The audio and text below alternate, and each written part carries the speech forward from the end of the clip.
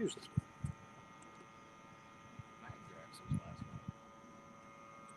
Ernie Brown's up this morning.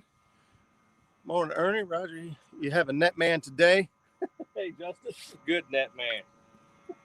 I'm the best net man there is. Well, we'll have to put that to the test. He ain't allowed to reel in no fish. Whoa. I was talking about the Epic 65. Well, we'll see what your skills are with all the fish I catch today. We've already caught one blue cat this morning, and we just had one hook up, came off on the way to the boat.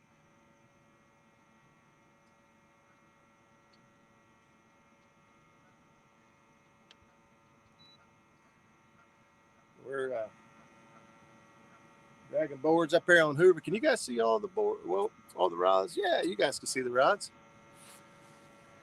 Big John, what's going on? Hey, there's Jim Catman Clark. Long time no see, brother. What's up, Jim? We're trying to get her done. Don Thompson, good morning. Facebook user, whoever that is, if you click on the link on the Facebook, it will show me your name. That you have to allow permission for me to see your name. So good morning to you, whoever you are. Jesse, Orle, Outdoors Addiction. What's up, buddy? Dale Hayslip, what's going on, buddy? Are you out here today? Are you able to get out here today? We're up here dragging Hoover. We're on the backside of this first island here by the boat ramp. We took off. We got some shad. We usually who's that? Frankenstein. Oh yeah. John Boy, what's going on? There he is. Frankenstein, that's right. John Boy asked me yesterday if I was going to go live. Actually, I hadn't really considered it until you mentioned it. So, thanks for bringing it up. That's what we're out here doing now. I haven't really marked a lot of fish. Like I said, we picked up one so far on. I had a live shad. I threw a live shad and chicken out there, and he hit the live shad. There it goes.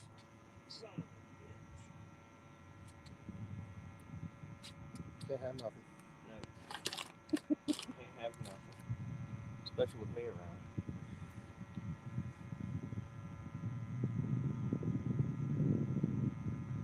Wait for one of these rods to drop down. Oh, you don't have to use that. That's all right. I can wash it off. There's water right there. Yeah. Yeah.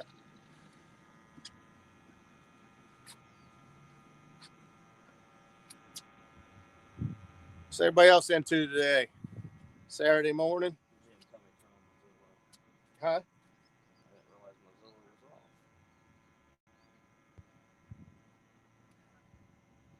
There's Kevin. What's going on, buddy? Put my boy on some fish.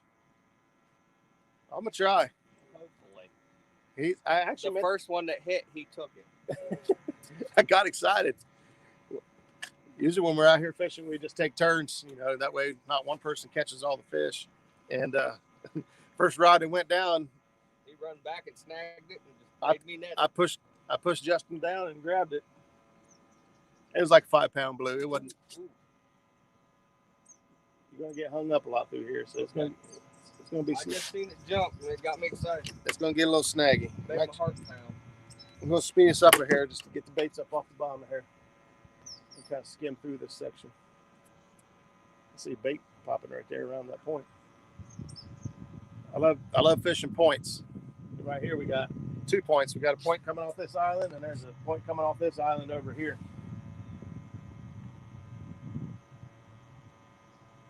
So going to Fort Campbell.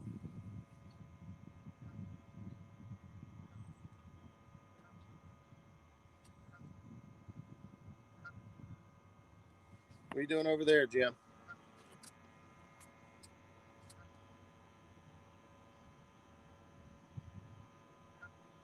We got the trolling motor. We're running about 0.8 right now, starting out.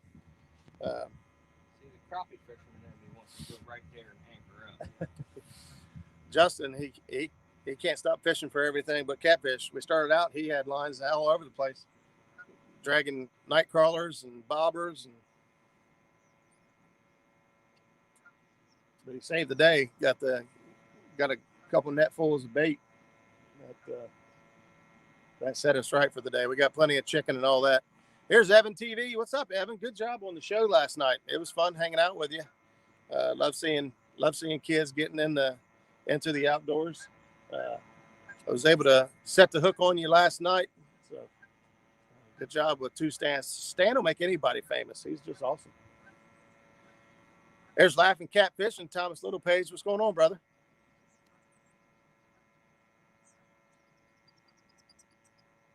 We got some live bait back here. We got some bluegills and warmouth, shad. Actually, we only got a couple shad, I think, in there. I only threw like 1 or 2. They won't stay alive anyway. So we're going to try to visiting one of my girlfriend's best friends. That's better than the way I read it the first time. Visiting my girlfriend. I did it again. You need cup holders. Just set it up everywhere, somewhere where it will get left over.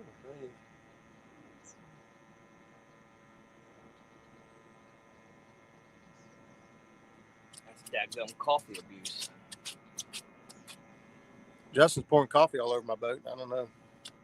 He says it stinks on here. It smells like dead shad. Trying to give the boat energy so it'll get us some fish. Dale says I ordered me a 9-foot easy throw net yesterday. There you go.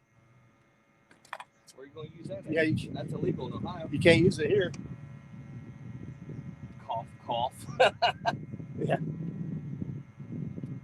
You got to be 5 foot. 5 foot or less. 5 foot. But I've never had a game warden ever stop. They've come up to me while I was throwing an 8-footer. They've never ventured my net or something. Well, they some places they do. I know a guy got his net cut in half at the spillway, throwing a 10-footer. That's what they said. I just don't see a game warden doing that. See, confiscating it and giving you a ticket.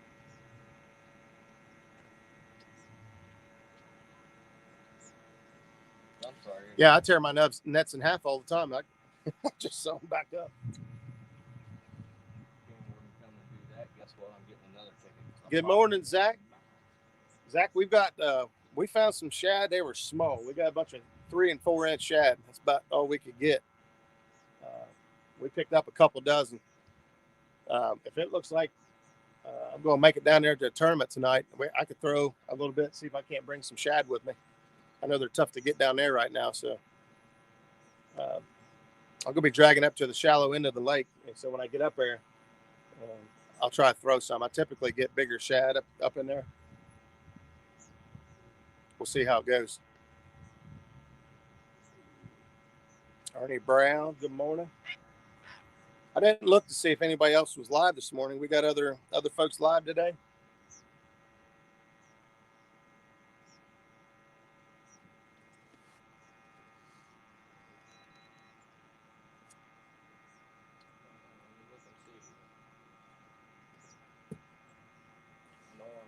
Try to 3 plus 1.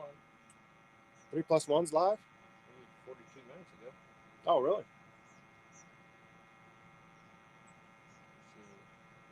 I've seen Soggy Bottom Boys. Those guys were live. Looked like they've been live half the night, part of the night anyway. I slowed the boat down just now. We started marking some fish here and there, so we're not getting bit at 0.8. I'm going to slow her down for just a few. Now that I'm marking more consistent fish. See if we can't get one of these bad boys to hook up. 3 plus 2.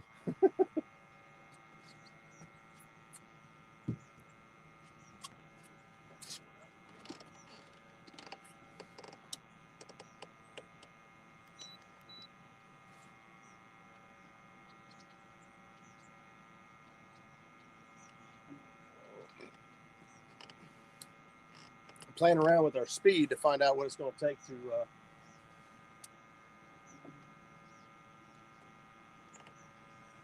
to get bit. There's Uncle Lou. What's going on, buddy? You might recognize a couple of them bright orange rods back here. And I absolutely love the medium rods for dragging boards up here. Love it. I got the medium over here and the medium over here, and then this other one is it's actually an Akuma, something or another. It's a medium or medium light. I'm not convinced yet. What? Oh no, Hoover. You gotta catch fish on one. There was a fish on one that got off. Well, where's the guaranteed hookup fish? Well, one of them. He makes good rods. He don't make good fishermen. Good point. Good point. There's no guarantee there. My fingers don't always cooperate when I type. Yeah, buddy, I got you there. 3 + 1.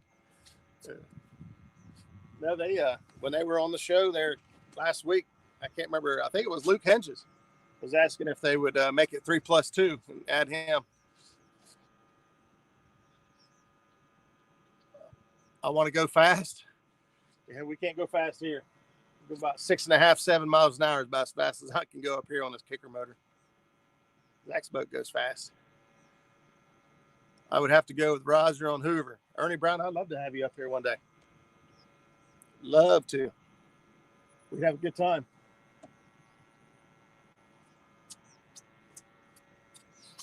Got the Blackstone sitting here behind us this morning.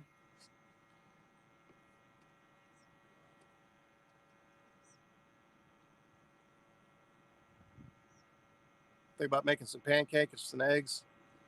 Drag fast. Yeah, I keep going up and down on speed. I started out at 1 mile an hour, 0.8.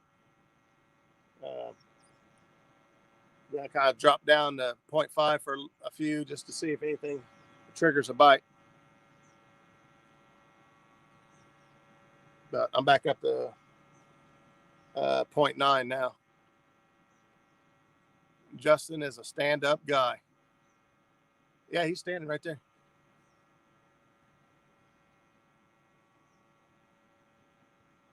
No, I'm not. I'm sitting. Well, yeah, it's hard to tell. He's sitting, but it looks like he's standing because the sides of the boat's so tall. But my arms are so short I can barely wash my hands. Hilljack, what's going on, buddy? What's up, Hilljack? What's up, Ernie and everybody? Everybody send me some good fish juju. Hang on, man. Easy. Don't you hang on me. Yeah, he's like a cat. Did you see that? That rod just flinched. That's all it did. It just flinched. Now, I got this rod right behind me. Got a line counter on it, and I run it at 222 feet. And those of you that watch a couple of my lives up here know that I run that rod at 222 feet. I got to be honest with you. It's probably the most consistently bit rod. That's the rod that we did hook up on this morning. That's the rod that caught the fish. And it just got bit again. But it's usually either the 222 foot behind us or one of the planer boards that are off to the side. You know, right now we're in 15 foot of water, but you know, we'll often be in 10, 11, 12 foot of water. You know, and the noise from the trolling motor, the transducers pinging, you know, maybe it does have an effect on the fish. I don't know. It seems like the farther away from the boat the baits are, the better off. I'm not going to lose rod. I'll try to show you guys over here. Well, I got a net in the way. Hang on. The Uncle Lou's planer board is running right next to the boat. Like if it had a little more line, it would pass me. You can see the back of the boat right here. Right here. And the planer board's right here. I mean, it's maybe back off the back corner of the boat, 6 feet. I can't believe how quick they pull out. They're fast. Oh, we're getting ready to run over somebody. Yeah, they'll get out of the way. He's trolling fast.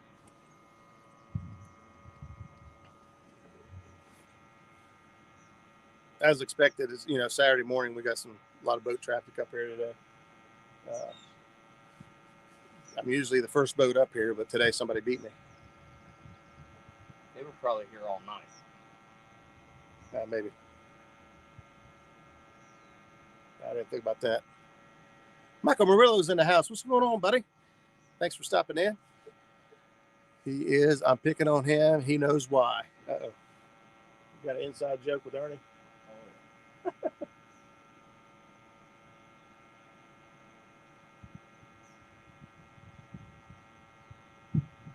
the other thing is on these flimsier rods, they bend, and it seems like they're putting more constant pressure on the board, and it makes it plane faster. Even though that's a medium, but this one's even more flimsy. I feel like it makes it plane even farther directly out. Zach says he's watching on the big TV. It looks like a green screen behind the boat. Beautiful. There you go. It's no green screen. That is When we started out, it was on the other side of the island, and the sun was just coming up over the hill, over the tree line. Much a hill up here, but over the tree line, and man, it was beautiful. We were just getting set up and getting started, and just getting the lines out. We didn't even have the lines. We didn't even have all the rods out. We only had two lines out, I think, when we caught the first fish.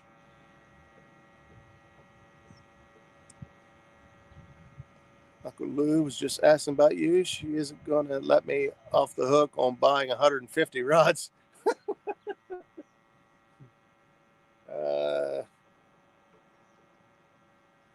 That's going to set you back a little. When she dreams big. That's right. I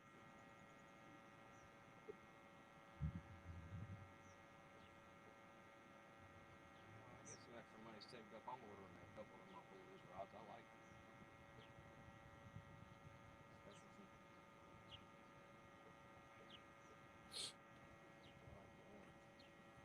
Oh yeah, I love the orange.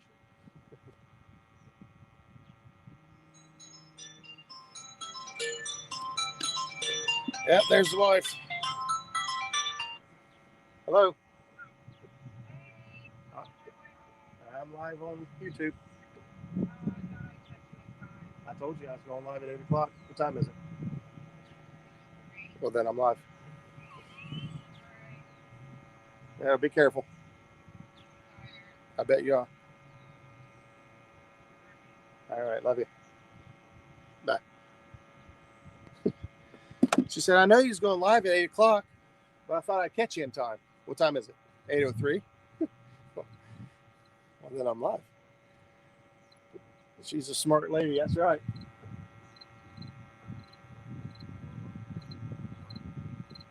Well, this will be one of the first times I've ever drug through this island right here and not hooked up. If we make it to the end of this island. He's right. I didn't notice until Zach said something. It does look like a green screen. It is a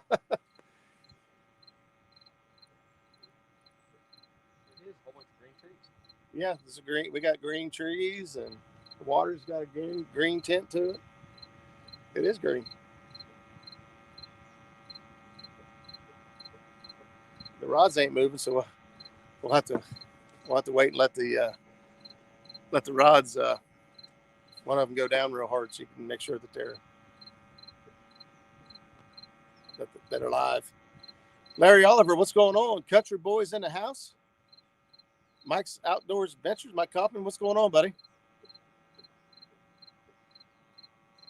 Up here on Hoover. Hill Jack, thanks, buddy, for stopping in. Have a good one, brother.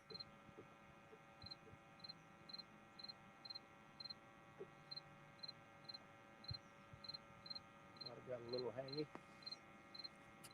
That was a bite. Oh, it was a bite, he said.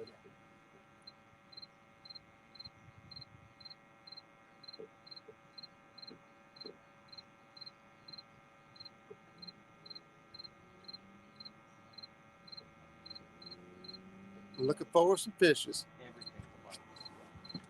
Yeah.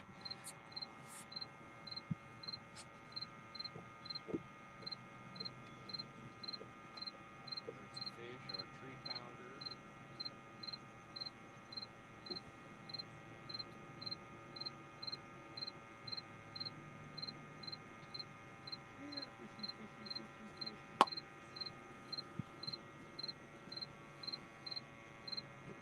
We got a tournament tonight down on the Ohio River. I think it's the Ohio Hills Catfishing Club. I think I'm man enough to pull it off. I'm going to fish up here until afternoon and then head home, pack up my stuff, and then head to the river. try to fish with the River Warriors tonight. See if we can't bring home a win. Really don't care about the winning. Just there's going to be a lot of people there that nice to shake hands with, hug a neck.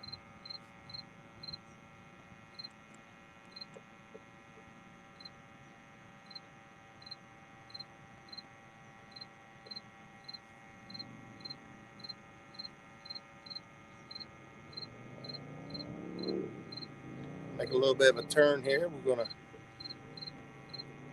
set the course. We'll go across the shallow flat up ahead of us. It's going to drop off into a channel. We'll run that channel for just a little bit, and then it'll pop back up onto some shallow flats again. And we were up here the other day. There was a fella up here trolling flicker shad for crappie. He caught a 27-pound blue and an 18 or 19-pound flathead on a flicker shad, running shallows. So we got bit a couple. Well, we caught fish. It was when I had my daughter and my son-in-law up here the other day. We caught fish. We didn't take pictures of all of them. There was a lot of small fish that day. We had one really good fish, and daughter went to pop the planer board off, and dropped the rod and gave the rod slack. She didn't know any different. I didn't teach her. It was my fault, and we lost that fish. But it was a good one. It was one of the ones it's a good one. Mike Turner 712 is in the house. What's going on? Fishing with the squirrel. You say Avid was in there as well? Oh, I think you said Avid.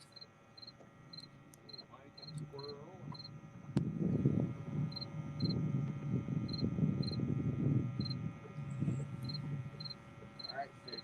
Just so you know, it's Roger's turn. The fish shut down now that it's Justin's turn to catch fish.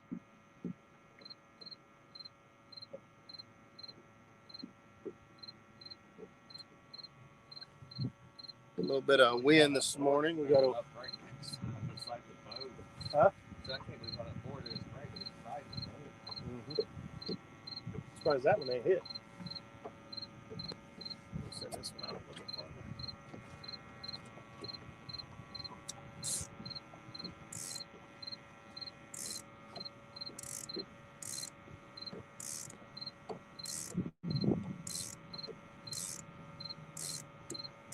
One of the things I like to do when I'm sending these planer boards out is I like to turn the clicker on. And the clicker puts a little bit of pressure on the board and kind of persuades it to go ahead and start working the way you want it to. But it also is an aid to help you realize, hey, I still got line going out. I've been known to spool myself a time or two.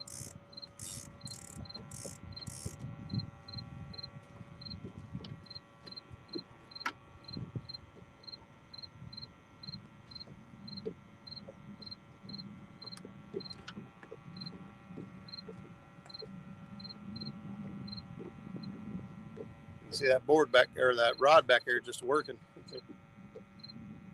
That planer board catch up.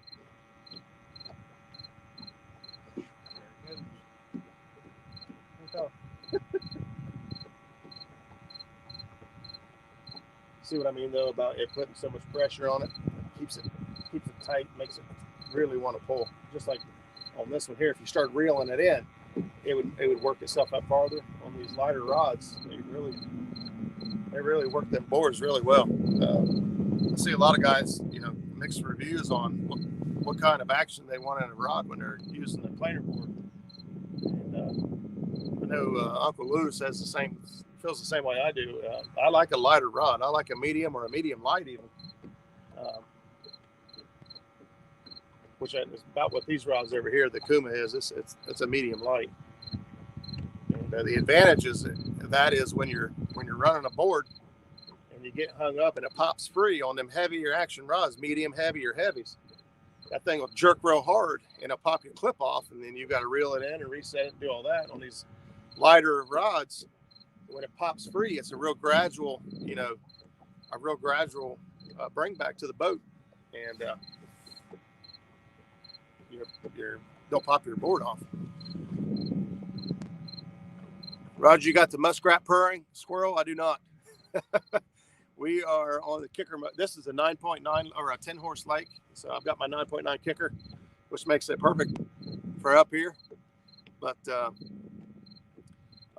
got a meeting Monday at 3 with the boat with my mechanic. Well, he's not my mechanic yet. I've never met the guy. But he's a guy I usually talk to on the phone. He helps me out quite a bit. He's going to meet up with me on Monday, and we're going to go through and test all the electrical stuff. I'm thinking it's a timer base or stator or somewhere along those lines. It may even be the coil pack. I have a backup coil pack. I just have a hard time believing 2 coil packs are bad at the same time. So I'm thinking it's something else. But I'll get hooked up with him. And It's the whatchamacallit. Yeah, it's the whatchamacallit. It's busted.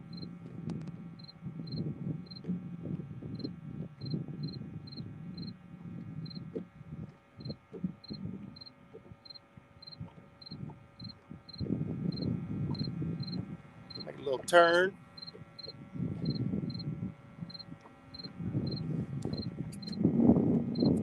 Zach says it's easy to forget about line going out when there are several rods out. Yeah, that's right. Zach knows. Yeah, I think we know somebody that done that. What? Spoiled themselves? Yeah. Me? Yeah. Yeah. I thought you knew somebody else. No. I spoiled myself up on Wilson Lake. We was running lines out, and I forgot one of them. Like I said, that 222. I like to send one of them way back here. I sent it way back here, all right. I sent all of it back there.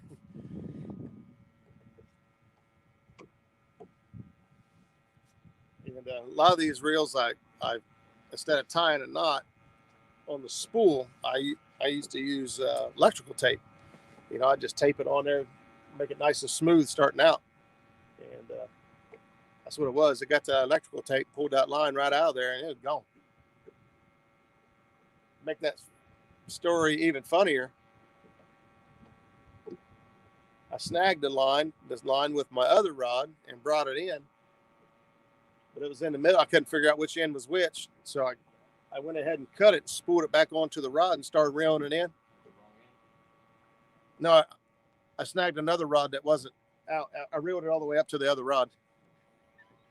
So I had line going out of one rod, up and down into the next rod. So I basically lost 2 rigs. Yeah.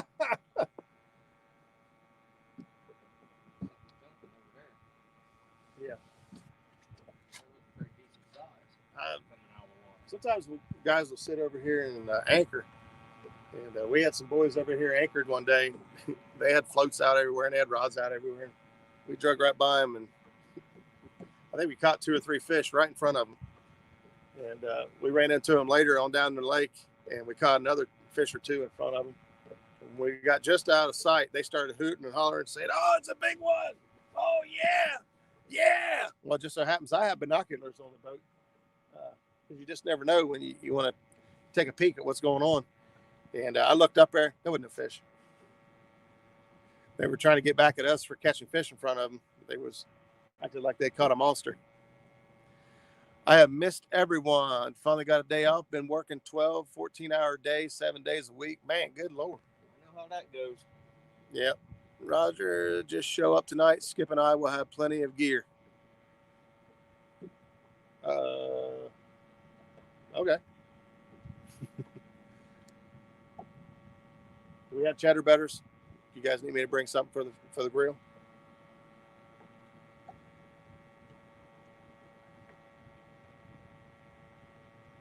That's my goal tonight anyway. My goal is to make that tournament. Like I said, there should be, I know a lot of them Ohio Hill boys, used to be Big Fox and Willie Smith and some old school guys on there that really kick butt. And a lot of good dudes in that circuit. So more than anything, I like to just be able to hang out with them for a little bit and shoot the bull, and hopefully we can go out and put the smack down on some fishies. Yeah, Jim, it's only a 2 rod limit. Yeah, it stinks. Bank and boat, inland, Erie, and the river, it's up to a 3 rod limit now for Ohio.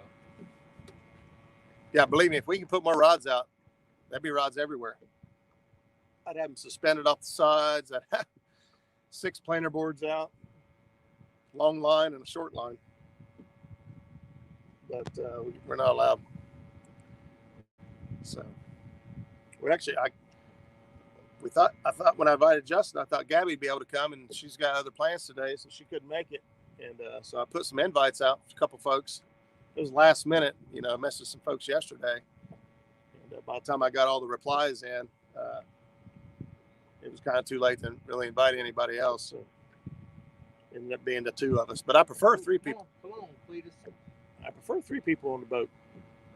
We should have just stopped and picked up a hobo. Told him we'll give you a cheddar better if you just lay up front. That's not a bad idea. That's a good idea.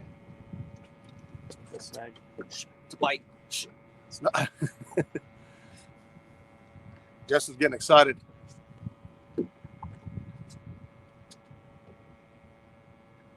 Yeah, Jim, that sucks. I don't know why that it's got to be a 2 rod limit. If they would enforce the creel limits and size limits and all that, you know, it would be fine. Like when it comes to crappie, I don't care. You know, you're only allowed to keep 30. So it makes a difference if you use 5 rods for 2 hours or 2 rods for 10 hours. You still only allow 30. Sean, what's going on, man? We're trying to drag it for blue cats, but never seems to fail picking up a flathead out here. Never seems to fail, which is A-okay with us. I've got the Hoover curse. Hoover curse? I finally broke the Ohio River curse. Now I need to break the Hoover curse.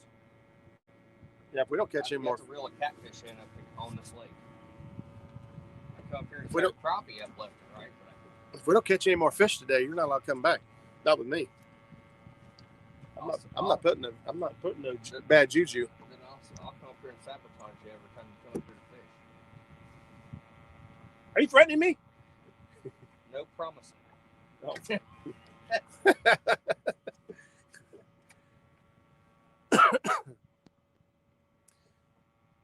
Yeah, I like you guys' unlimited rods in Kentucky too. It's about the only thing I like about Kentucky when it comes to catfishing. That's the only time I like to go to the wrong side of the river. See Jim and use unlimited rods.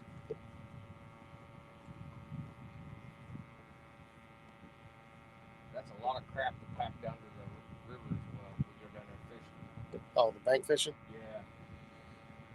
All right. Let's see. Look, I'm marking fish. Look. That's a fish. That's a fish. That's a fish. Ooh, this is a shallow flat. Yeah. Yep. Yeah. See the hump right there? Yep. Come up to 7.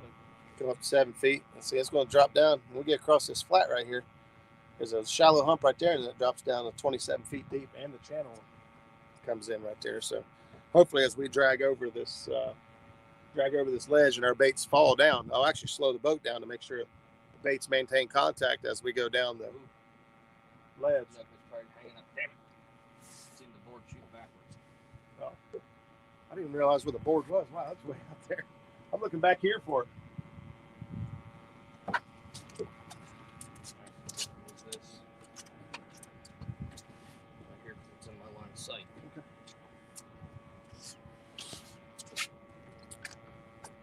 Oh, there's Mark catfishing crappie.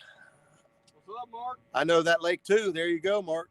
We are, well, if you guys, I think you guys put in at Oxbow boat ramp. See, the boat ramp is right there.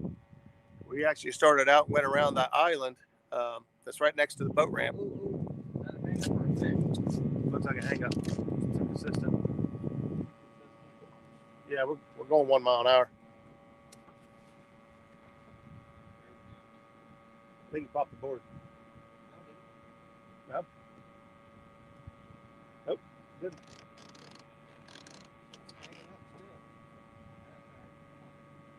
That's what it done last time before it got hit.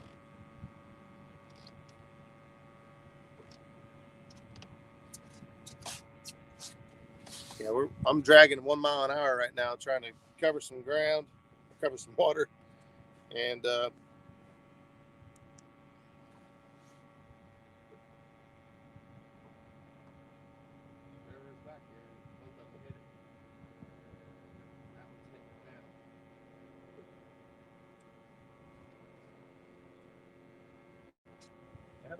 At least you know we're still maintaining contact at 1 mile an hour with the bottom.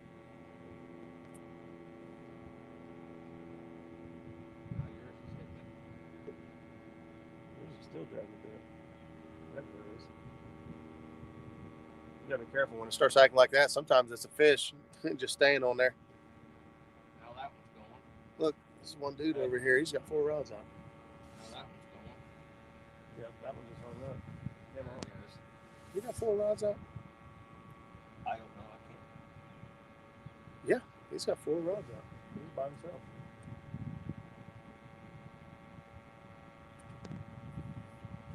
I really want to sneak an extra rod out here. No, that the big motor, as you can tell, it's tilted all the way up. It's not the prop's not in the water. We got the kicker motor down here on the side. Kicker motor's in the water. Put your thumb on it. I don't even pick the rod up. I put my thumb on the spool so it don't feel drag, and usually it'll pull it right out. When you pick it up, sometimes you pull the planer or pop the planer board off. I usually just put my thumb on the spool until make sure it don't peel drag. Hard to tell on the screen. Yeah, it's camouflage. You can't even see it.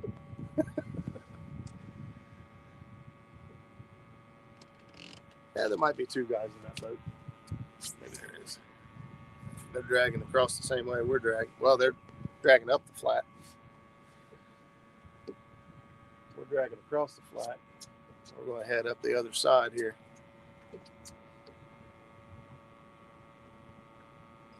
According to my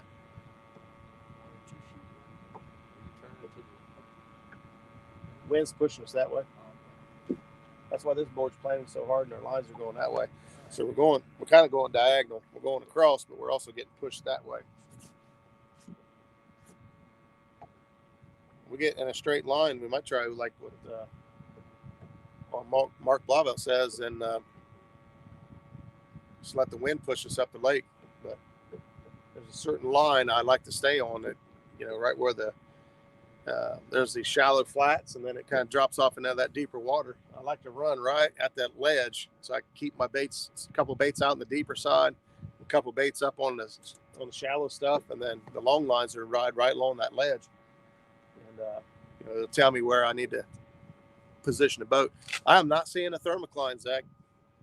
No thermocline right now. We've been up to 21, 22 feet of water right around the boat ramp there. And I didn't see any thermocline. Don't sneak around. I tried to do it. It cost me $150. Don't sneak a rod.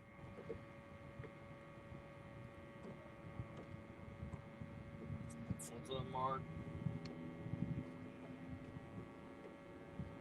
Yeah, these guys up here don't play around. I'm not going to stick a rod out.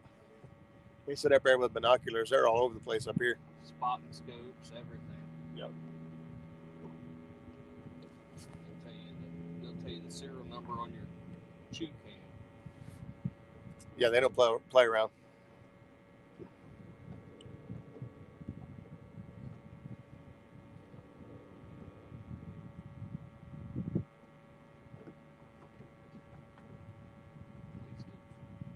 Overcast and got a breeze. Yeah, it feels pretty nice out here right now. Nice and cool. It's supposed to be like 90 degrees today at some point. Really hoping they lied. Hoping they lied. Why is that? I don't want it to be 90 degrees. Oh. Let's see. That is the only profession where you can be wrong 100% of the time and keep your job. That's accurate. That's true.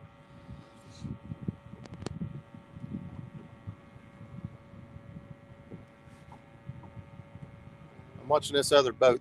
They're trolling way slower than we are, but they are not hooking up with fish. So I'm marking a few fish here and there, but not really what I expected. We're going to go to the other side here, and we're going to run up this shallow side. If we don't get hooked up, we're going to probably just motor down into run down here to the middle pool, start dragging some deeper stuff, run the channels and see what happens.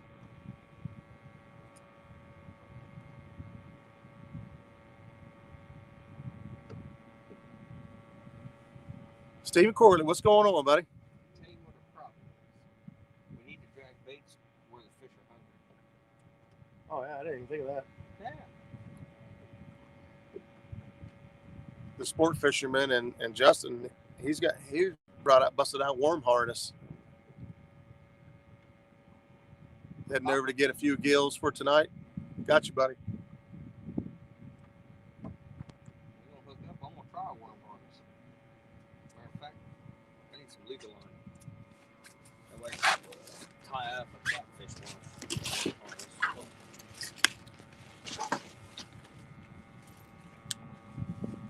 That's it. Make sure like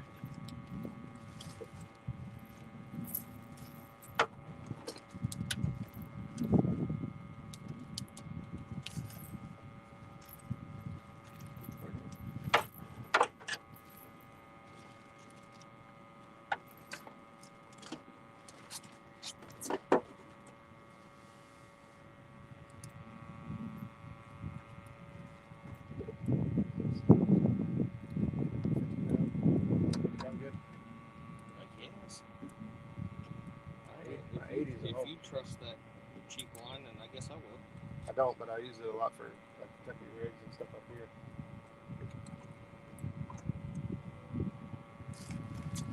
We're almost right here to this point. I expect this point. I usually mark a ton of fish on this point. Right here. Look at this.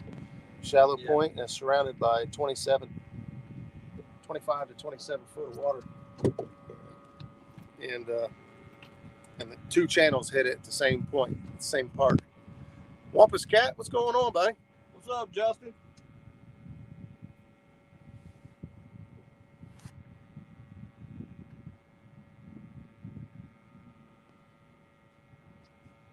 We're out here trying to get her done.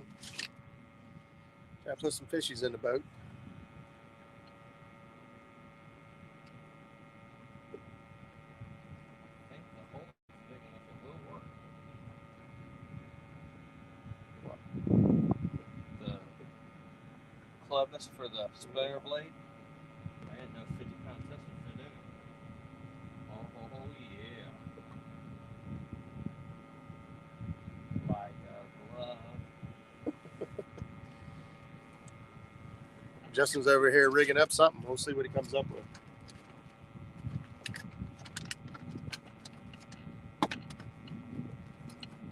Just so everybody knows, if this works, I come up with this. That's a hit. He ain't buried it. It just went slack. He ain't buried it. So. Huh. It went slack. You see it? Mm-hmm. Huh. That rod went slack on us there. Took a little tap. It went slack. I figured it was a done deal.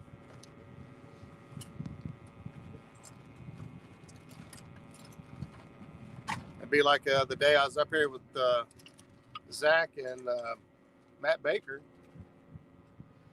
and every fish those guys hooked up were 20 pounds or better, and every fish I hooked up with was like 5 pounds.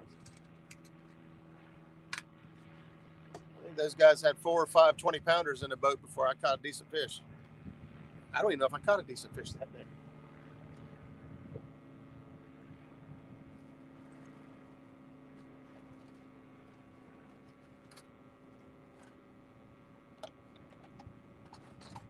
We got a mixture of cut bait and chicken out today.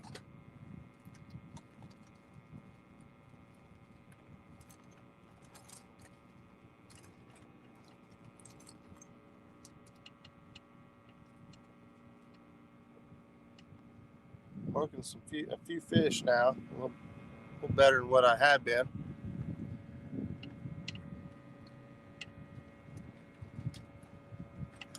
There you go, Sean. Get on a monster hunt, man. want to see it.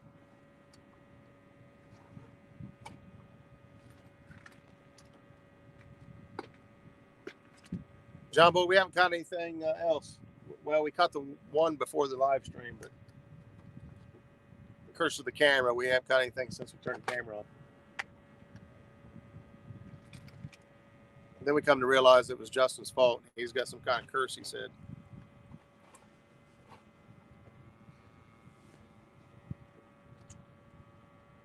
This is a dumb question to ask you because you're a big river fish. You gain like 4 or 5 circle hooks. I don't. You don't need them though. We eat 8s and 10s up here. Well, not for the rig I'm wanting to tie. All right, we're coming up on a shallow hump. I forgot my catfish bag, so. Justin showed up to go catfishing today. He did not bring his tackle box. He didn't bring his catfish tackle box. He brought his crappie tackle box. My wife's fault. So we're coming up on a hump now. And it should start dropping down. We just went up to about 10, 11 feet. Hopefully these rigs don't get caught up, because right after this 10, 11 foot hump, it drops down to 27 feet. And I'm marking some fish here now on top of the hump, some small fish. That's hung up. One hung up. Which one? Planer board. Yeah, it popped loose. Came out.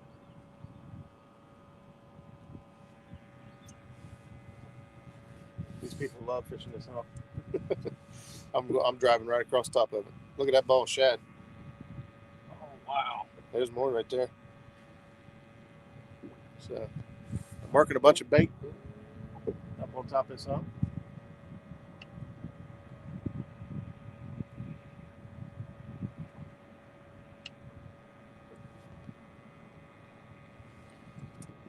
I'm going to start slowing her down. Well, I'm going to give it a second. Try to get these baits across the hump, at least up on the hump, and then I'll slow the boat down a little bit. So I make sure to maintain contact with this ledge as we slide down, because it drops down pretty quick.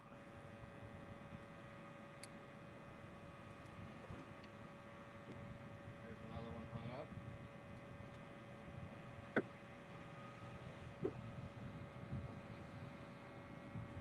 We'll get a little snaggy for a second.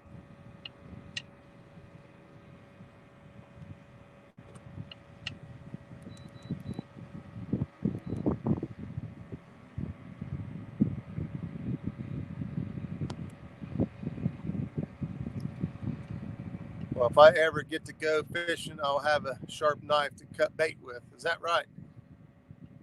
Got my PB blue on that lake, 8 pounds. That's right. That's the thing, you know, a good fish to one person as opposed to a good fish to somebody else, you know, it's all relative to what's available in your area and what, you know, I mean, what kind of fish you're catching.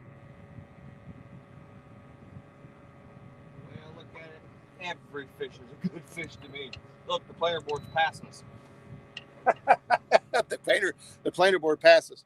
So I slowed the boat down, but the problem is the wind's blowing us sideways. Is that a fish or is that a hang up? Where? This one? It's a hang up. Hang up. It's bite. Coming out. Not yet. Oh, There it is. Good boy.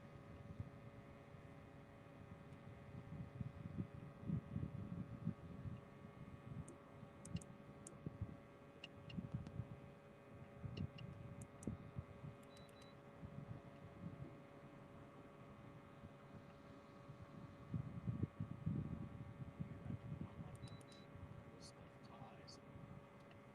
Oh, yeah. It's pushing the ass in the boat around. Yep.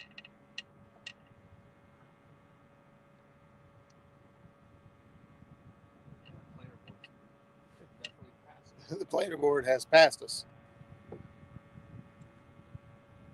Mine died. Try and get the boat spun around here so we can get our course corrected.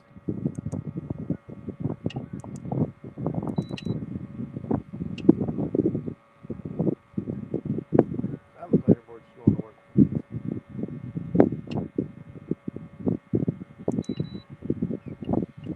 coming down the ledge now. We're dropped down to 15 foot, 18 foot, 23 foot.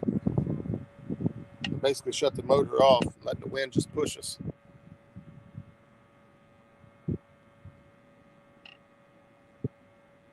See what we come up with. What was that? I missed a couple comments there, Matt.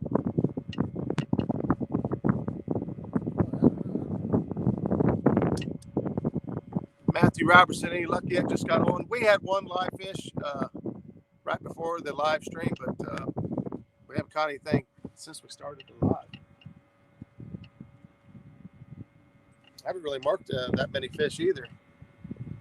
And what that is, that kind of looks like thermocline.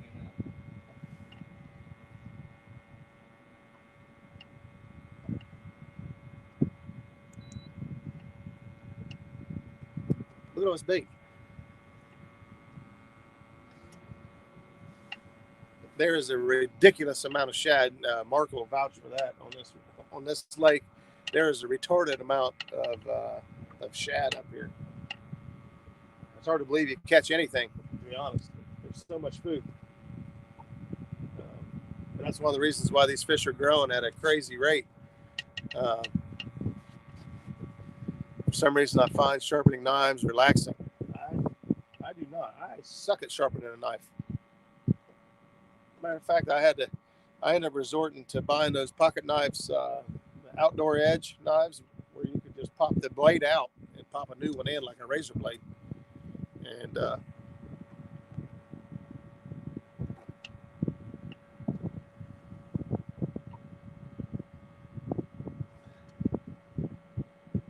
I might be picking up a little bit of thermocline here. Don't say that cuss word. Right around 18 feet. It doesn't seem to be consistent, but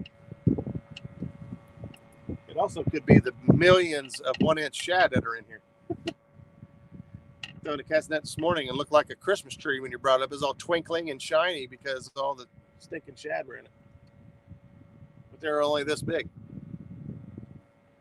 What's the water temp there? Here in Nashville, it's over 80 due to the no rain. Yeah, we are at 77 degrees here. So it's not as bad. It's been cooling down slowly.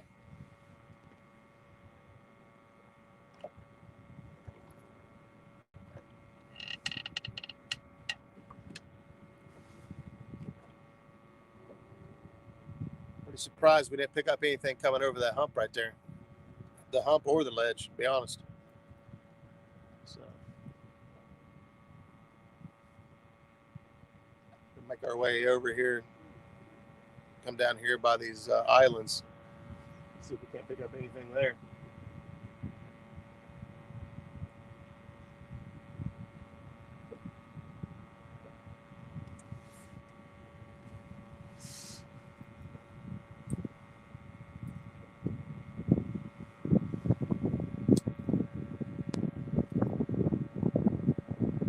Those aren't knives. I agree, but if you're no good at sharpening a knife, you can't keep a knife sharp. I gotta have a knife all the time. Am I dragging shallow? We've gone through some shallow areas. We've covered 18, 19 to 20 feet. 7 foot or shallowest I see. Yeah, 7 foot so far has been about the shallowest we have been in.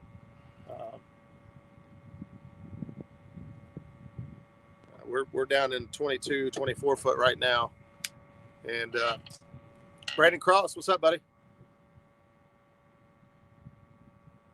We're in 22 to 23 feet right now. Where I'm heading, it'll be shallower. We'll give it a go. Try it out. Get this bad boy back up to speed.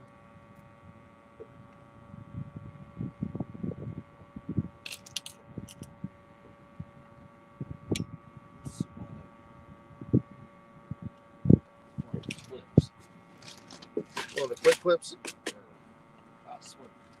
Swivel.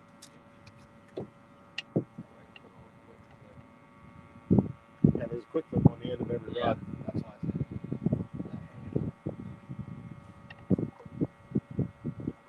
that. We'll call this the catfish harness. Catfish harness? Yes. The fetish rig. Ooh, the fetish rig. So where I'm on the drag now, it'll be the planter board's on this side of the boat, the starboard side. Well, only one planter board, but it'll be up in some shallow water. And then The fetish rig. show these people. I don't know what he's got going on here. Got spinner blades, dual hooks, draw attention. If they're hitting crankbaits up here, they ought to hit this. Will it work? I'll find out here in a little bit. Stick around. It's the fetish rig. Just changed the oil in my truck, getting ready to mow grass. Yeah, Brandon had to get his chores done today so he could fish tomorrow. Working like a circus midget up there. I know you're putting in some miles driving. That stinks. Thanks for all the info. I have only had luck pretty deep here, 40 feet plus.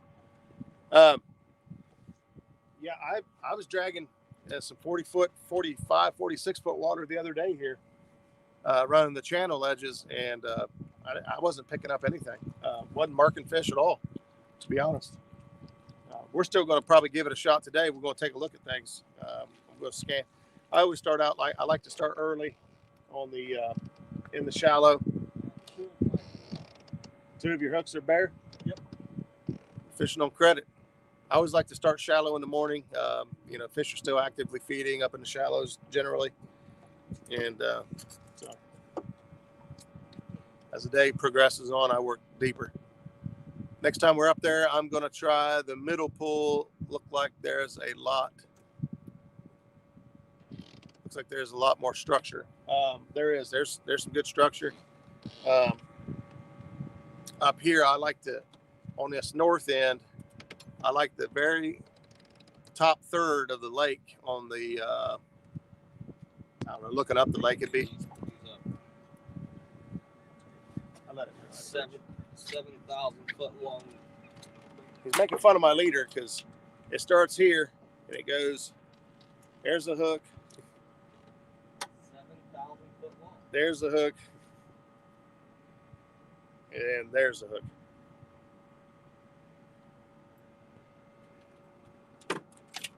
Ends up being about 7 foot long leader was what I'm running. Painting services by Steve. What's going on, buddy? And we got the Chad hanging out with us. What's going on? Take down catfishing. Well, we got all the cool guys hanging out with us today. I can smell that anise chicken as soon as he opens the cooler. Everything in there tastes like that. My try a suspended rod. That's how she got broke off last weekend. Pulled the rod clear down in the water. Ooh, I love those takedowns when they're in the water. May have to try a suspended rod. I think you guys were fishing up instead of I'm going up the right hand side. I think you guys went up the left hand side of the lake. What I can tell from stalking your pictures. Country boy hanging out with us still. I touched my screen, so now I can't see the full screen. We got 21 people hanging out on a Saturday morning. Thank you guys for stopping in. Hopefully we can get some of these rods dropping fast here in a second. I think I'm going to check some bait. We've been dragging for a good while. Once Justin gets this line back out, I know it's out in good shape. I'm going to reel in each of mine and check them as well. Come through some snags. You'd be surprised how quickly some of these small fish can eat some chicken off the hook without you really realizing it.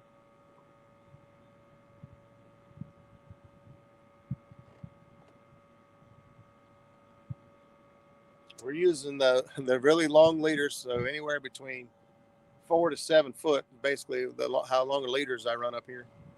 And if you look over there at Justin, he's using we're using bottom bouncers. Oh, it's up there. There's the rig Justin's going with. He just tied this up. What do you guys think? Think that'll catch fish? Huh? He's got chicken on there just in case. All right, we're gonna send that one out. I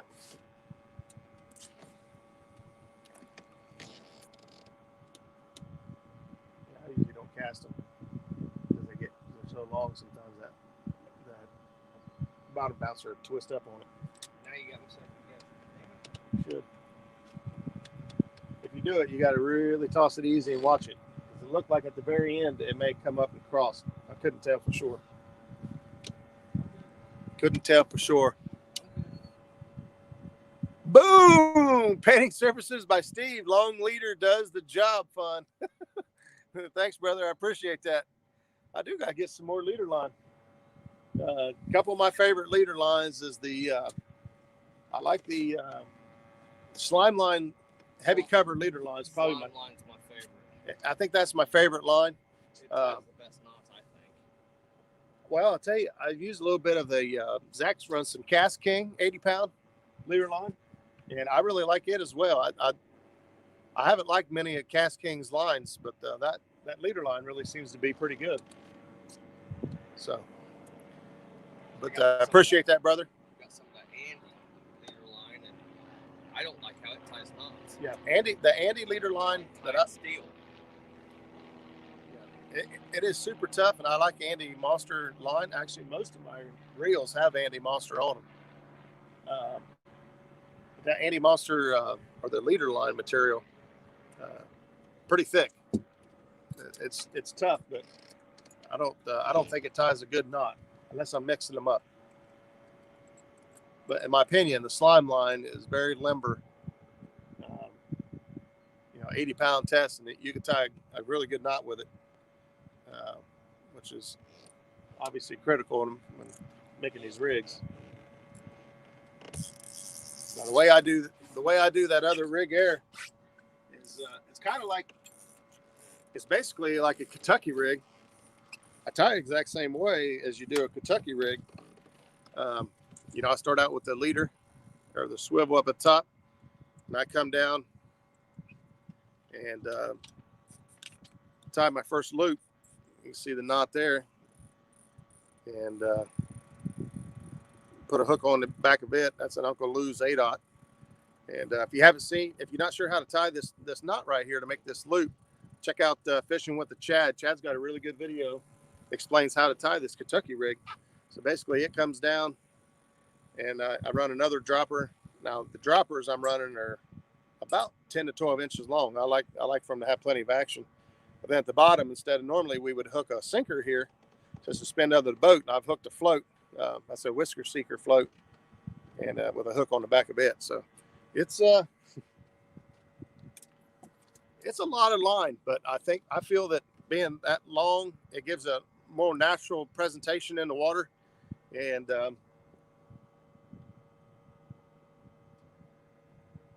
gives a more natural presentation in the water, and I have a better hookup ratio because of it.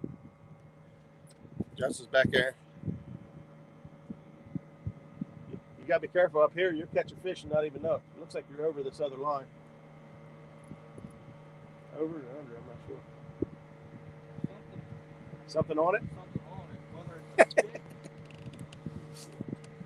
I ain't feeling no head shake or nothing. Well, you won't. You've been dragging him for 40 minutes. He's tired. You're on this side. Come over on this side. Are you under? Oh, yeah, you're under. You remember saying that the other day? The other day I was up here, and that's how we caught half our fish. We didn't even know they were there. Stick. Is it a stick? Yeah. Daggone. 3 pounds. Daggone. We're up here looking for catfish, and Justin's back here fishing for stickjack.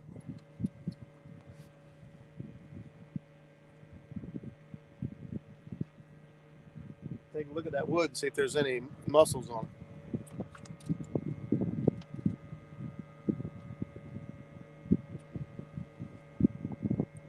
Squirrels magnet fishing. What's going on? Yes, mussels all over this. Let me sit. I want to show these folks.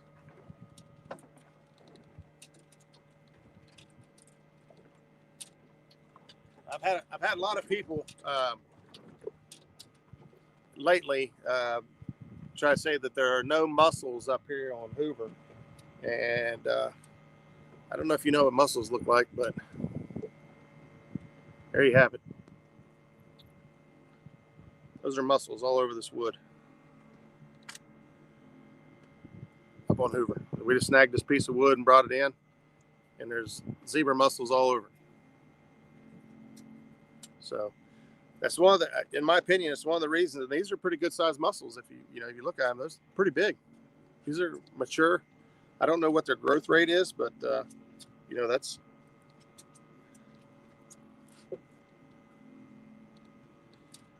They've definitely been here for a while. So if anybody tries to tell you again that there's no mussels, zebra mussels up here on Hoover, you saw it here on Muskrat Adventures. Yes, there are. So, in my opinion, it's one of the reasons why these fish get so big so quickly. You guys have been here before. You've heard me say that this reservoir, they started stocking in 2011. And the average growth rate on a blue cat is 2 pounds a year, give or take. And up here, they're averaging 4 to 4.5 pounds a year. You got to think, to be an average, you've had to have, a higher and a lower to get that mean. And 4.5 pounds a year. So being stocked in 2011, that's 10 years ago. We're looking at 40 to 50 pound fish in here right now. Some people think that's all the bigger they're going to get. Honestly, I don't think so. I think they'll get even bigger. Will they ever reach 90 to 100 pounds? I don't know. Most fish only get as big as their environment, and that's just what I know from keeping aquariums all these years. But I know that the growth rate up here is crazy, and it's what's making it such a good fishery. They've continued to stock this lake with, I can't remember how many tens of thousands per year they put in here, and they've got a tagging program and all that. I've caught a good 3 or 4 tag fish out of this lake. Let's see, how are you doing? Very great. How's the fishing? Mike Peters, what's up, buddy? That's my brother from another mother. We're up here dragging baits on Hoover, trying to find an old Mr. Whiskers. Once you get that one out to where it's going, can you check these others? All right, look at this. I got a first mate. Captain Roger. Captain. I see a lot of folks are fishing the Captain Mad Jack's tournament down there. I'm going to guess it was Taylorsville Lake. I swear it has been in the past. Didn't end up deciding to go to that this year. So I forgot all about it till Friday night when Keelan said Mad Jack's. Oh, really? Yeah.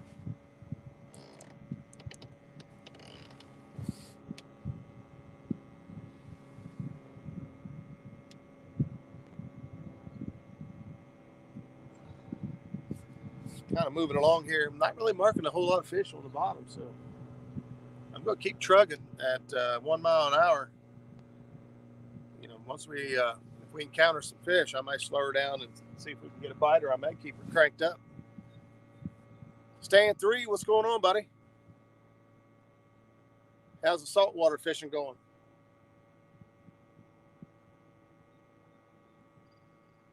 I will do that one day. I've done it, but I've done it on like big head boats. I don't like that. I've never even seen the ocean. Really? I thought I was sheltered. She's always too busy working too much. Vacation. Oh, hang on a second. All right, it might have just been where it had sat still, and then all of a sudden it got jerked to move in that black rod. Looked like it was getting hit. No, It was a bite. He thinks everything's a bite. Yeah, I do. Wait, why do we have cat? Oh, never mind. My glasses are polarized, and I couldn't read it just right. I thought it said catfish and crappie 2. I'm like, we have a catfish and crappie 2? The way it showed up on the screen, now I see it says 2 stands fishing. Oh, stand 3. Justin's my Joey. There you go. Yeah, I got a Joey.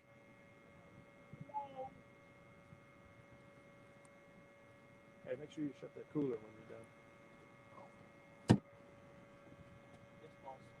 Not shut it all the way. Get the towel out of there.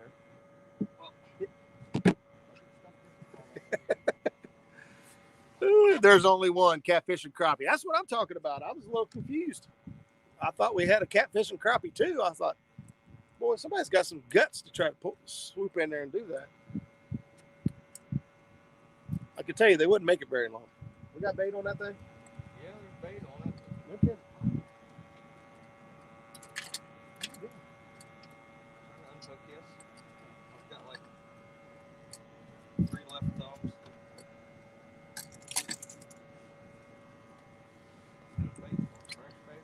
It rained out this morning, but killed him yesterday. Got my limit on flounder. Heck yeah, man. Stan, did you see the flounder we was catching in the cast net up there? When we were up on, both of those loops, Deep Bottom and the, I can't remember the name of the other one. We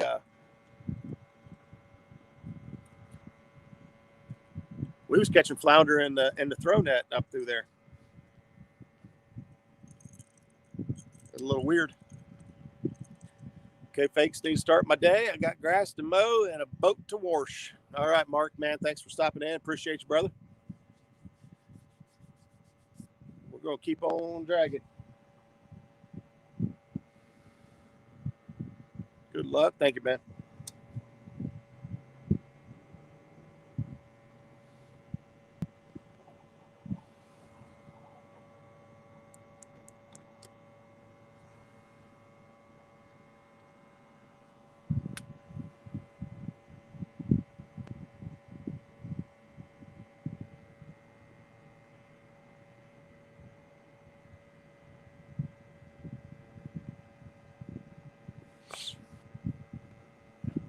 Steve.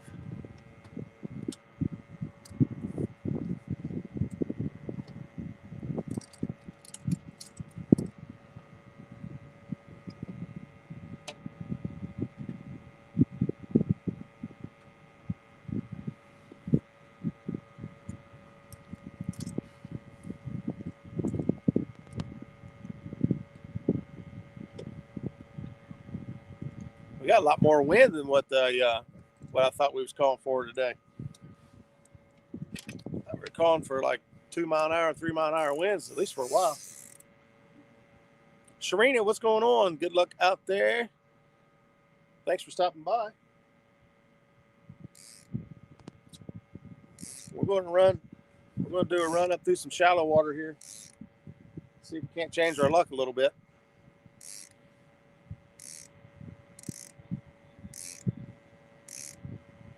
That's a fish. Reel down. We got a fish on.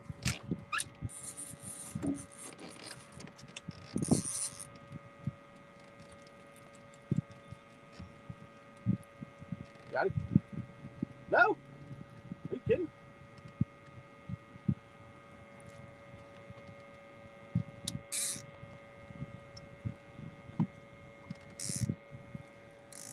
Man, that should have been a caught fish right there.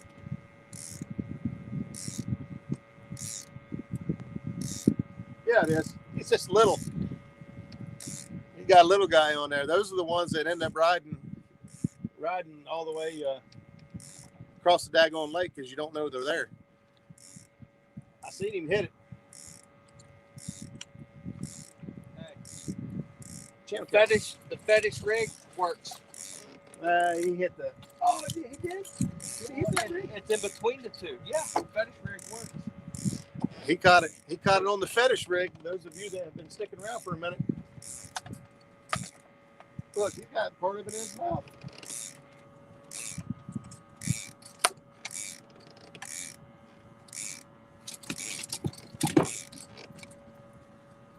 I'll be daggone. John Boy says, come on, people, let's get thumbs up. People that's in here. Thank John Boy. Yeah, if you guys haven't hit the thumbs up yet, drop a thumbs up. We just put a fish in the boat. How's that? We're heading to the Wabash. There you go.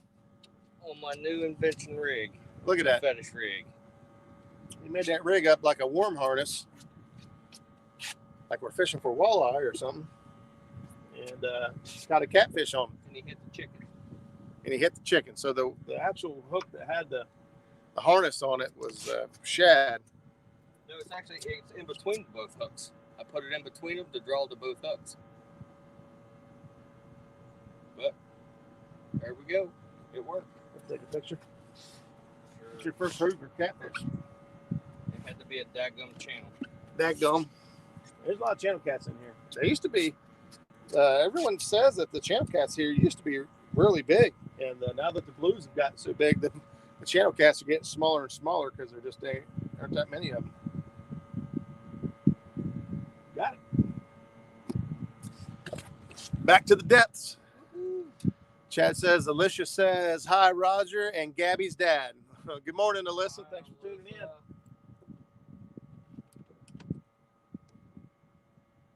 We're doing a fishing video, and we caught a fish, so that makes it a fishing video. I can't remember how. We were making a video, and we caught a fish, so that makes it a fishing video. Oh, okay, yeah, there you go. That's what Dave says. Woohoo! Small shicky. The wind's pushing us faster than the trolling motor is going, so it's kind of kicking us around a little bit. I got the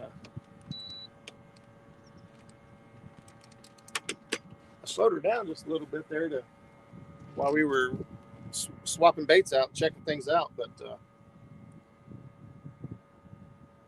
her sped back up.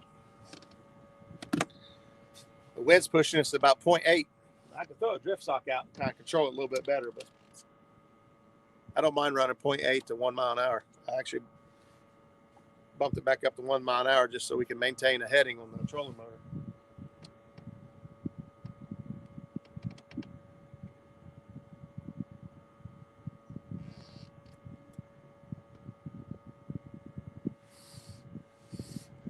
Triple threat. Yep, there you go, man. Take down catfishing. Hello, Paul Edmiston. Good morning, Paul. How you doing, buddy? We're up here catching fishies. Caught one blue and one channel cat so far. We'll try to ride this line right here and see if we can't put a couple decent fish in the boat. We were up here the other day. We got a couple takedowns that were unreal.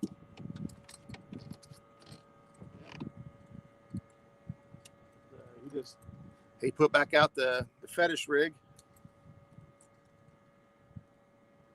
We'll see if it's a fluke or if it catches more fish. I'll tell you, it wasn't out there very long. Get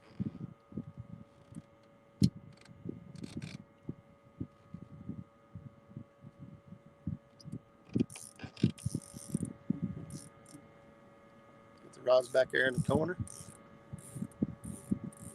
Doing bad. Wish I was fishing. Yeah, Paul, hate to hear that. Hope everything's okay physically with you. Fishing will fix a lot of things. It's better than duct tape.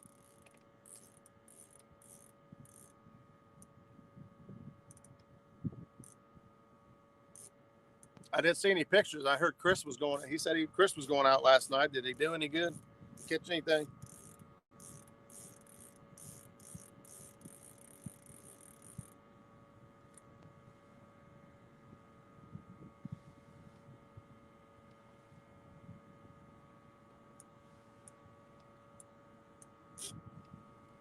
All right, so that means the next fish is mine. That means it could be. We're waiting for a big one now. No, that one didn't count because we didn't get to use the net. That one didn't count. No.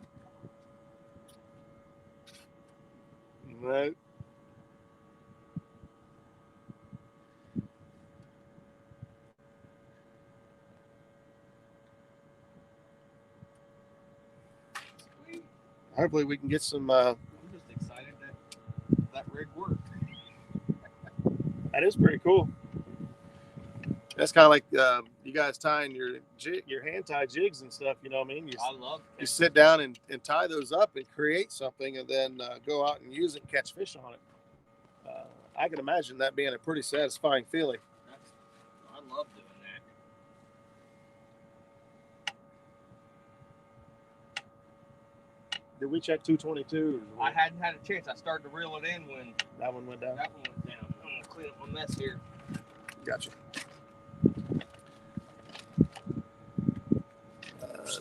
Cut 4. Rocky is still slow. Probably going to Paint Creek this evening. I got you. I tried to get him to come up here. He said no. He was going to spend the night up there with his girlfriend. I got 22 foot reeled in. We're checking the long line now. 222 is back here coming in just to make sure we got bait on it.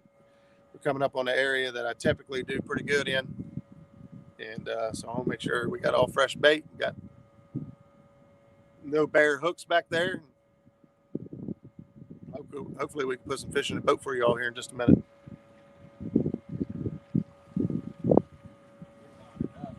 Huh? Knotted up. Yeah.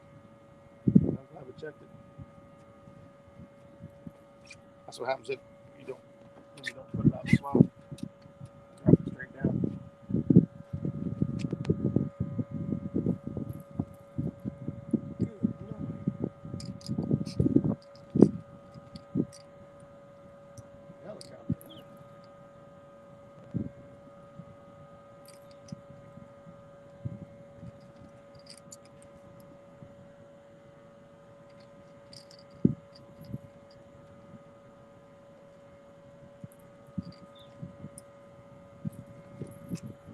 That makes it a lot easier.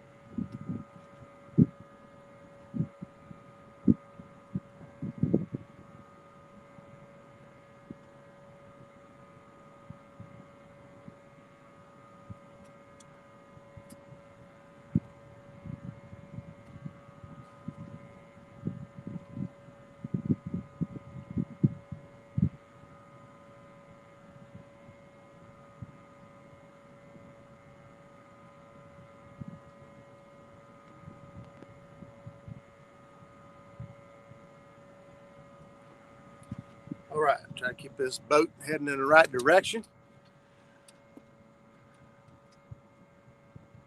Open a couple mussels and put them on a hook and see what happens. I thought about that. Got some guys crappie fishing, looks like, over there.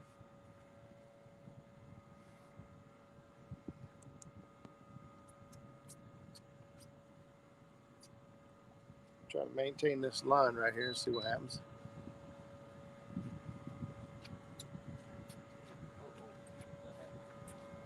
Backlash?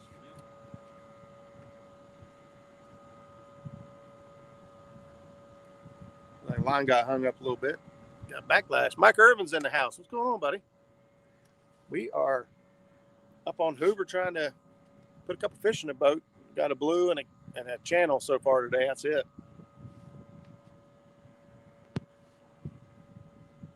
not the fast action start I was hoping for. But the day is still young. Opportunity is everywhere. See if we can't get a couple of these fishies to cooperate.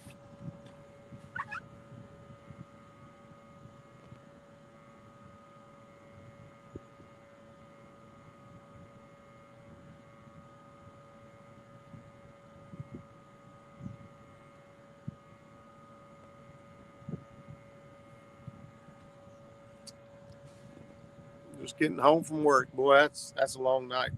I think my wife just got home from work as well. Seen that? Couldn't tell what it was. Looked like shad. I'm working a lot of shad. The shad here is crazy. There's just a ton of them everywhere.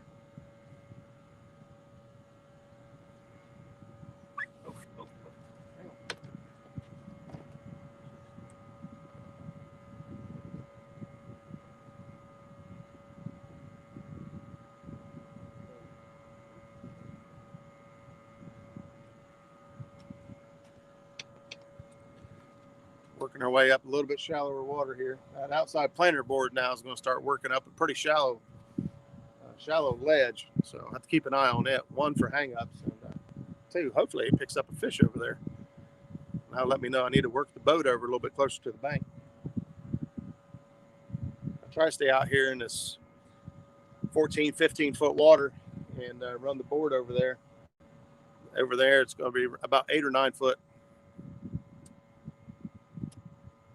planer board. Chad saw it. He saw the planer board.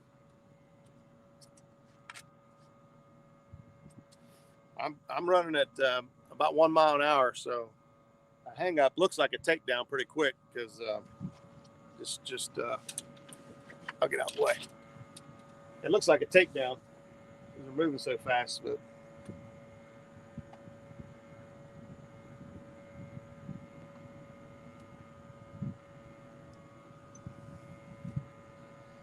starting to mark some bigger fish on the bottom.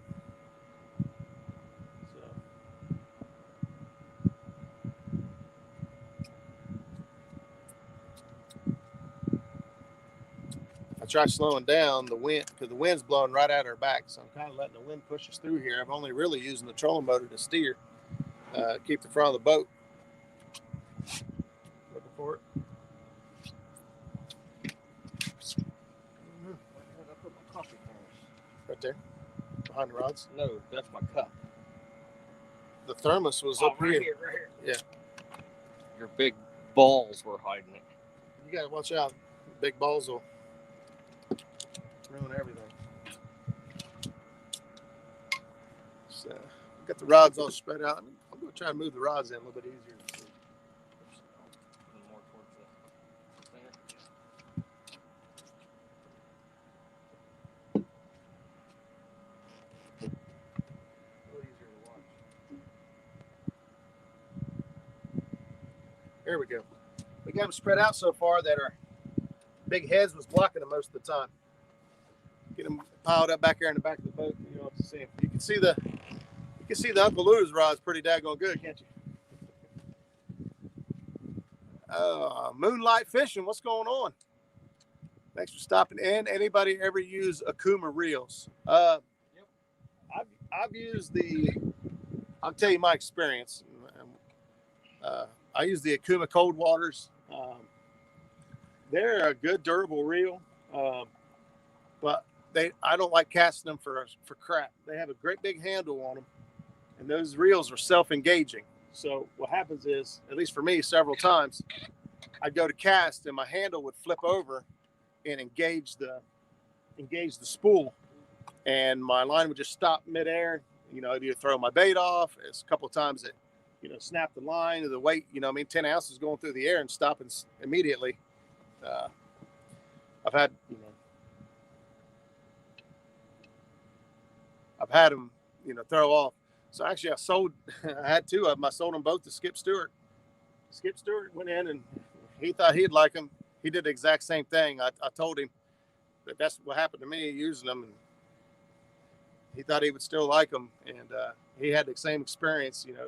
Casting them, it's just really difficult to cast. At least those ones, the big handled Okuma cold waters. And these were like 303s. I think they were 404. They were pretty big, stout rods. I got them for the line counter option. I really wanted the line counter on them. Snag. Too steady. There it goes. Pretty much on these. Well, maybe not. I was gonna say usually for fish, it's a fish. It's like, oh, fish. But then again, you got the ones like the little squealer, like you had a minute ago. Hey, there's El Stan Perez, Mr. Chunky Cat's Fishing. What's up, El Stan? He says he had the same problem with those reels, the Akumas. That's just my personal experience. I know some people probably really like the Akumas, and they probably do make a good reel. I know for a lot of other, fishing. I know like last week we were up on Lake Erie catching walleye, and every single reel on that boat was an Akuma. But you're letting lines down and dragging them back behind the boat. There's no casting involved, and so they worked out fantastic for that. And of course, they had the line counters on them, and it was a perfect reel for that situation. For me, casting. For me, in my situation, I don't like them. Actually, I don't have any here on the boat with me because I put them on my medium heavy rods.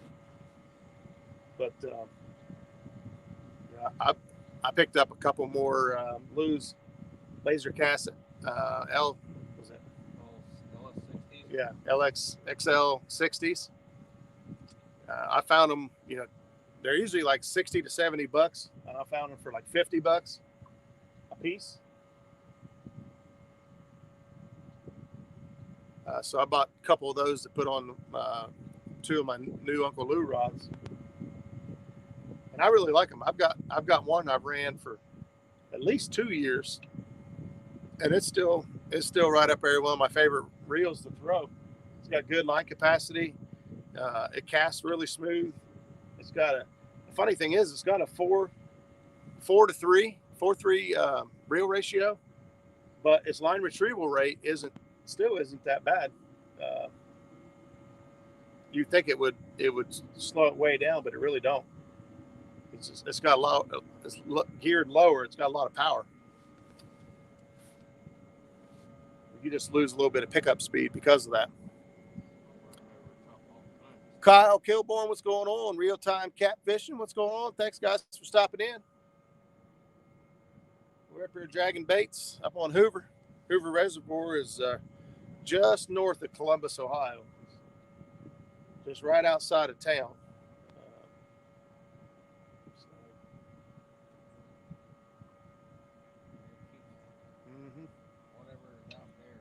It's there's a ledge right there. So I'm a little too far in this way. The wind's blowing us across. So that one there is trying to come up the ledge. That's why it's getting hung up like that. It's perfect, really. I'm trying to work us out, get back out that way, because I want it to stay out there and not come up the ledge. I want it to be out there, and this one be up here. So I'm impressed with the PC Fun 50 reels.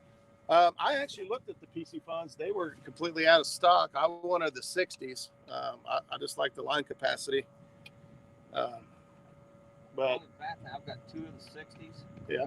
And the screw on the side plates come loose all the time. No matter what? I've tightened them, and you'll have a fish take off, and you go to reel, and it'll loosen up, and it calls it the kink sideways, and you have trouble reeling.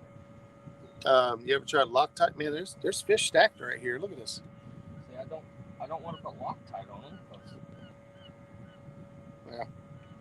Look right here. A couple fish stacked off to the right, a couple here. Fish stacked on top of each other right there.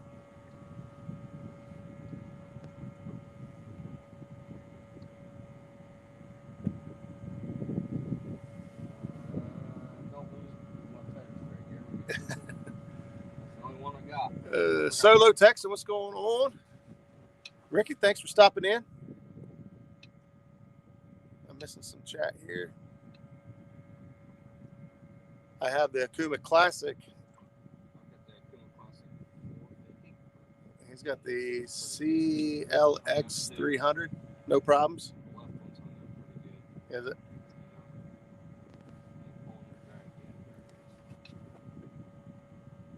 There it goes. Came off. See how hard these things are getting? Sometimes they're getting hung up, but with that more limber rod, it's allowing that planer board to just work. It kind of takes that. It don't pop. Yeah, it's not a real hard.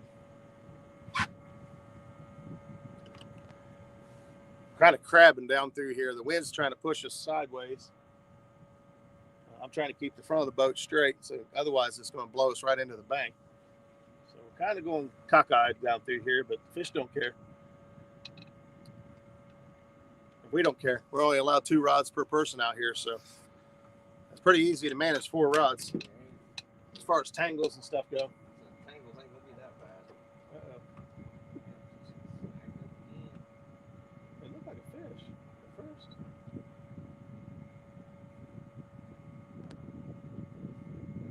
But they've both been doing all the way through here. Yeah. Well, at least we know they're on the bottom. We're still running 0.8, 0.9.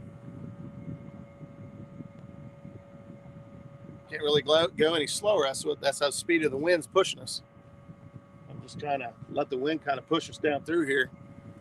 Use a trolling motor just to keep the nose of the boat faced out in the right direction. What's happening here is we're on a ledge, and like this planer board here, it keeps trying to come up the ledge, and that's why it's hanging up so bad. Is the wind's pushing us across, and it's making that want to climb that ledge, come up here where we're at. You gotta hit on the long one.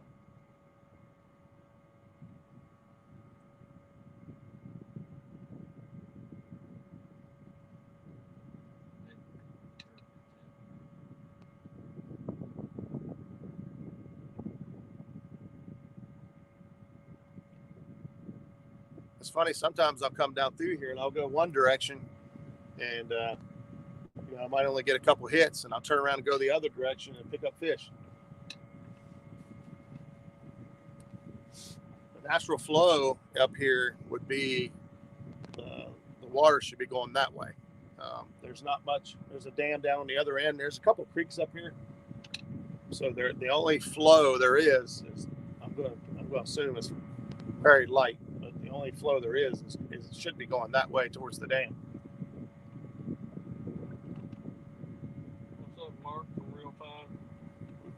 We've got the wind blowing at us, so sometimes the wind creates current as well. So we're dragging the wind side blow to the lake right now. It spun around.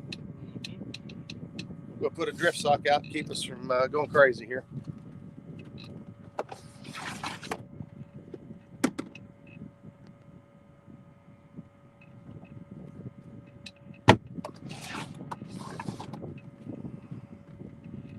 Drift sock out and kind of straighten things up a little bit.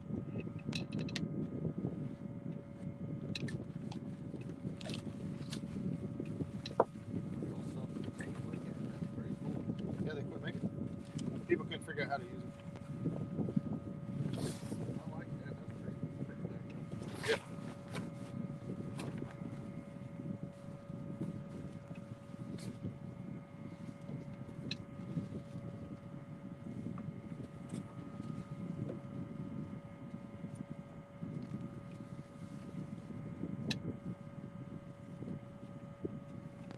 This here's a 38-inch drift sock. What I've done to all my drift socks is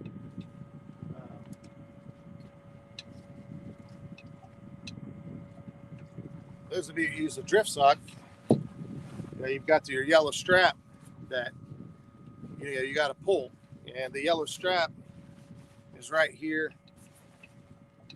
down with all the other straps. Well, just so happens you got to go from that strap.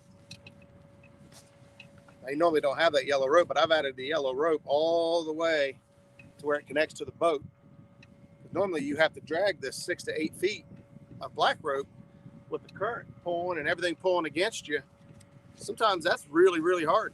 And so I've added this paracord on here so I can grab it and flip it over from the back of the boat without having to rip my arms out of socket.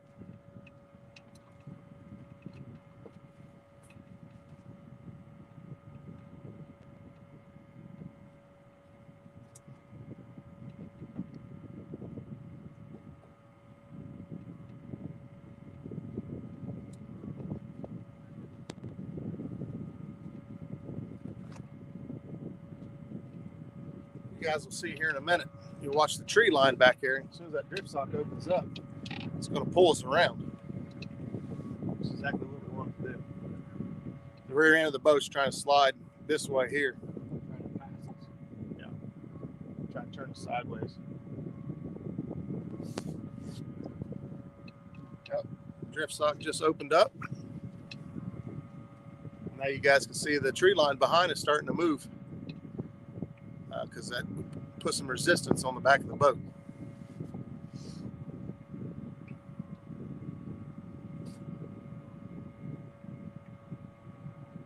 That'll help with the back of the boat wanting to spin around past us.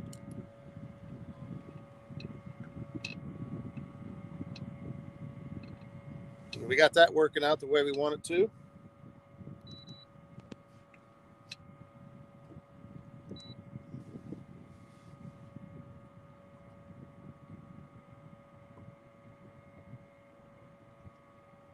All we need is a big old takedown.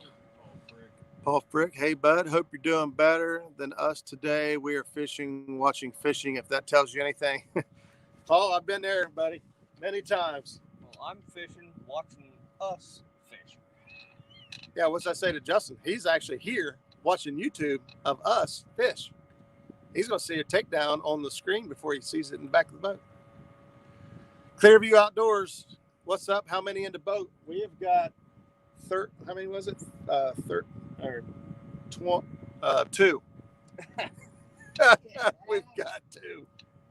We've got a channel cat and a blue. Man, they ain't cooperating very well. And look, I marked. That's a good fish right there. That actually might not be. It might be a fish on top of the hump. And a whole lot of activity.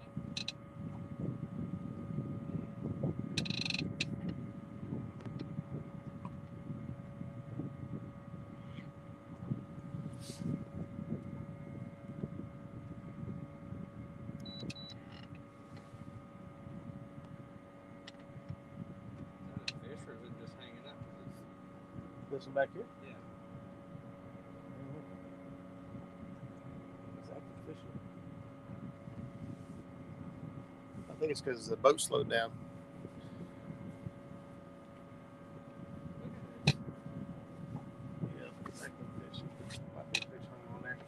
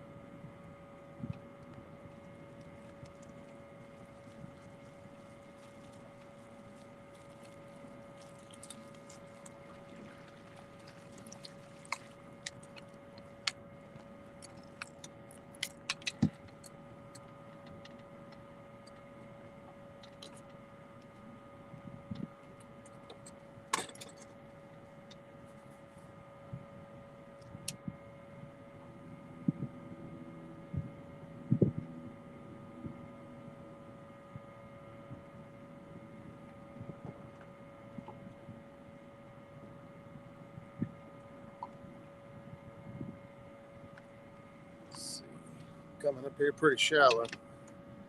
Trying to get out of here.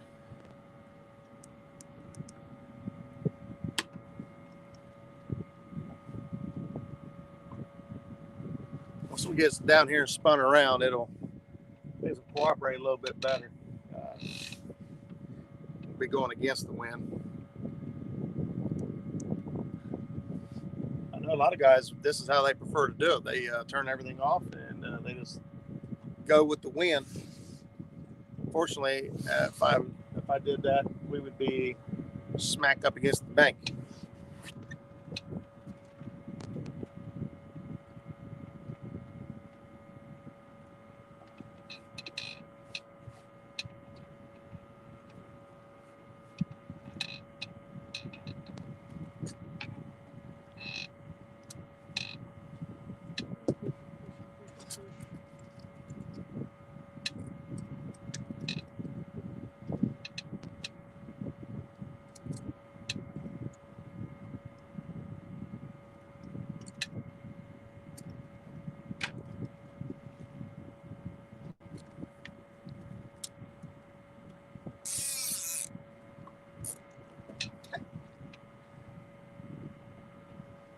Should have snagged. I was watching it.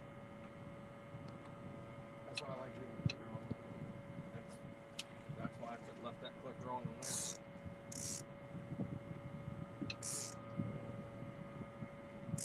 Watching ever so slowly. Old Skip Stewart out there dropping all the hellos. Got Rod going out back there.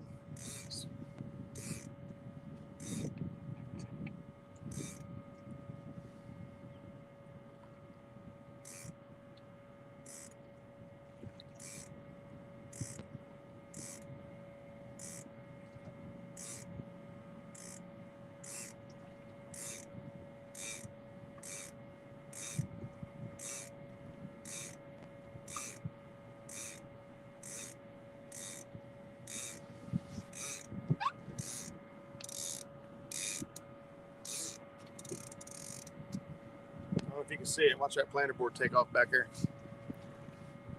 Watch how fast that thing goes.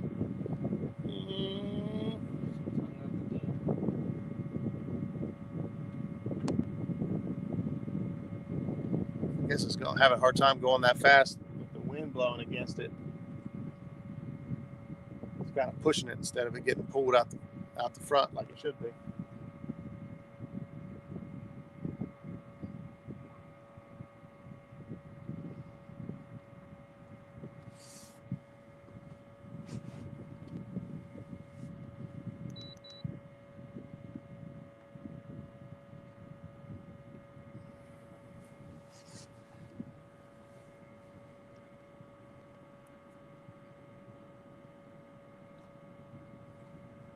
Skip, if all goes well, I'll be fishing the tournament tonight with you guys.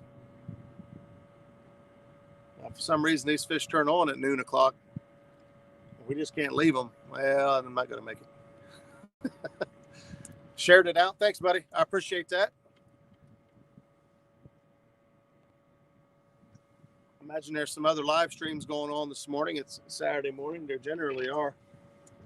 But I got an opportunity to sneak out today with Justin. He's being shy. He's over here. We got the Fishing Fetish. I'm in two with the rods, all right? He is one with the rods, he says. He feels every flinch. Try to get it back out here a little bit. Because these little islands out here, they actually come out pretty far, but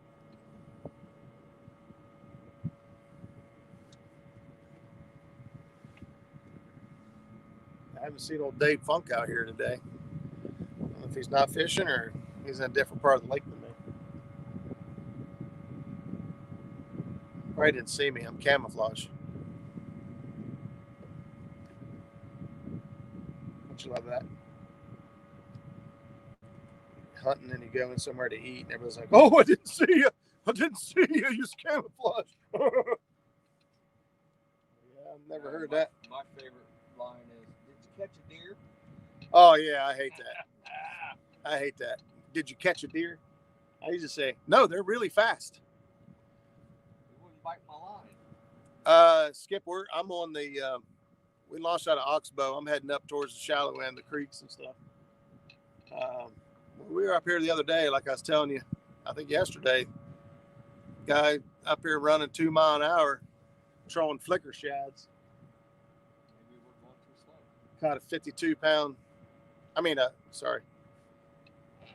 28 pound blue cat, and I think an 18 pound flathead is what he said, if I'm right. He caught them both on flicker shads trying to catch crappie. So I'm giving this shallow stuff a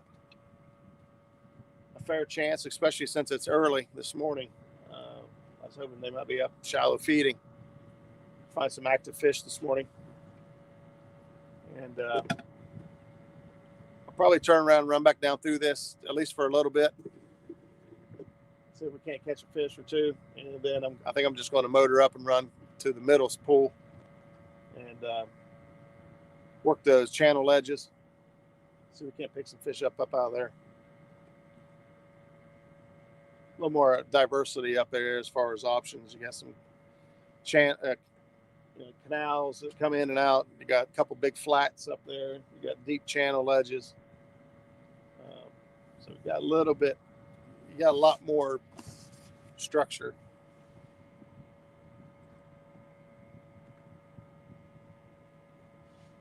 There isn't a whole lot of cover on this lake, period, as far as brush piles and things like that. So the only thing that they could do to protect themselves in hiding anyway is ledges and rock piles and things like that.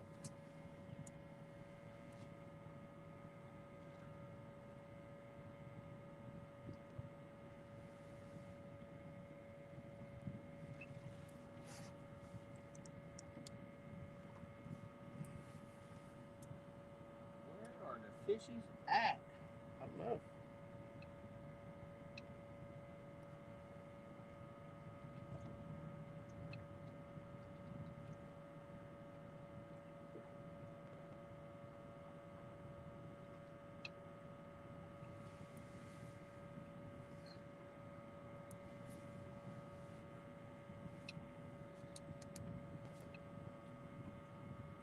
Those are fishes. What's up, hooked up? Hooked up. Jeremy, what's going on? I seen you had scheduled some live crappie fishing. I don't know when you had that scheduled for. Is that today or is that coming up?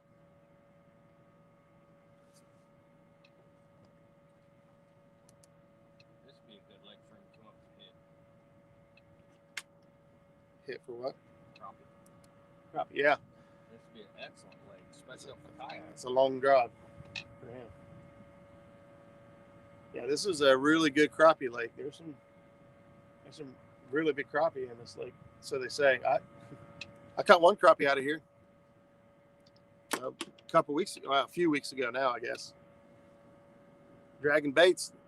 I'm not joking. I got live video to prove it. I caught a crappie on chicken. And it was a big crappie.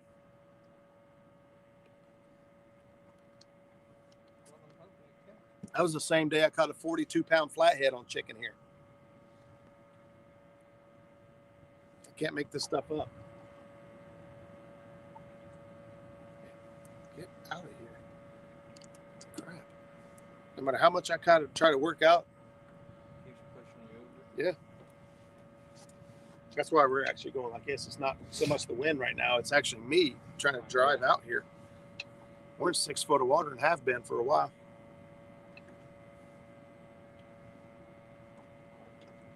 The wind's not allowing me to get off of this.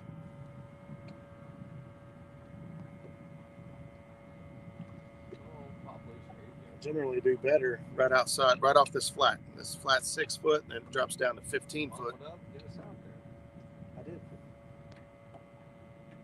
like a mile and a half. Try a little bit more speed. See if that's looks like dude was catching that 2 mile an hour. Yeah. It's hard to do with the drift sock right now. Running the battery hard.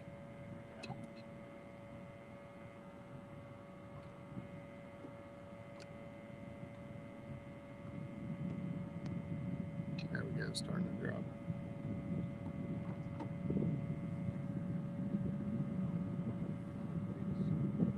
Bad thing about speeding up too much, our baits won't be on the bottom. We'd have to bring everything in and put bigger weights on.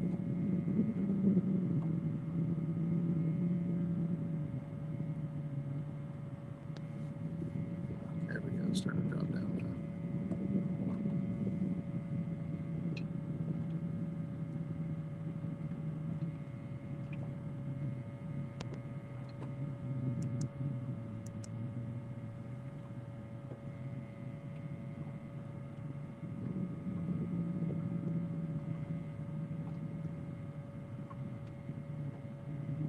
Fish on that one?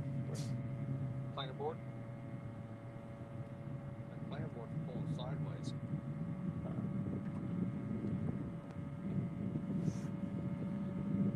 It's coming out of the water. Oh wow, look at all these fish right here. Look. Boom, boom, boom, boom, boom, boom, boom. So it's coming out of the water.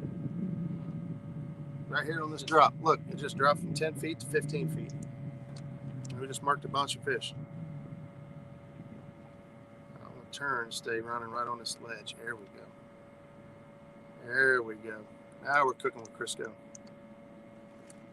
Jack these boards up for a minute, but it'll be all right.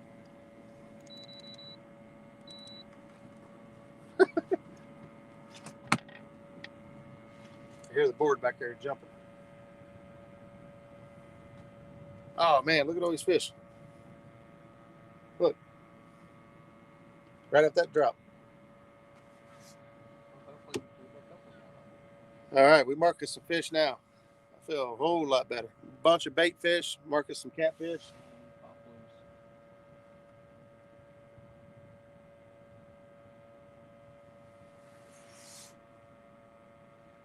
Oh, did you see that right from the board? Is that what it was? Look, really silver.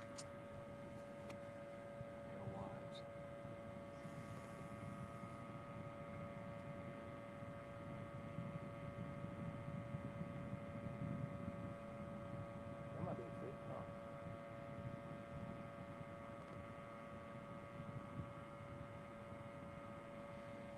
Oh. All right, we'll see if we get hooked up here.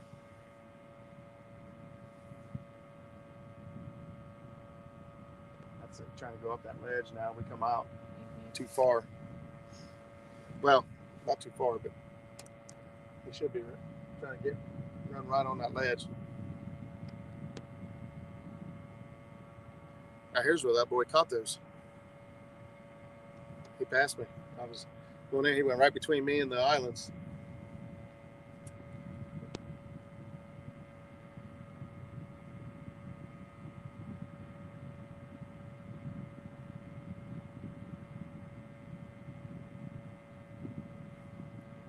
Fishy! Get on the hook! Mark us a fish. Oh, we got a big message there. Who's that?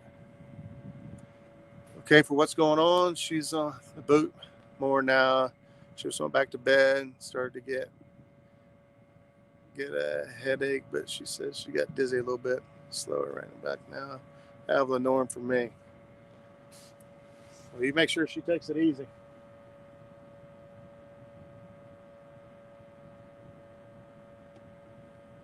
Or if you guys need anything, you let me know. Same here, give me a holler. I don't know if you're one of those guys that... We're only a hop, skip, and jumping away.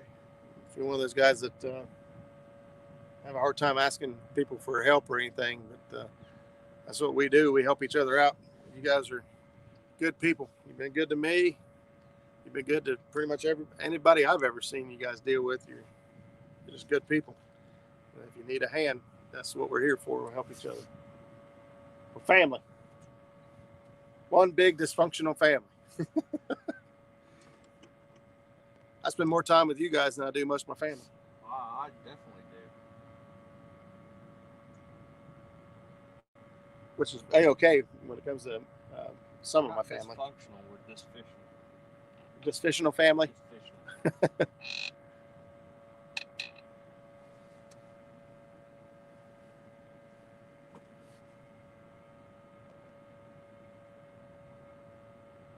Man, we need a peel. We need a Larry Oliver. No, we need another dink right now. we don't. We need another dink right now. No, we need to drag, ripping, screaming. Dink. We need a dink. Can you believe that? I brought him all the way out here fishing. He's hoping I catch a dink. Rude. Well, that's because you almost knocked me off the side of the boat running for the first fish. Scott, what's going on, buddy? Thanks for tuning in. We're up here trying to catch some fishes. It has been a slow start. Kind of surprised.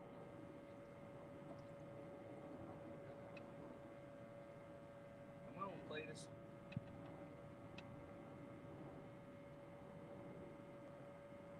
Swim up, take my bait, but you're going to swim back with a limp. Wind died down just as fast as it picked up earlier.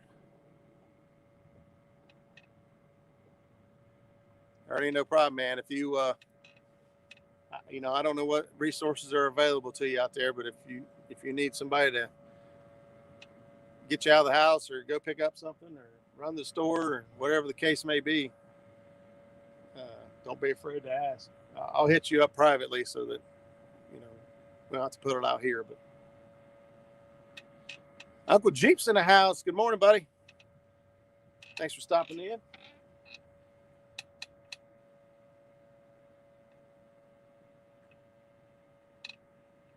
We're dragging Uncle Lou's planer boards, Uncle Lou's rods, Uncle Lou's hooks.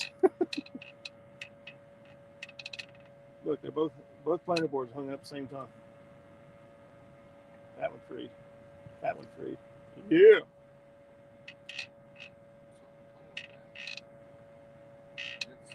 Uncle Lou, we need to talk about sponsorship here and pro staff and all that.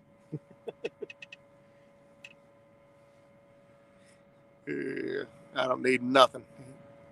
Lee takes care of me and so many other people. I'm just proud to call him my friend. Jay Fox Hunter, what's going on, buddy? Thanks for stopping in. Roger, everything but Uncle. Yeah, I've got everything in the boat except for Uncle Lou. I plan on fishing with him. Yeah. Snaggle post. Oh, you about to start peeling drag. Oh, it came out. Good job. I mean, we didn't do anything, but I willed it with my mind. hey, you might. Yeah, we got some structure back through there. It's a bite. I was up here fishing with Zach and Matt, and Epic Tim Scott was in chat. I was trying to figure out which rod was going to go down, and Tim said, "You just got a Jedi mind trick. Which rod you want to go down?" And I'm not joking. Those of you that were maybe here that day can vouch for me. I said that rod, and it went wham! Instantly. I just pointed at it, and it dropped. I was like, oh my God! All this time, I didn't know I had to do that. So many good old boys, not enough time to fish with them all in a year. Yeah, you're absolutely right. If I could afford it, that's all I do. I just travel around and just fish, spend some time with everybody. Unfortunately, you can't do that on my budget.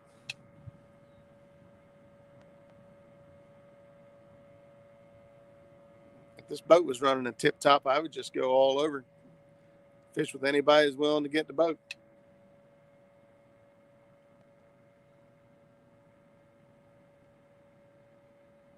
Put a camper shell on my truck and just sleep in that. Ooh, what the heck is that? Can't tell if that's structure or big ball of bait.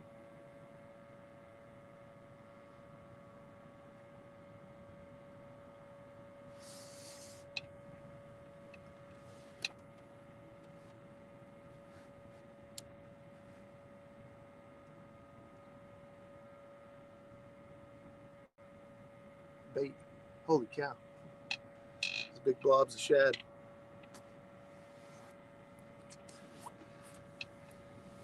We got plenty of bait in the area. Oh, that looked like a hit. That did too. That's what I'm thinking. We might have a fish going right here. The way it's jerking. Keep an eye on that rod right there. There it goes. There it goes. Bury it.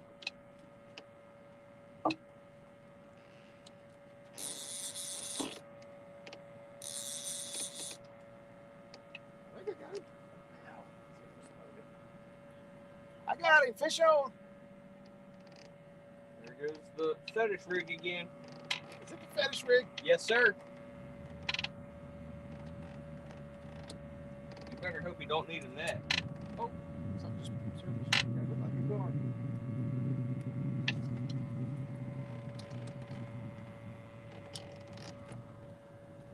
Better hope you don't need a net. Why? I wasn't doing that. I don't think it'll need a net. Look at that Uncle Lou's rod bending. I love it when she bends over. This thing's been played out, hasn't it? Yeah. Some spots.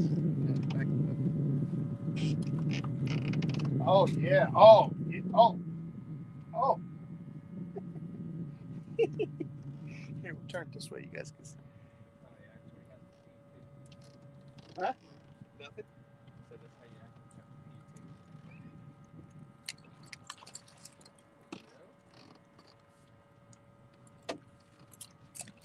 That's a big channel.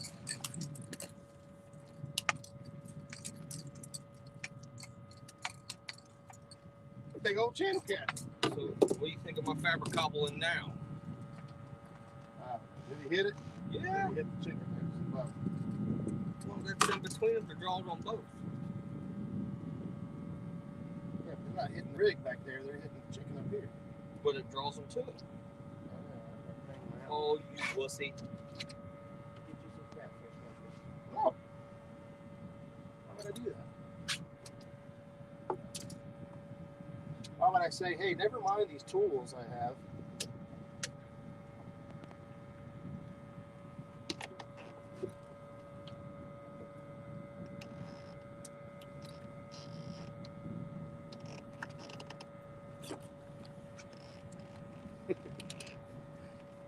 Mean old channel cat. Yo. Oh. Holy moly.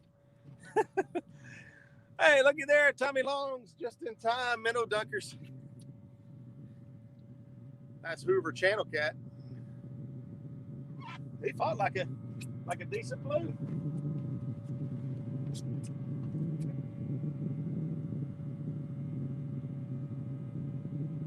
Hang on, let me get it way up here. This is how you do the deeder. I'm not sure how he does it.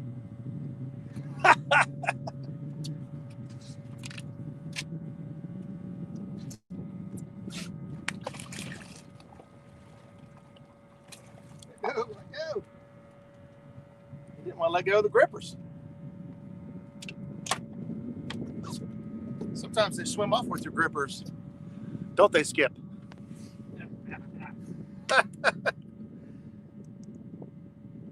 Poor fella tried to release a blue cat. They were with us a week or so ago. Brand new red, white, and blue fish grips that Zach had picked up. Clamped on the jaw. Fish went crazy, fell in the water, swam away with the fish grips clamped to his jaw. So if you catch one, now we all know that they can go down there and they'll knock them fish grips off in no time. Don't know what you're talking about? They fought better than those 300 yards back surfing walleye. Yeah, the walleye, they're fun to catch. It is a very productive way to put some fish in the freezer. But when it comes down to the fight, it's like reeling in a shoe. Reeling in a shoe from who knows way back when.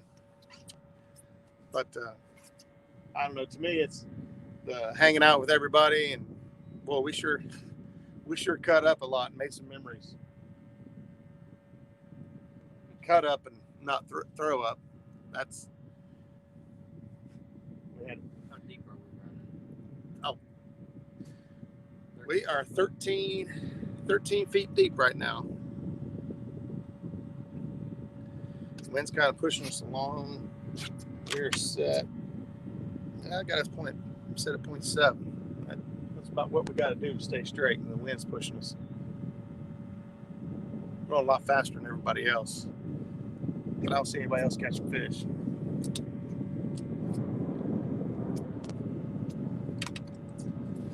Trevor has your walleye. It was a blast. Yeah, no, I need to get hooked up with him.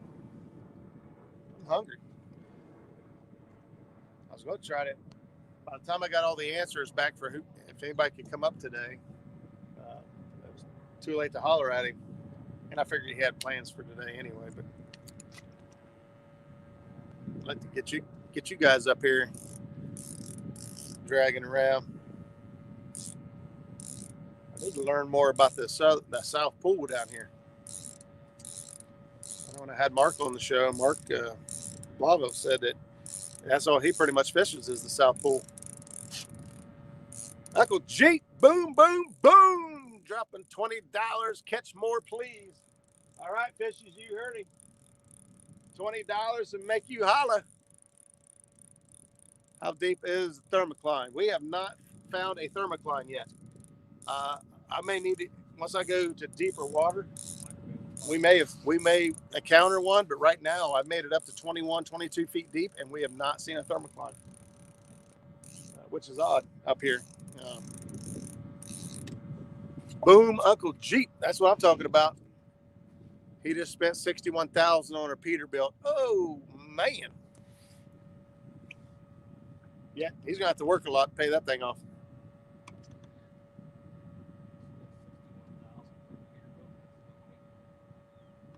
It depends on the year, mileage, and all that. Dirty ore. Ernie Brown, you call me names. In English slang. I think he's talking to you. He called you a dirty ore. He got some chewing beard. Oh, right here. Long line. Hang on. I get your big head out of the way. These people want to see a rod go down. I got nudged. Oh, I didn't have to go pretty sit down. But Yeah, I need to sit down. We'll be firing up the grill here for too long. I was going to say.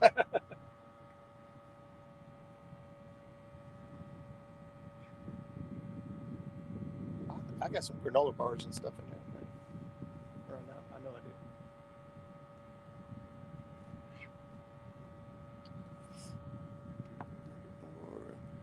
3 trucks now. Maybe we will get another walleye trip out of him. What he needs to do is hire drivers to run the trucks, and he don't have to drive. He can do what he wants and let the drivers make money for him. I don't know how much work you got to work a driver to pay for the driver's wages and pay for the truck and make any money. Paying for the fuel is the hard part. No real loss. Yeah, paying for fuel about kill anybody right now, not even driving the truck. Justin looks like a buddy of mine that's not around anymore. He could pass for twins. Who's that? That was Ernie. No real loss. Bex, what's going on? We're out here dragging around, trying to find big old kitty cats, but so far we bumped into a few small ones. 2 channel cats and a blue. Dan's creation, did I win? Absolutely, bud. Right here, you have won. View of our rods. You have won a view from what it's like to fish with the muskrat. You get it. Boom! No real loss. Dropping a sprinkle, $2. Thank you. All adds up. We was talking about fuel. Gas around here is $3.19 a gallon. So, luckily, it ain't too bad right now. I've been running on the kicker motor, and it don't take a whole lot of fuel. Monday, we're going to try to figure out what's wrong with this big motor and get her fired up again and get her happy. But the only time she's happy is when she's drinking fuel.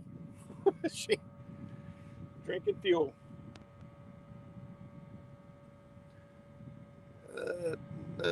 A fish is a fish. That's right. Anytime you catch a fish live, it's a good fish.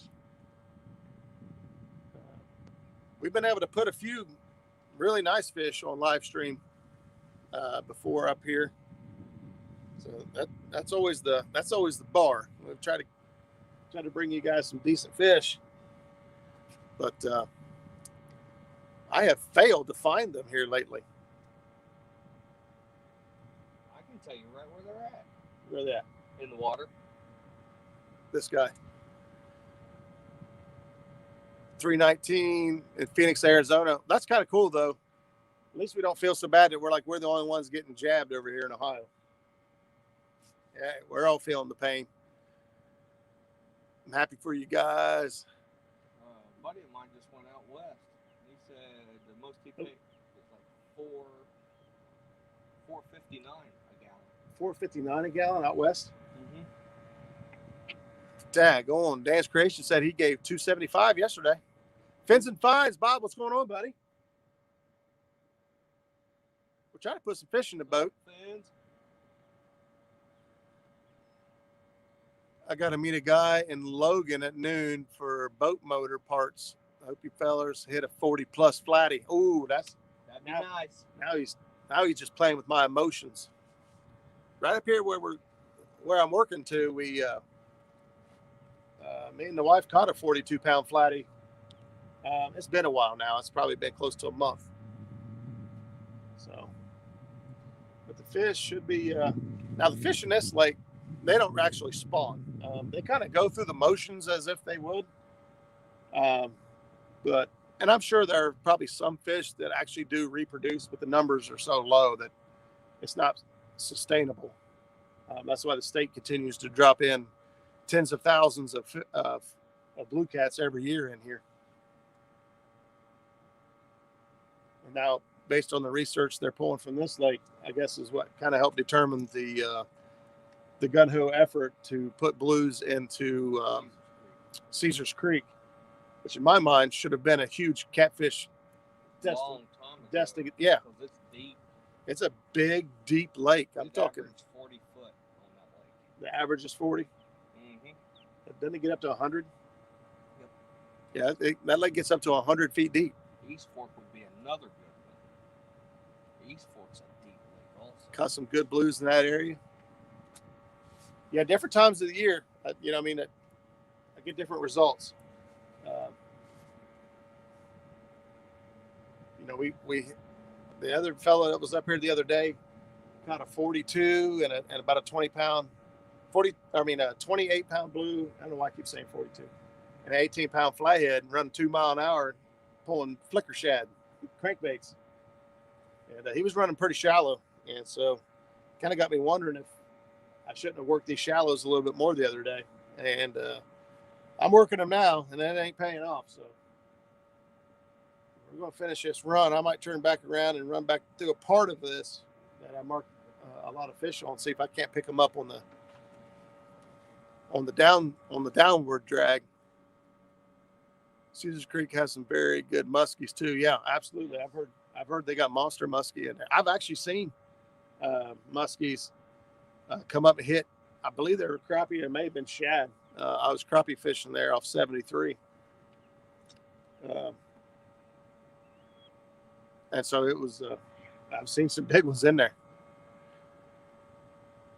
Fishing Finds, good morning, Larry. I got a video where Gabby hooked into a muskie. Lance, good morning, Hawaiian fisherman. Thanks for tuning in. You got a video of Gabby hooking into a good one? I'm guessing it's muskie because it immediately hit top of the water and she's sitting there fighting it and cut the line smooth and put her on her butt. Yeah, it could be muskie. You would think if there was a hungry fish around, he would be in this area. There is nothing but schools and schools and schools of shad. Now, I'm going to imagine that they're going to be a lot like the ones that we caught trying to catch bait this morning. There are going to be a lot of these 1 inch, inch and a half little shimmering shad. But still, the other fish have been picking at them, eating them off.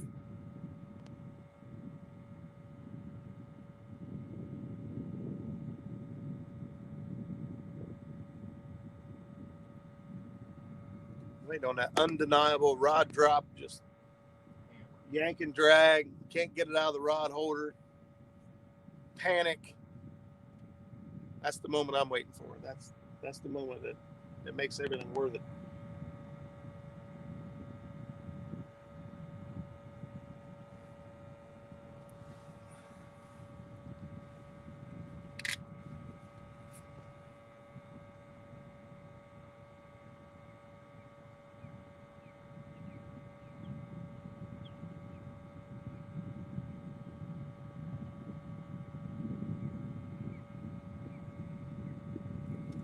Come on, fishies. Let's see how fast we're going. Yeah, we're going 0.8.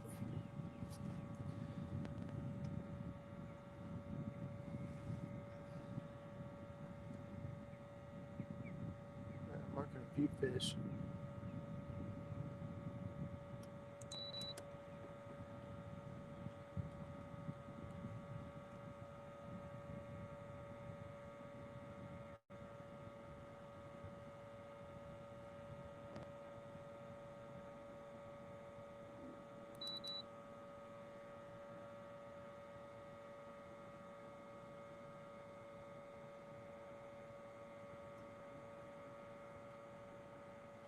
Warm up now. Yeah.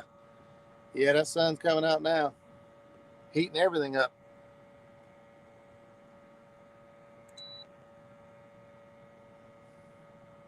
Now I'm wishing I brought my air conditioned underwear. What? What are air conditioned underwear? Do I even want to know? No. They can't be as bad as my Pinocchio underwear.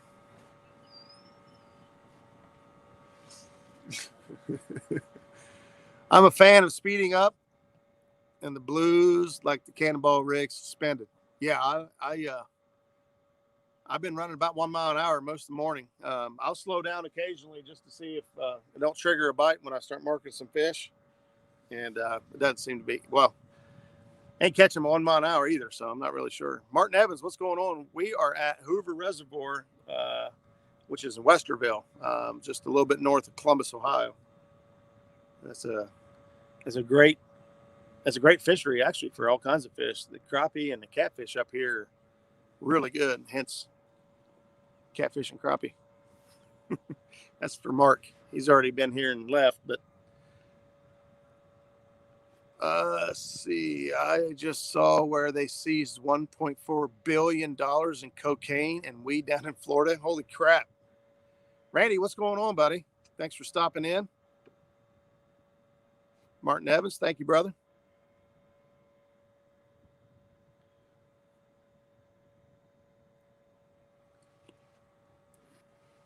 Yeah, we've been trying to increase the speed, slow it down. If I'm not, I'm going to run. I like to run 1 mile an hour as long as hell. I'd run 2 mile an hour if I catch fish. Just cover more water.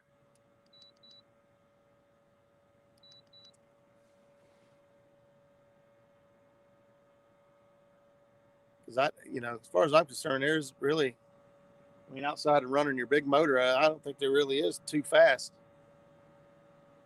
These fish catch live shad and live bluegill, rivers. They're catching skipjack and shiners and everything else out there. They're catching them. These fish ain't cut up and waiting on them anywhere else. These fish are more than capable of snatching a bait at 1.5 miles, 2 mile an hour, really. So 1 mile an hour, it don't seem too fast to me. But I know they get finicky, and so I'll play around. I'll slow down and speed up till we figure it out. Break time. Grass is still a little wet in the backyard. How many have we caught? We got 3, 4, 3. We only got 3, Brandon. You're not missing much. I was just researching. Did you know 2 mile an hour is only 2.9 feet per second? No, I did not know that. But still, that's pretty fast. 3 feet a second.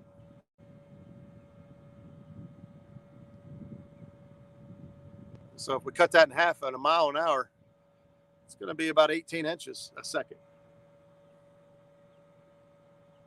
That seems like a pretty reasonable rate at which, pretty reasonable rate. I got so many wrong things to say right there. What? I got so many wrong things I could say right there. 18 inches a second? Yep. I'm just going to leave that alone. 3 is still 3 more fish than I got this morning. Mike, was you out this morning? Did you make it out? Because it'd definitely be more if you didn't make it out. I mean, that's faster than I could catch, but still. Yeah, I don't know. I could probably run 3 mile an hour for a while. I could definitely run 3 mile an hour to get something to eat. Brandon, 1 blue, 2 channel cats. Yep. Thanks, John Boy. You're paying attention. Yes, I have Lauren on the bank right now. She is wicked bored. Oh, poor girl. Hey, Lauren, if you're listening, she's probably out playing. I tell you, when the kids tournament was going on, that girl was, she got out there and started playing in the water. It was like a day at the beach.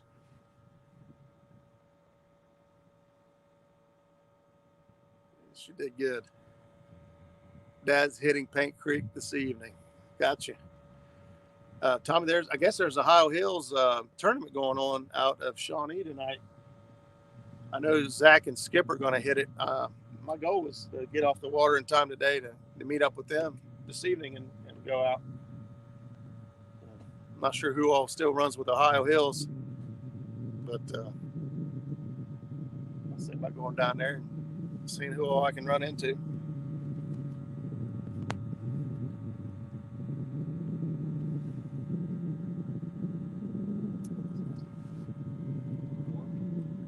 Warm and water.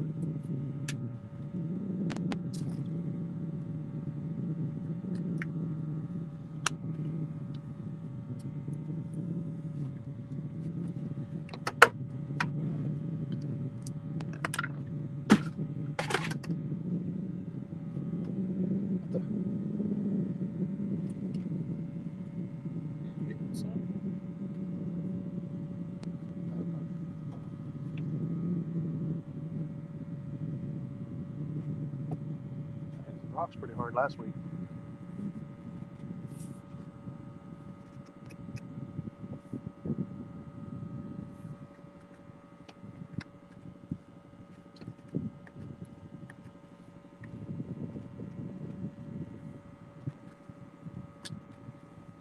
Get it? Moving a little bit. I can't figure out why. Oh.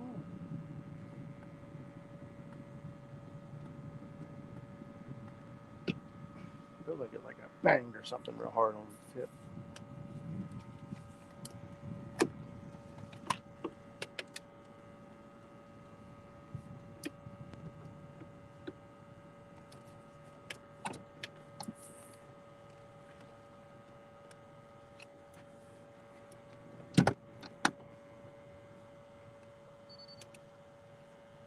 Yeah, the prop got a little banged up the other day when we had it out.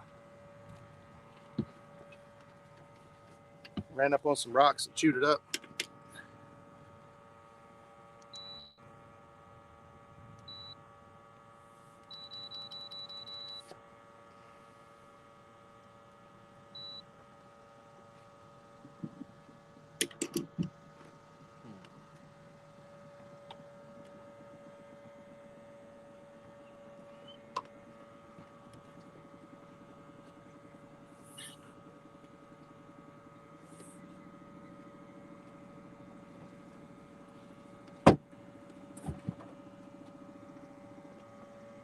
Still can't get it?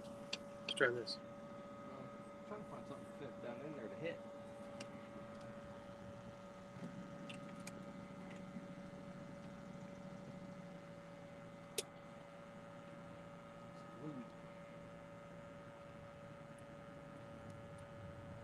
It's all moving just down a little bit.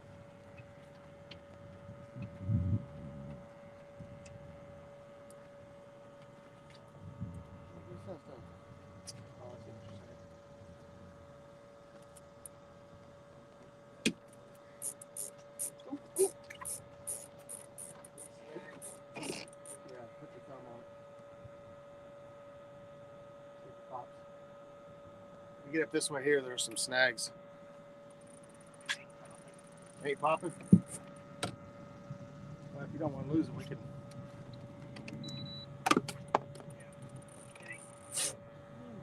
Easy, man. Hang on, we're getting ready to turn around anyway. You don't want to pop it, I'll go back and get it. Let's get these other ones real in.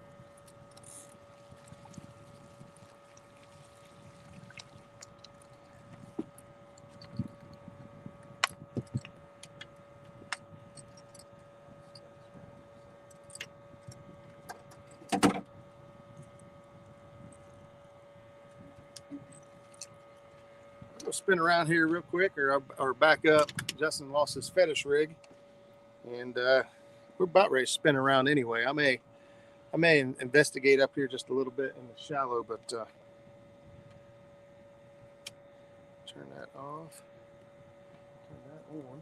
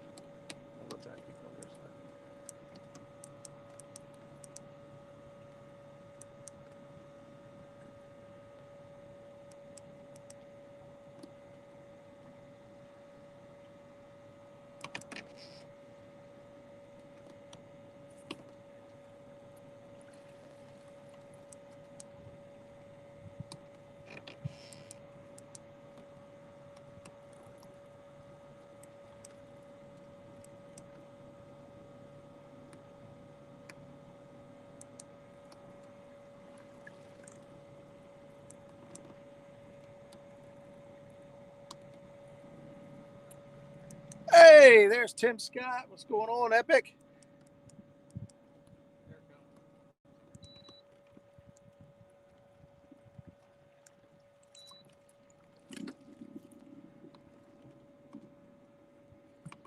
We are up here looking for some kitty cats.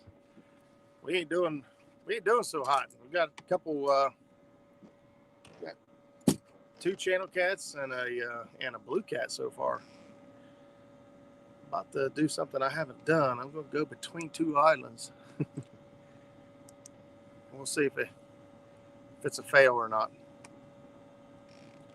I've seen other people go through there. Try to figure out where these fish are.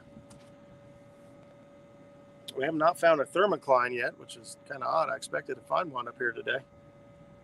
The deepest we've made it, though, is about 22 feet.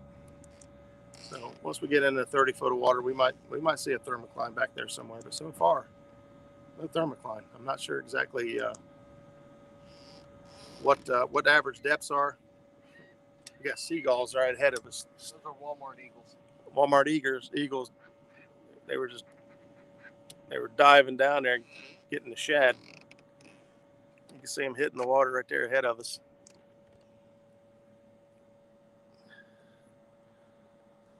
There is no shortage.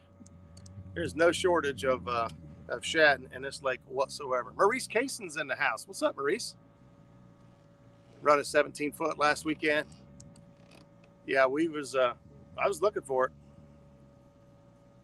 but we didn't see. Well, at least I didn't see it at 17 foot. But I've been wrong before. Get this trolling motor cranked up.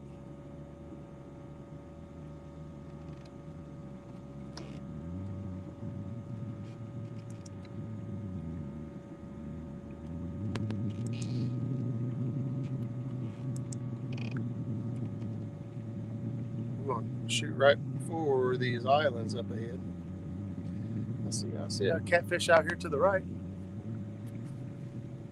How do you know when you hit a thermocline? It shows up pretty good on your fish finder. It's just like almost a solid line of just blur. You know what I mean? Like if you imagine the top of the water being all distorted and the top of your screen having that weird looking, line across it at the very, very top, you'll have that somewhere down amongst the water column.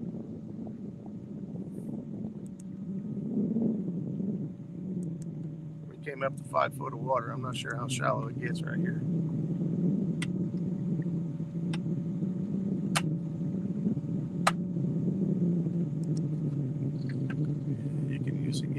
You can usually see it on down scan. A thermocline. So basically, it's the level at which the oxygen is depleted along the bottom of the lake, It also happens in rivers sometimes when it's if it's Flow. yeah, there's no flow. You don't have any water moving. It'll happen. Did you get it? No, that's what I'm working on. It'll happen there as well. But Tim's got to go. Where's that seat post? It's not in here.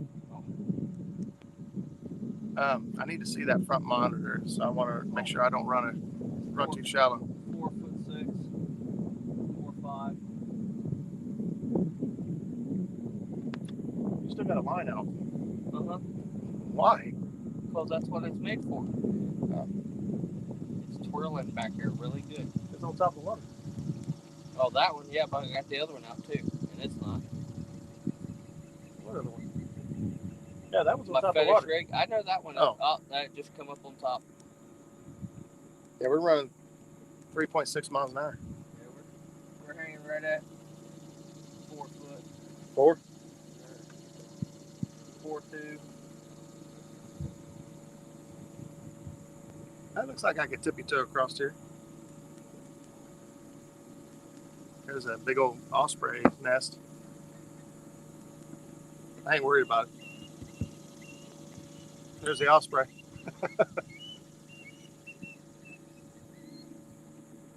Got some osprey in here. 3'9", 3'8". Yeah, they took off. I was gonna show the birdies to you. Up there's the fishing pier. They said they're talking about tearing it out. Really? Yep. I know when I came up here to go on it, they had it closed. Yep. There's something jumping in the water and buried. It's been closed since COVID started, and now they're talking about tearing it out. Drop it back down 4.5.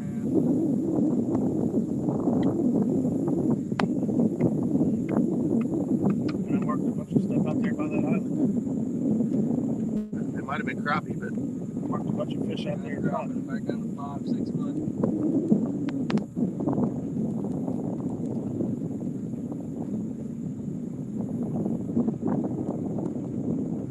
Seeing anything that says fish me. 7, 8 foot. I think I'm going to fire up the kicker motor here in a second. We'll run us back down there to where we had seen some fish around that island. We're going to drag it the opposite direction just for a little bit. We don't pick up anything. We'll probably reel everything in, and we're going to make a run down to this middle pool, which has got some deeper water. It's got a lot more structure, some deep ledges, some rock flats. Got a little more opportunity down there. Get my housework done. Laundry is looking dirty at me. Yeah. At this point, I think it'd just be easier to buy new clothes.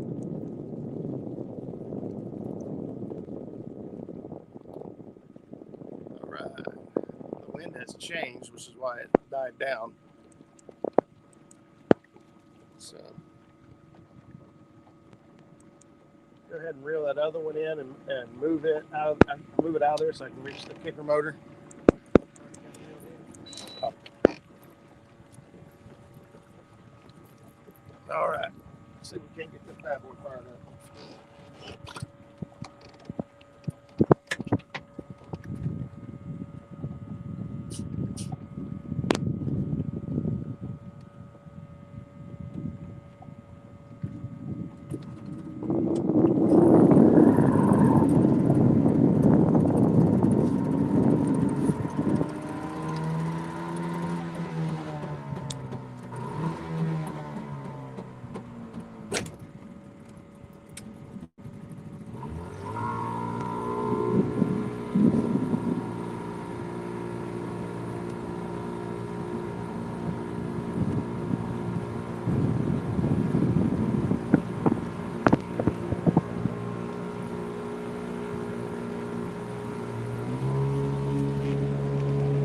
See a trick?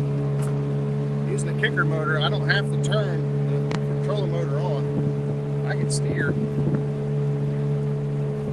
Looks like it's off center a little bit. I can steer with it. Just with the little.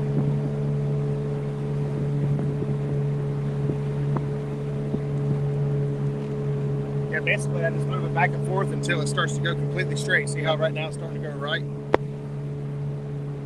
once I get it good and straight, I'm going the wrong way.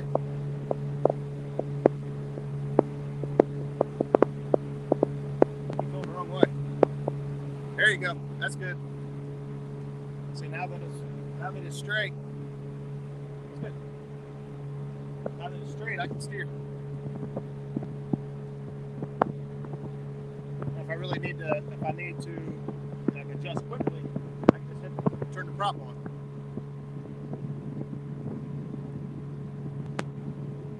There's a pro tip for you.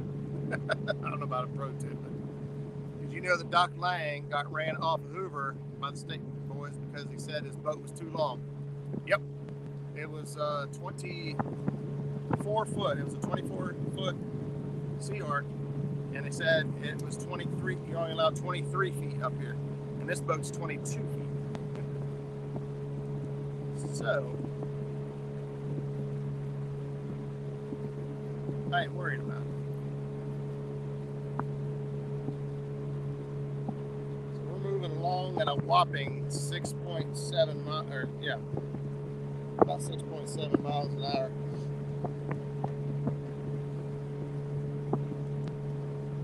But it's a heck of a lot better than using the trolling motor going 3 miles an hour. There's Dave Garcher. What's up, buddy? Thanks for stopping in. We're on the hunt for a big fish. Okay, we're on the hunt for any fish.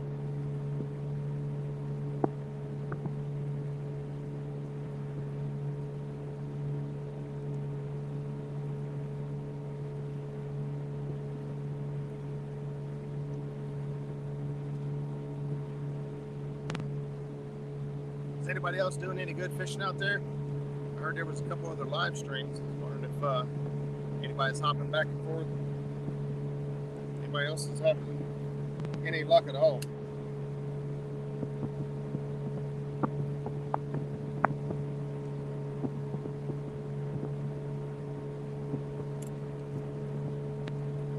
Just about back to where I wanted to be.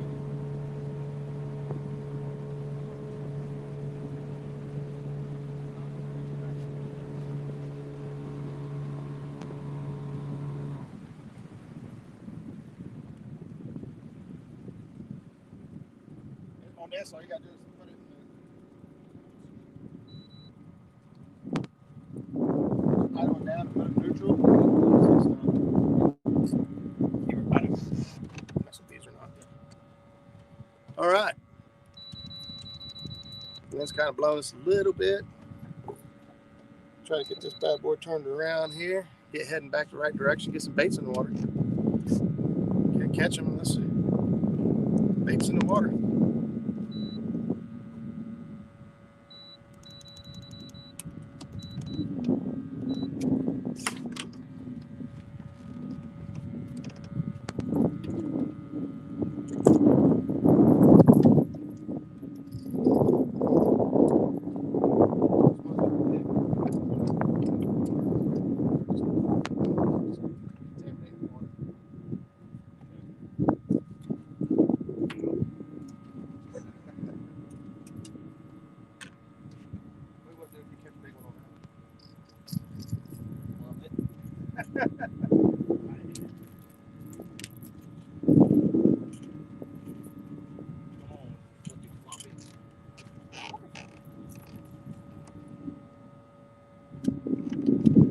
So I'm gonna speed us up to get over lines out and stuff.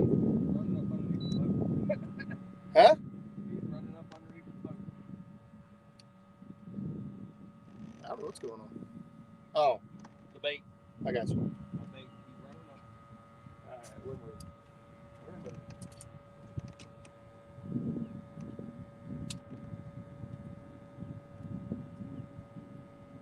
Another one's trying to blow us across this way. Straight. Drift something back out.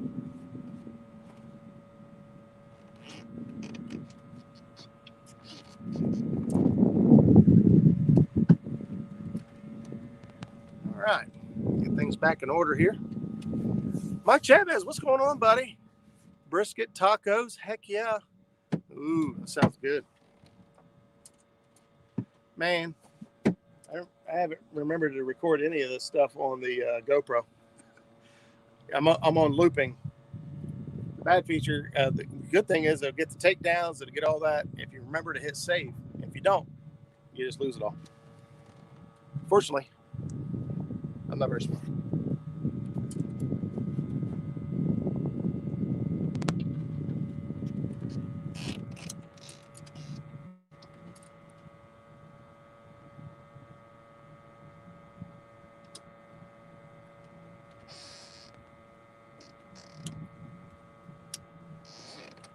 All right, so try to get this bad boy in proper order. There. When we started out, we had the wind to our back blowing us up the lake. Now the wind's coming across the lake and blowing us. Instead of coming diagonal, it's coming straight sideways. So right now it's a straight west wind. Are we talking about food? You know it. Mike Chavez shows up, buddy. We get hungry.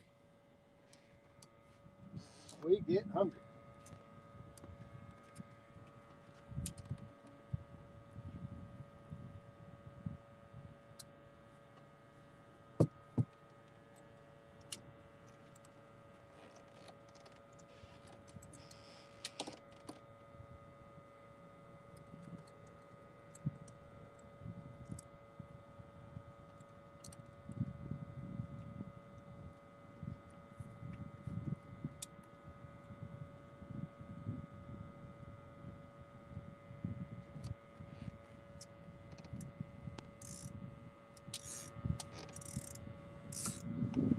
All right. Creeping up on one of the islands here now that we marked some fish by. I actually caught a fish up here by the island on the way through here. Big old nice channel cat, really.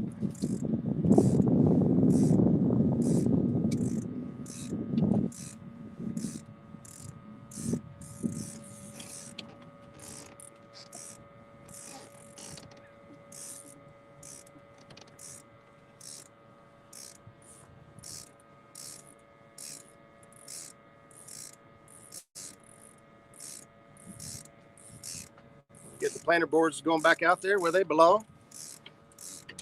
Barbecue spatchcock chicken. What? Chicken is not for bait. Yes, it is. I got chicken out right now. It ain't caught. Actually, it's caught a couple fish. We haven't caught very many fish to really say whether it's working or not, to be honest.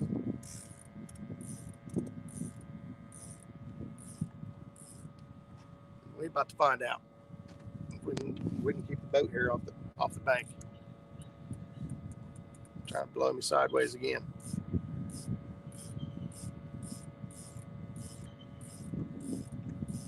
You hear the osprey up there? Sounds like an eagle. Eagles are ornery birds. Hard to believe if you know much of the history of an eagle, and that's our country's sacred bird.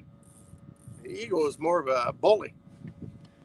An eagle is more apt to wait for an osprey or any other species of fish to catch a fish out of the water and dive bomb him and knock it out of their hands, feet, whichever, and catch it and retrieve it before it hits the water than they are to hunt for themselves. They're an opportunist. When they see somebody else has got one, they'll knock it out of their hands and take it.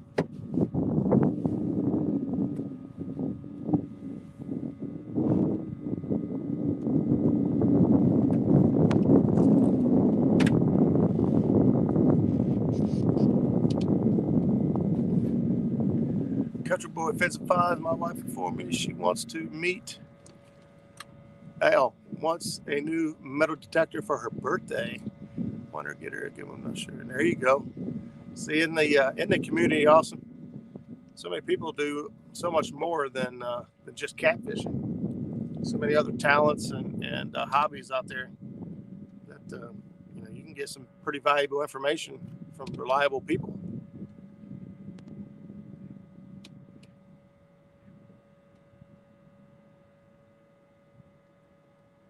fried, but had fried bread and eggs. You say fried bread? What the hell's fried bread? French toast. That might be right. I love French toast. That's actually my breakfast, my favorite breakfast. As far as pancakes, crepes, waffles. Waffles with peanut butter. I've never put peanut butter on a waffle.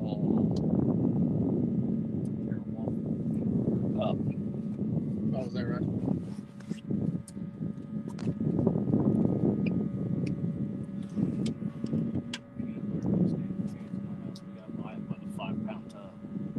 Really? Yeah. Gabby. Something your wife needs to explain her. Gabby. Oh my God, I cannot wait to tell her that. I can just hear what she's going to say to you. Yeah, well, I can take it. She'll say, don't knock it till you try it. Oh!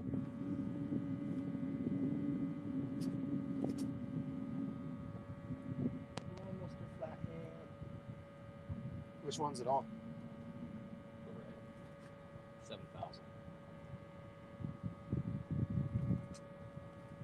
So we got it mixed out there now. We got some live bait out there swimming around. Got some cut shad. Some chicken. What's it gonna take? Don't let me down. Chicken is whisker looking good. Huh? Like that? They'll steal that. That's a thumbnail.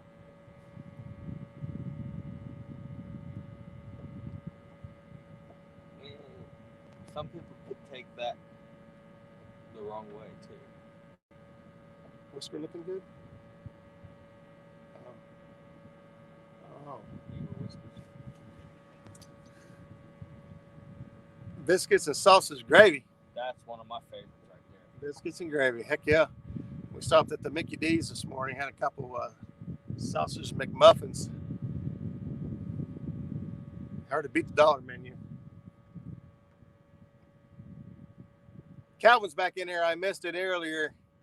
If you already told it, but how many have you all caught? 23. Yeah. Not the 20, just the 3. Caught 3 fish. I don't even know what time it is. What time is it? I can't even see on here. I have a hard time seeing. 10:41. We got 24 people in chat. I better get back in chat. Thanks, guys, for tuning in. If you haven't hit the thumbs up, please consider hitting the thumbs up for me. Kind of helps us get recognized and maybe get recommended to a couple of new folks.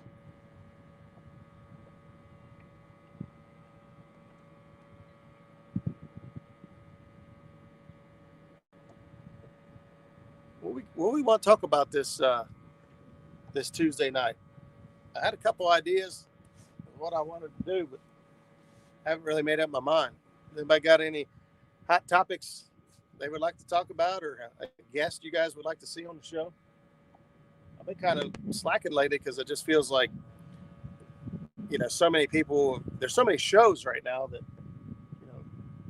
everyone's been on a show recently, and I try to avoid that at all costs. We can talk about the new fad that's crushing the catfish industry, the fetish thing. Yeah, we're not going to talk about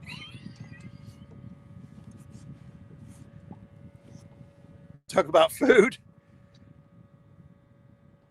Which Bubba blade is that? This one back here is the, I don't even know. It's the offset handle. It's actually one of the cheap. I think it's the cheapest one. It's like $39. And I don't know why. I love this thing. You wouldn't think you need a blade that long, but I'm telling you, you catch some of these big carp and other fish. You use every bit of that blade sometimes. And believe it or not, I mean, I I could fillet a 3-inch shad with this thing. Slicker and snot. I mean, I was filleting them little shad with it.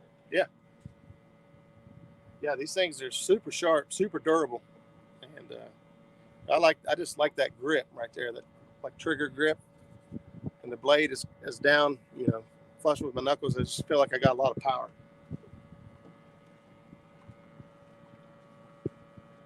It's all about power. I bet the farm boat at Geneva, Lake Erie, has 23 eyes by now. Those guys hitting it hard this morning. There's Daniel Green Machine. What's going on, brother? What's up, Dan? We are trying to catch some fishies. It's pretty hard not to just pack up and head back to the James River. Now that we're gone, everyone's catching big fish. We totally missed the bite there. I'd like to come on sometime in the next few weeks to talk about Fish and Wish tournament. Bob, you anytime, brother. You pick a Tuesday night. I'll check. I've got somebody lined up next week or the week after. I can't remember. You tell me what Tuesday works good for you, and we'll make it happen. I can do this Tuesday or any other Tuesday, really. Get a thumbnail made and try to get a crowd in there for you.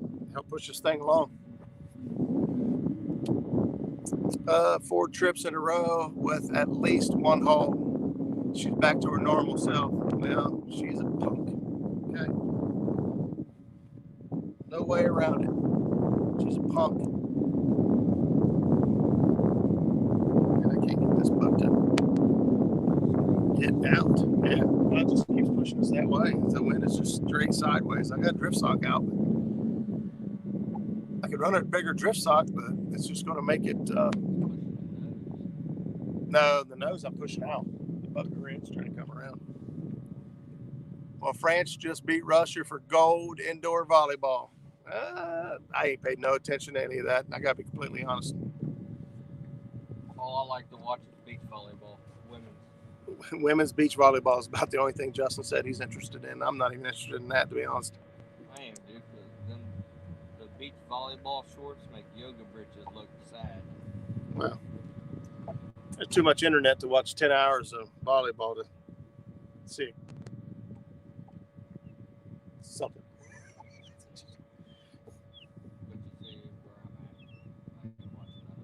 Yeah, I'd rather. I get on TV. I'm usually watching fishing. I'm usually YouTubing something. I can't keep up with watching everybody's. I can't even get caught up in making videos, let alone watching them. To be honest with you, the content here lately has just been kind of. What was that? Oh, that was that bird.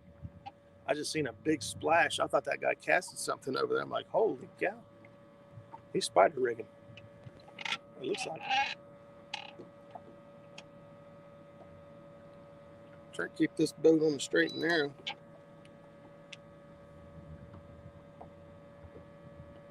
Whoa, what is that?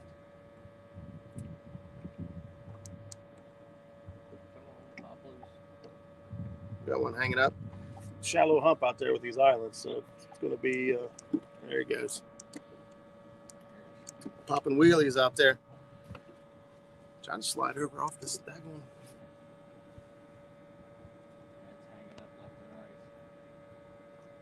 You said left and rice? Yep, left and rice.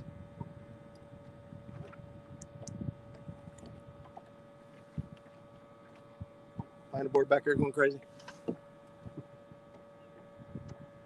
I was hoping to shoot straight across. I just had to turn straight out and try to get us back off of that.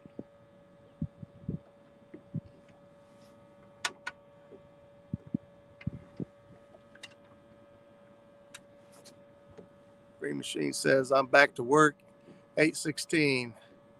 Free for lots of fishing until then. Just busy 8:14 for the Midnight Classic. Oh boy.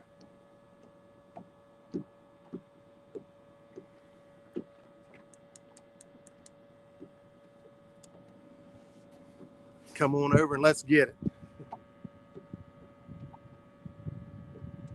I'd love to.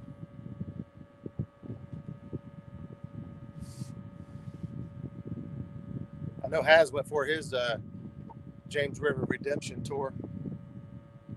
Me and Zach are going to have to get a redemption trip in as well. We're talking about going to Watts Bar. I've got kind of tied up at home right now, at least till probably the 17th or 18th, to be honest. Looking to breed my Doberman, and she just waited to heat on the 1st. So she has to be bred on the 13th, the 15th, and the 17th. Pretty much in order to conceive. Any one of those could work, but you want to hit. What's going on here? Slack line in this one. You're up next, aren't you?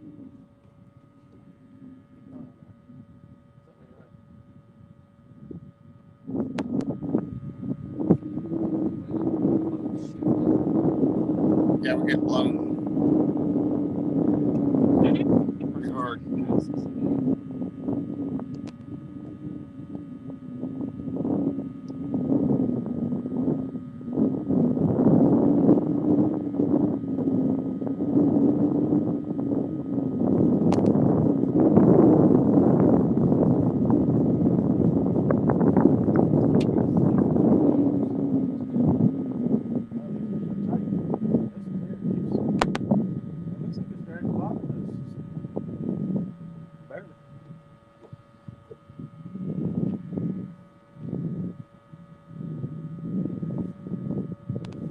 Kevin says, got the new motor and haven't been able to go fishing in a while. I need some therapy. Boy, there you go.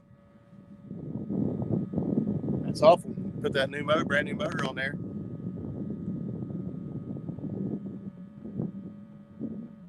I looked at a few used motors to see what.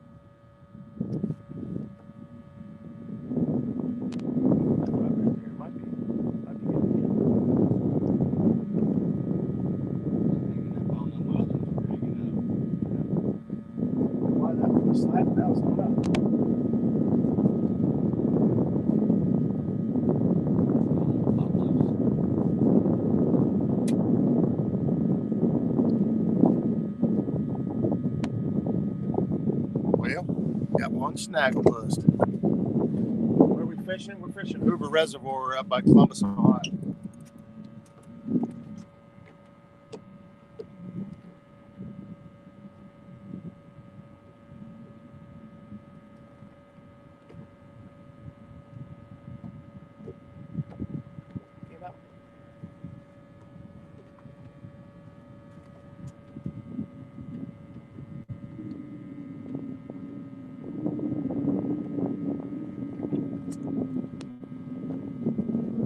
All right, we're back in action.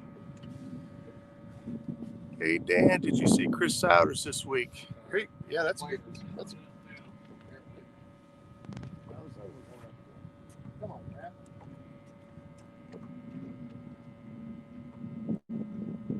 Come across that hump. They did not like it.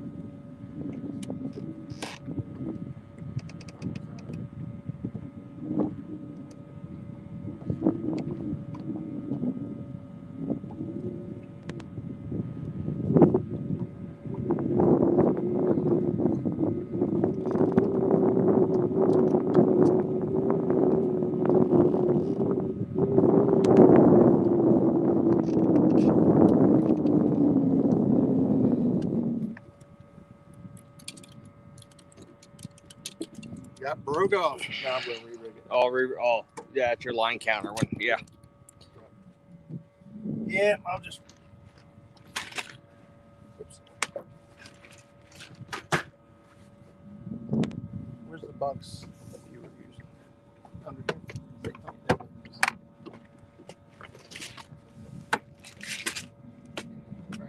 15 foot.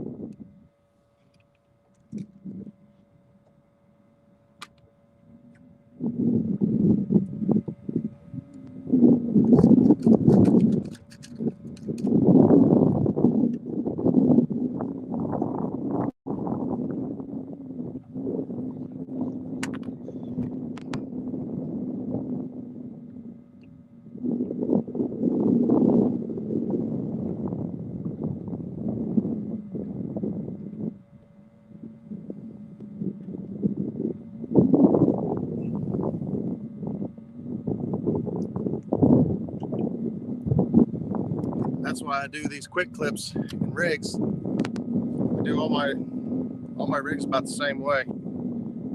I got to trim this off right here.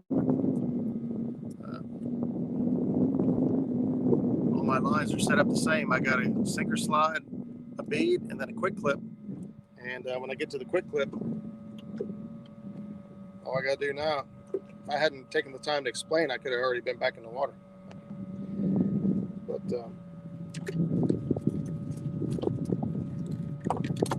grab another rig, snap it on, good to go. Back in the water.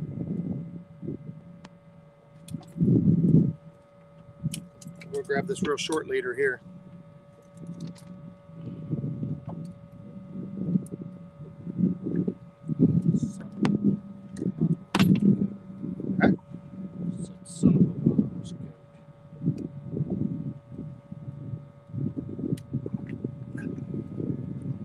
Is it in there? There we go. Got it in there now. So I just clipped on my leader, clipped on my weight. Got to just bait up, go back out. That's perfect. Cut me a shad head laying right there. I know you'd want that. Well, I put it in there. First bait taken care of.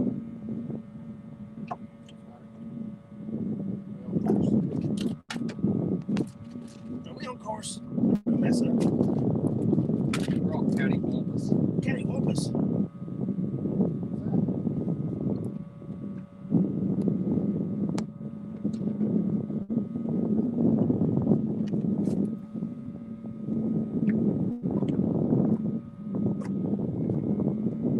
They hit that, they can take it back.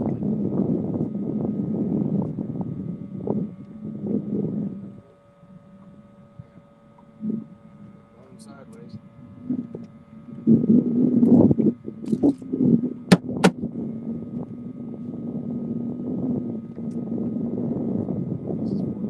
Wipe your hands. Yeah, up to the big ring. Up here. Just keep going. Good. I just keep moving it everywhere. Oh, yeah. How do I put this one out? Yeah. Oh, that one on.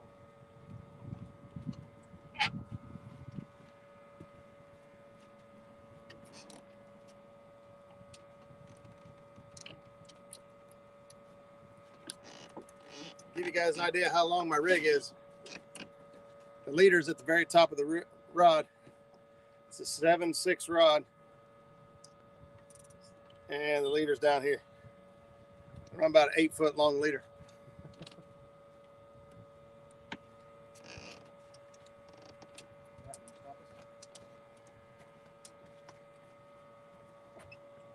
I'm pulling this backwards.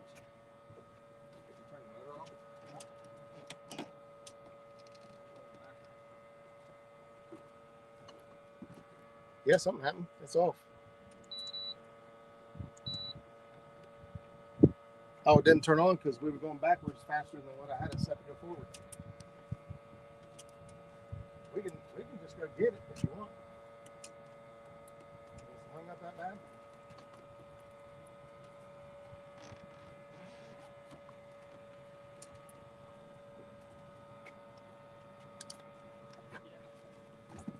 Yes, what? Yes, go get it? Yes, it's hung up? What do you want to do? Might as well just go get it.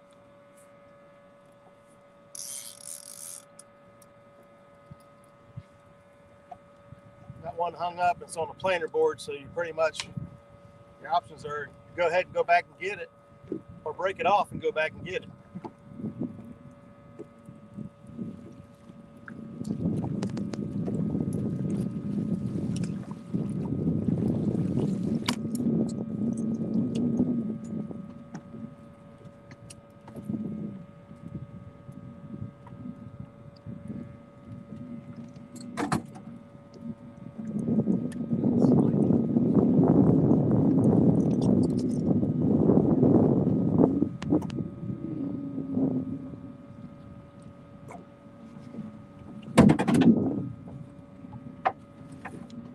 It's the only rod out now.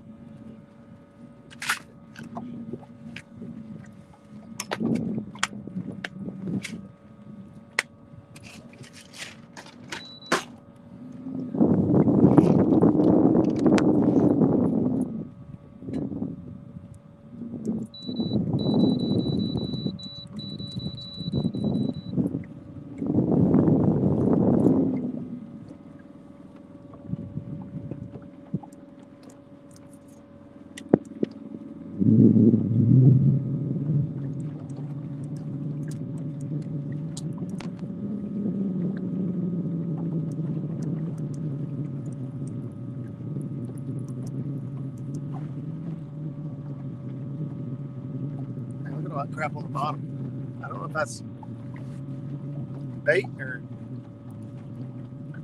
it doesn't look like a thermocline. It's too inconsistent. Hey, Hyde is in chat. That's my nephew. What's up, buddy? We're up here on Hoover. I wish you were up here with me. I miss you guys. We're up here trying to catch some catfish. We're not having a very good day as far as numbers wise. We're having a good time.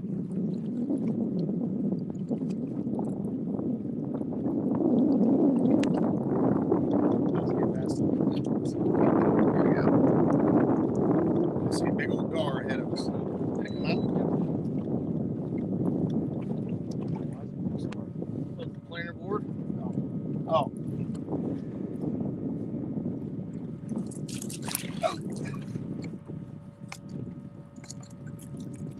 All right. We got the rig back. Mr. Hanson's in chat as well. What's going on, buddy?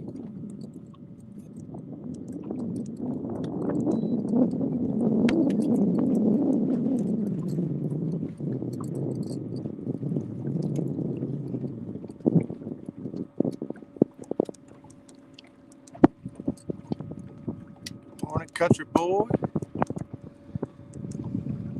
Hi, did you guys make it up to what was it, Zumbizi Bay? Or the water park you guys was going to go to? What was that, last weekend?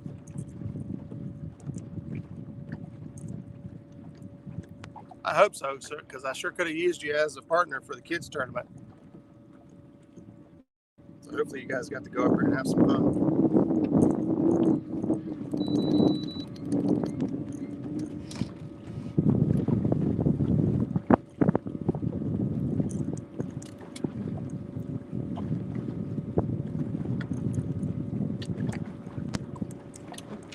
Pulling us out here so that we can go that way, and the wind's going to kind of push us, but get us out farther away first. You know what I mean?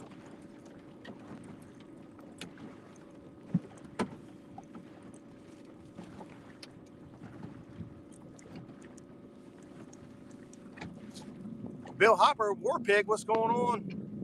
Hello, Bill. How you been, bud? We've been worried.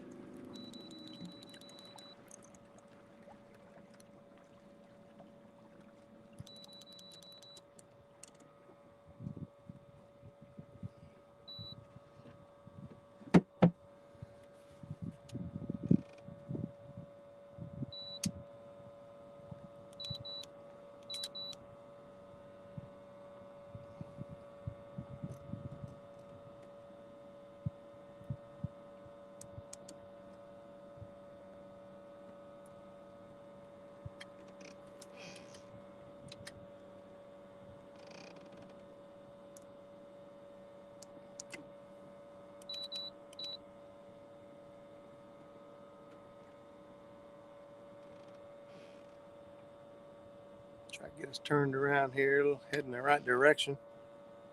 Oh yeah, holy crap! I'm marking a ton of fish. Marking a bunch of fish now. Oh boy. Oh boy.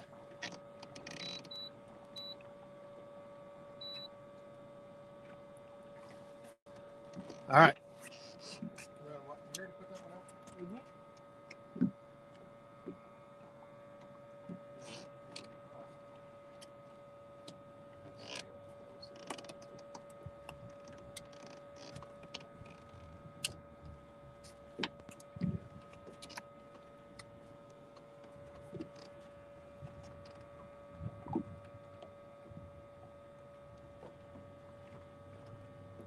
Yeah, we'll give it a second, see if we can't get straight. Deploy this.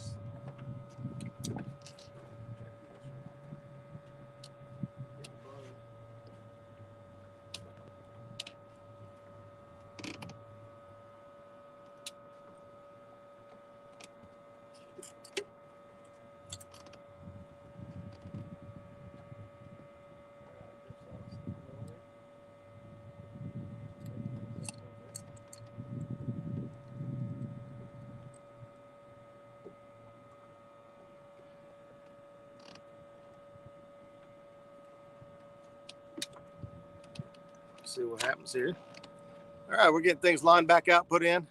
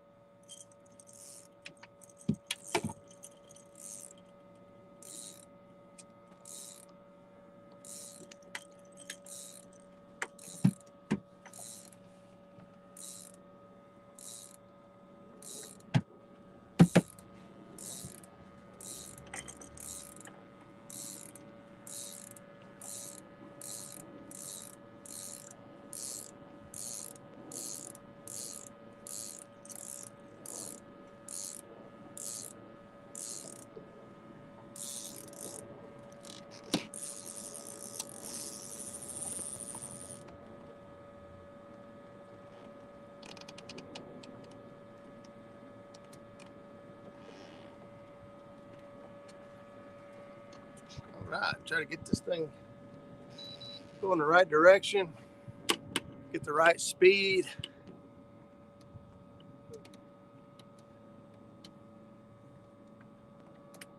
Yeah, Hanson, I've seen it in a couple different chats.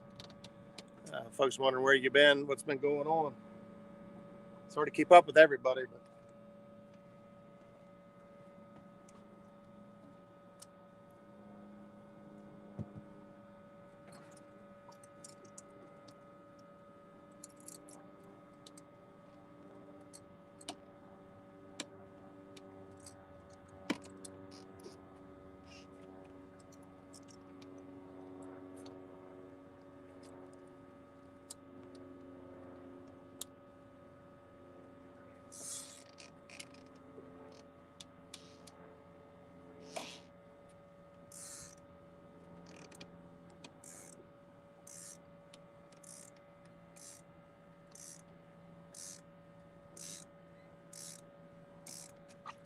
all right, we're marking some fish. We actually got some fish scattered in the water column here as opposed to what I was seeing earlier.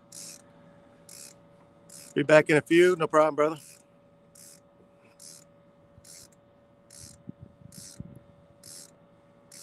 $22 folks hanging out still. Thanks, you guys, for tuning in. There ain't been a whole lot of action. Hopefully we make some changes here and get on some fish.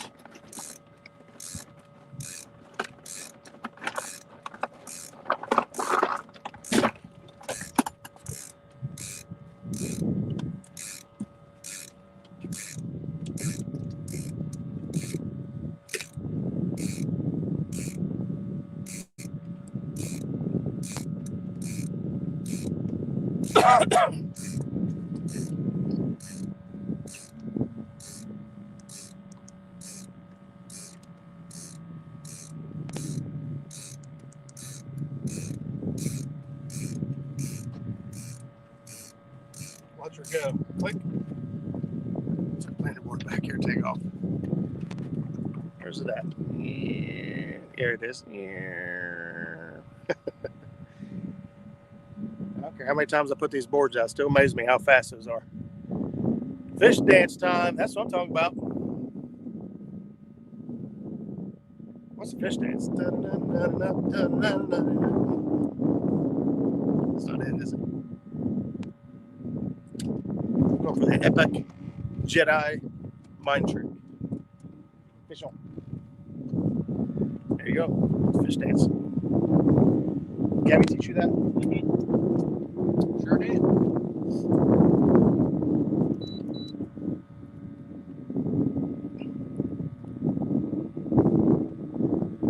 Ooh, it looks like a bunch of bait on the bottom.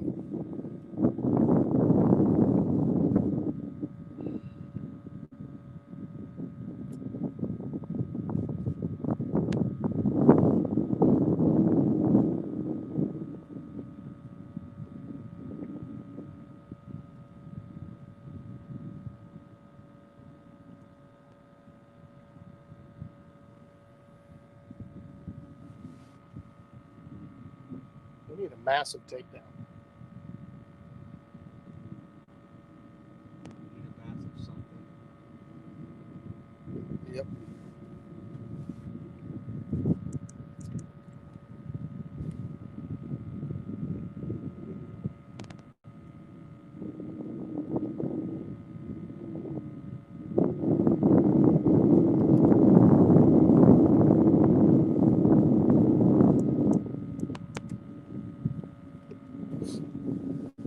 Daggone wind won't let the boat go the way I want it to go.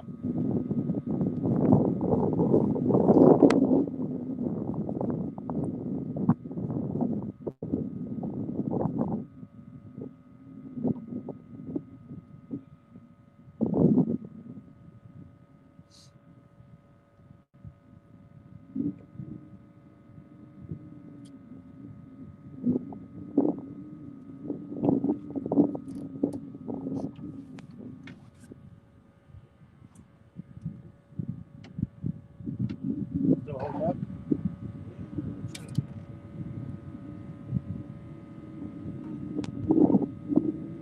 See, I thought I had a pump in here in the power burner.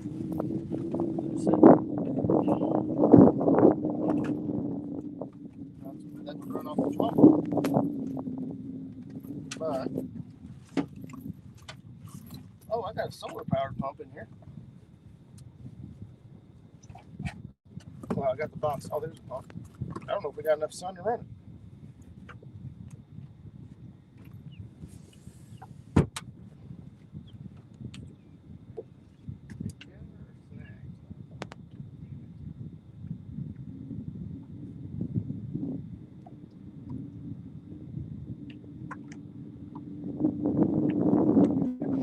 That's pretty nifty.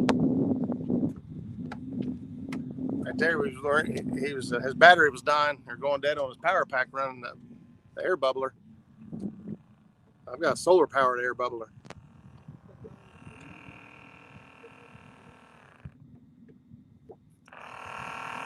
Even though we don't have direct sunlight, there's enough UV rays to make it work. How long's your hose? Is that it?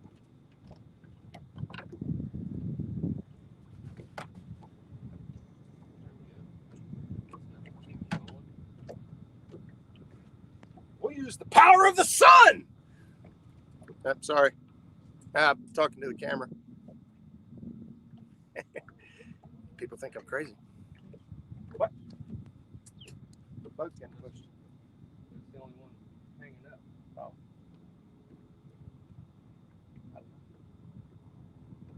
I don't know much. That's the end of the song. I just don't know much.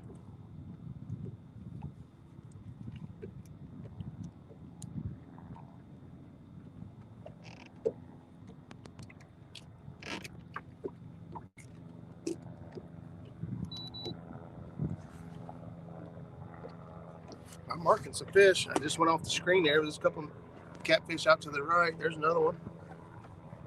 We're out here in the deeper water. I'm trying to get us out there. I'm getting ready to touch it. We're about to touch it.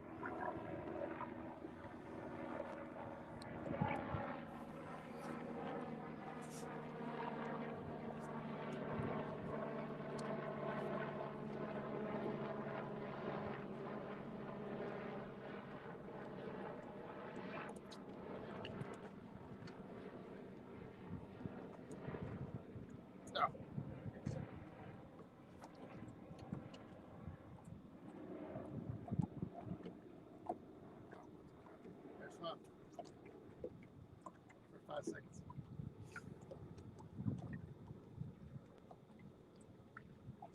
I don't know.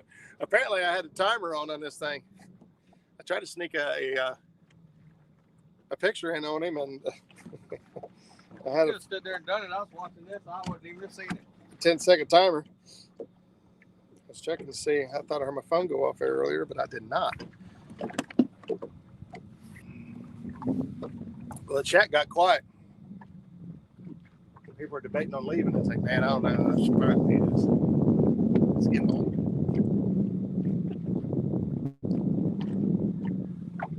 That's like how you always stick me on the shallow side where I'm snagging. They're all your rods. It's your turn. This rod's yours too.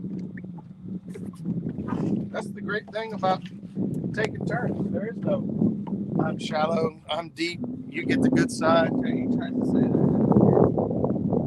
You're up next. I can see it now. If there's a big takedown, you're going to knock me over and grab a rod. Oh, I won't do that again. Brandon, what's going on? Wow, look at that. Bald head. Ooh, wee. Turtle wax. I know. That's why I got the shades on. They ain't hater blockers. They're life preservers. I'm trying to preserve my vision.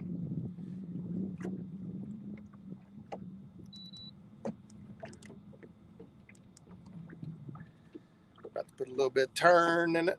Water should stay a little bit deeper now.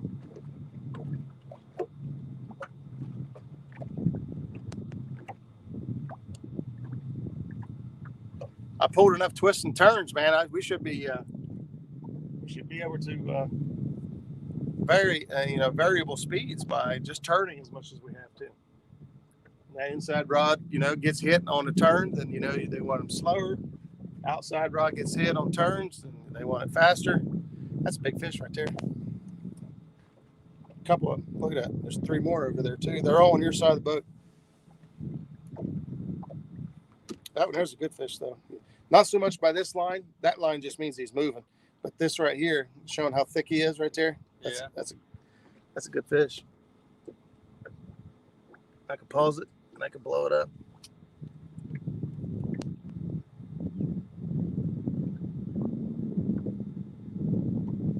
All that does is make me go, ooh, I could get a bite worse than I'm already doing now. He's like a kid on Christmas morning. That's why I like fishing with Justin. I told Justin to be at the house at 4:30. 4:20, he rolled in. Bright-eyed, bushy-tailed. Well, I don't know about bushy-tailed. No, I shaved. He was ready to go. Oh, man. Short time, in and out. Good luck, guys. Bill, no problem. Thank you. Thanks, brother. We could use all the luck because skill does not seem to be a factor. So we'll take luck. I'd rather be lucky than good any day. We made it into town super late last night, busted butt, and drove straight through. Heck yeah, man. I'm glad you guys got home safe. If you're like me, no matter how long you've been gone, it always feels good to be home about that first day. And then you're like, hell with this. I'm ready to go again. And hunting and fishing, do you know how to spell skill in hunting and fishing? L-U-C-K. Yeah. Not entirely. The glare, Uncle Jeep said. But when he didn't shave, ooh. I've been sitting in your drive waiting on you to get up with coffee in hand. Oh, I would have been sitting in your driveway. Who's that? Ernie Brown. Ernie.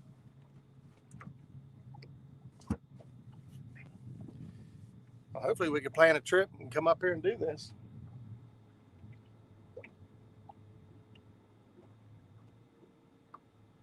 I like to wait till Chrissy is able to climb in the boat.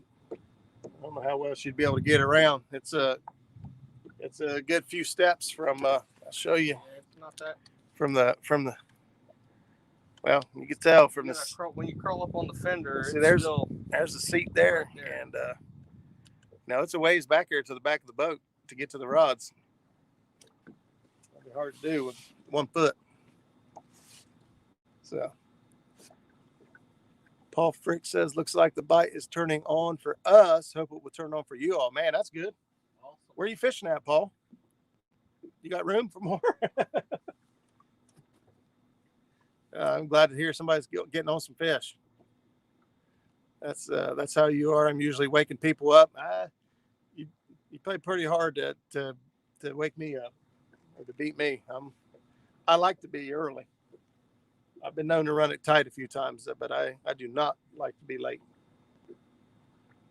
I was brought up the whole, 15 minutes early, you're on time. Punctuality. Yep. If you showed up on time, you're late. If you showed up late, don't even bother. Go home. I used to give people, I used to call it 3 strikes. And, first times I'm hanging out with somebody fishing with them or hunting, it's usually hunting that they screwed it up. But, I take my hunting and fishing stuff pretty serious. And I tell them, you get 3 strikes, you stand me up or you back out the last minute or you're late. That's a strike.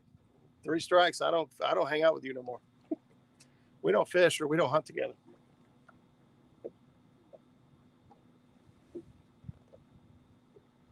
Definitely need to put a floater in between the boats. That hangs up a lot. It's hitting the bottom at least. Yeah. Our speed is 0.6 right now. I seen all these fish. I thought, man, maybe I need to slow down a little bit. I'm going to slow down. We haven't tried anything around 5.5 or lower. I shouldn't have to, but got to at least be trying. Camera doesn't show how big the muskrat is. I was quite shocked how deep and big it is. Yeah, it's a heck of a boat. There's a lot of boat. If you just imagine, you see Justin standing back there, it goes clear up to his hips. The side walls on this thing are 31 inches from the top of the gunnel to the floor. I can barely get my hands in the water to lean over to wash my hands. Yeah. People think it's safe because the sides are so tall, but the thing is, in order to reach the water, you're on your tippy toes. You almost come off the ground. J-Dog's in the house. What's going on, brother? What's up, J-Dog? I got a rod out for you. There you go. Uncle Jeep knows what it's all about. He said, muskrat's alarm clock doesn't buzz or ring. Clock yells, fish on, fish on, fish on. And then I'm out like a fat girl in dodgeball. I apologize if any of you were the fat girl in dodgeball.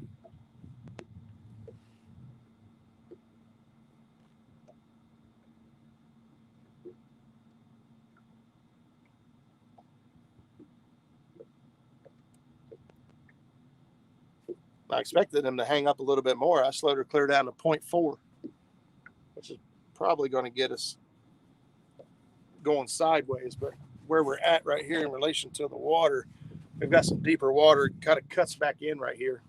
So even if we get pushed that way a little bit, we'll still stay in this 16 to 18 foot of water, which is where we've been kind of marking the majority of the fish. Boom, that was something big. That was something big. It just come out of the water. Something big just splashed right in front of the boat. Be back. More unpacking to do. No problem, Brandon. Thanks for being here. We'll still be out here trolling along. About ready to put the top up. Sun off my head. What do you think? It's easy to put up, except we got to put these rods down. Take them back there and lean them against the back until we pop it up. I don't care. Sun don't bother me. I'm out in it all day long. So, well, I'm a wimp. Man up, sissy boy. Well, here's the thing. I'm in. That might be. Maybe. I don't know. I'm going slow. So, going slow, you get some more time to hang up. You get more snags going this slow. Doing the bounce.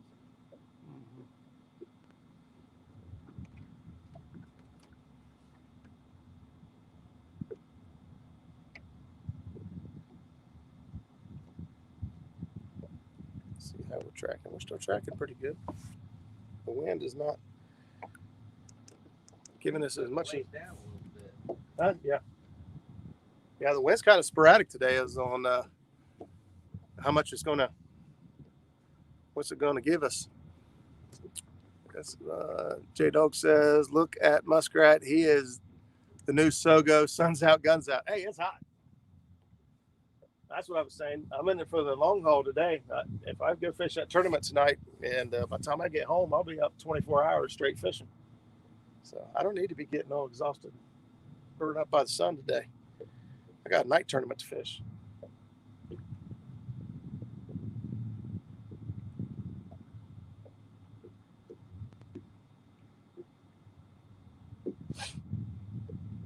So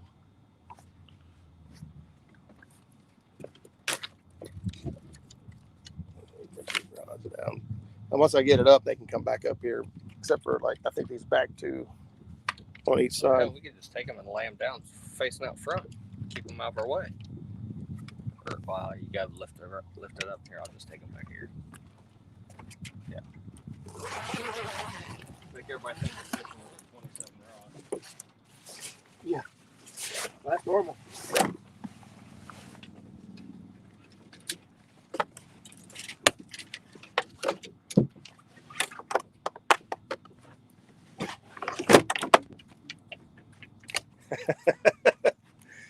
Well, the game warden will be here in just a minute. He'll say, boys, what in the hell do you think you're doing? We just got rods hanging out. They say, yeah, we're on it's the higher river, isn't it?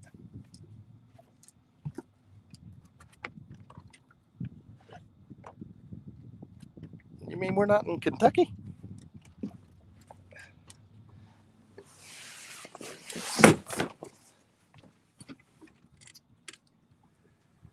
All right, that slide right there. We're going to slide it all the way back as far as it is. There's a screw loose over there, so it kind of makes it difficult. Oh, okay, yep, I got it. Yep, just slide it all the way back until it stops. Hang on, wait on me. Okay, you got ahead of me. There we go. Boom. And on these right here, what I've been doing is on this back one here. Take it down through there, flip it. Yep, drop it straight down and then bring it up. Put it right here. Yep. Here it is again. That's right in front of us. Well, we got something big just jumping clean up out the water, splashing.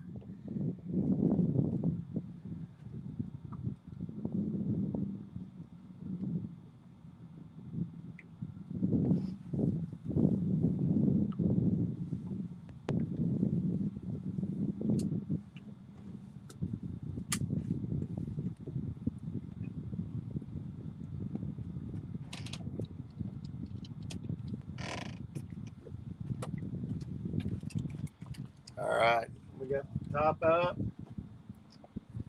It's just about cheddar better time. I'm telling you that right now. Yeah, I'm starting to get the munchies.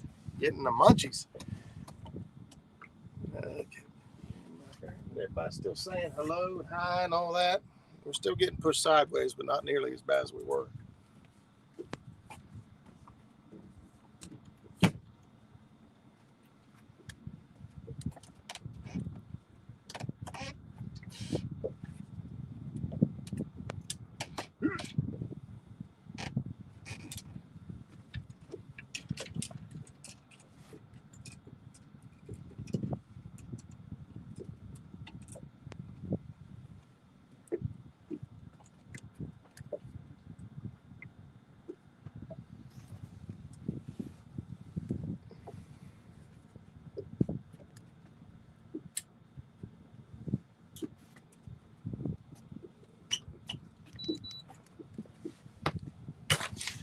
Speed things back up. Slow it down, speed it up. Slow it down, speed it up.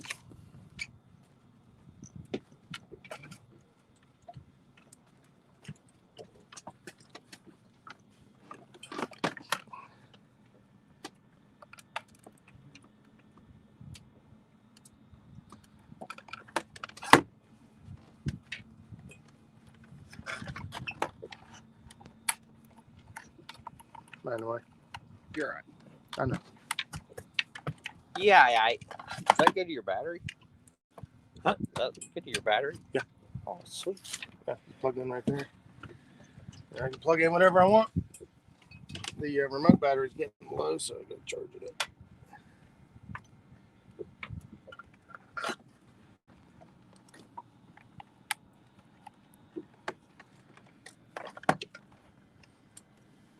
I like that setup.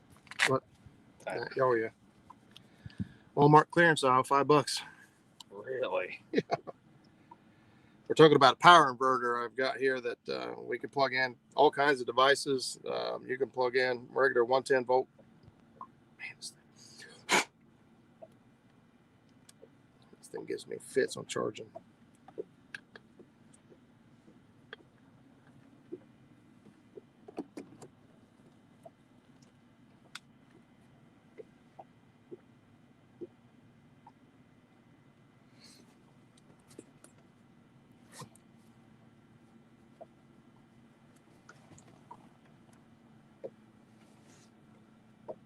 Doesn't make any sense. Come on, fish. All right, let's hook up the propane.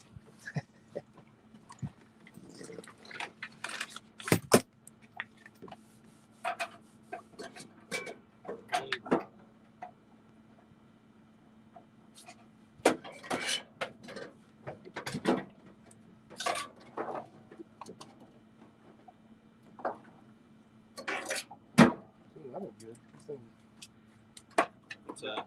well, it looks like that rusted a little bit.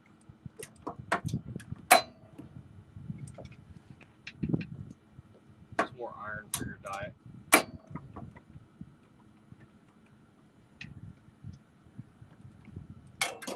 Yeah, I had oil. I had oil for what?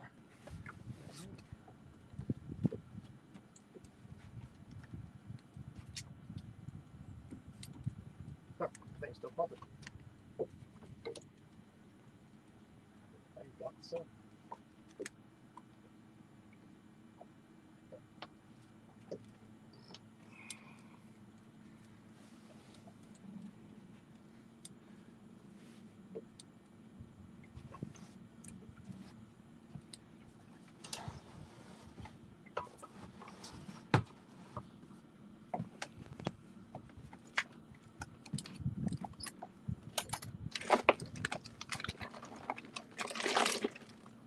Oh man, you got the big pack. Well, hell yeah, I don't mess around.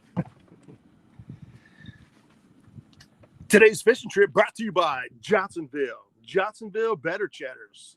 Everything's better with cheddar. How's that? Sounds good. Huh? Johnsonville, call me. How my people get a hold of your people? You are Harley Neal with the announcer voice. Harley Neal? I don't think so. That dude's got some talent. Well, he was born with that voice. Really, there's not much talent. But he does have a gift of gab, and that is a talent. I have the same problem. I could talk to a complete stranger for who knows how long. Longer than I should if you ask my wife. Like, I can't take you nowhere.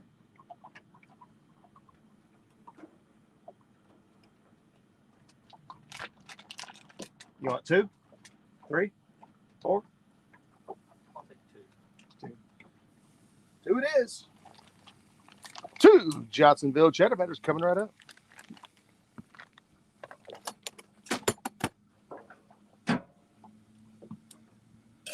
The heat is on. Good thing the heater's on because the fish aren't on. Killing us out here. Cheddar is even better. Cheese is good. That's right. That's right.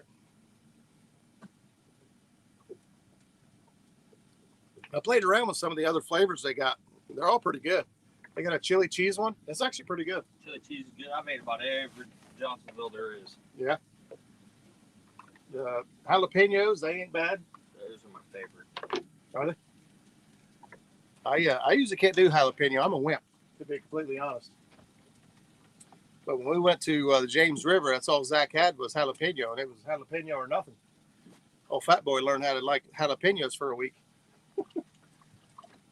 So I can do them. They ain't my favorite, but I can do them. What are you doing? Washing my hands. Is that Ivory soap? No, it's Irish Spring. Justin's over here taking a shower. Look at him taking a bath. He bust out a bar of soap. Shoot, yeah. When I eat, I don't like to smell shad.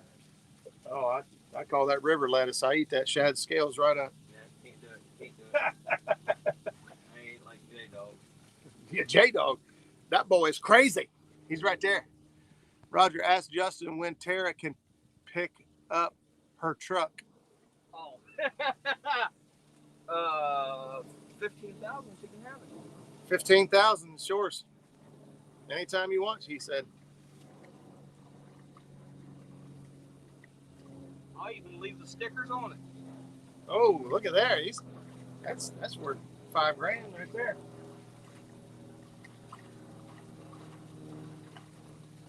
You don't want to start wheeling and dealing with J-Dog. That boy's got some experience. He knows how to find a deal. I hit him up yesterday and told him keep an eye open for me for an air compressor. My air compressor went gone. If I'd known that, I watched one fly out the back of a brand new one fly out the back of a guy's truck last week.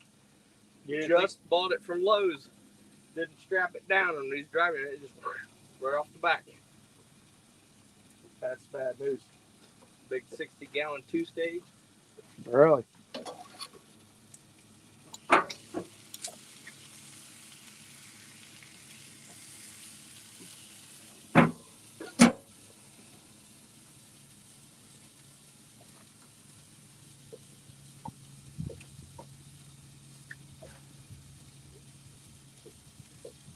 Hear the Johnsonville's up there sizzling. Oh man, they smell good.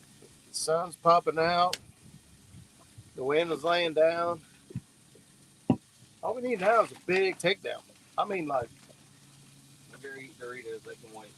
get a handful of chips. Those of you who know that inside joke, get a handful of chips. That'll do it.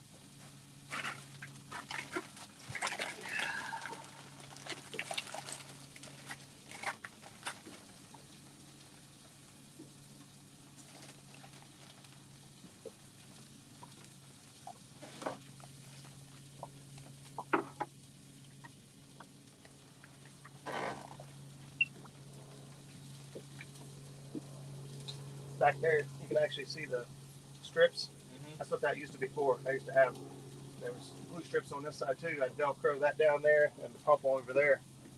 And that's where I put my pump. Keep my bait alive. Free pump, you know what I mean? Solar panel. Pretty awesome. Harness the energy of the sun.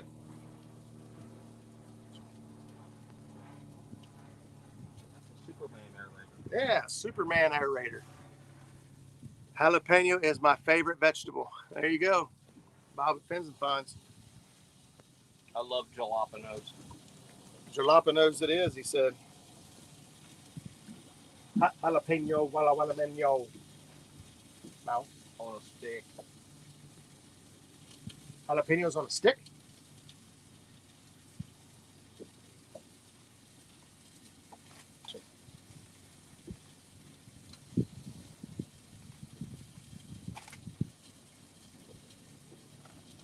Oh, that looks like a fish. Yeah, that looks like a fish. That looks like a baby. Dirt. No. It looks like a fish. It's a fish. Fish on, fish on, fish on. He said, let me get a handful of chips. He'll get a fish. It worked. Man, life doesn't get any better. Look at that. Got a fish coming to the boat. We got Johnsonville's on the grill. Hey. Oh, got some head shake. Is it a good one? I don't know. It better grow some more shoulders. You want some that? Don't look like it the way it's coming in. TBH. Still ain't seen him. Still ain't brought him up. Big flathead. He's pretty good. And he hit the fetish rig. You on that? Yeah. Paper to pop off. And we have tools right here to help put fish in the boat. That's a big channel. Look at that big, look at that professional netter. That is another big channel cat now. I don't know where the blues are hiding. These are some big mean channel cats out there now. What do you get? The chicken. You hit the chicken on the harness. You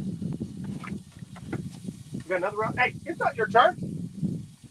Your back was turned. You better check yourself before. You better. Your back was turned. Get him. I got cheddar betters to tend to. Get him. Get him. He ain't ready yet. He ain't ready yet. You gotta get your other fish. You guys see that?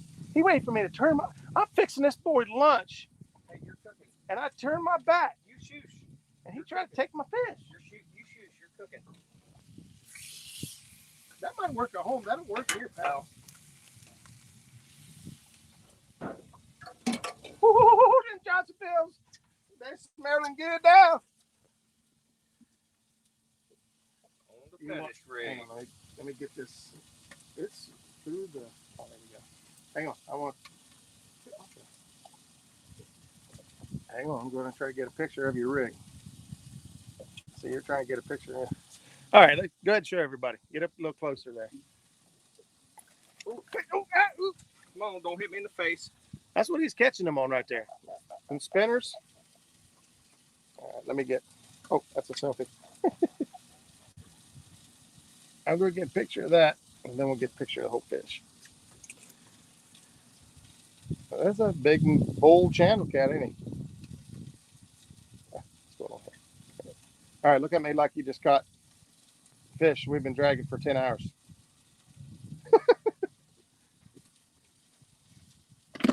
All right, another fish in the boat. Glizzy's on the grill, fish in the boat. Life is good. Uncle Jeep knows what it's all about. I tell you what, we're coming up. I come across these other boats out here. They're just looking at me like I'm retarded.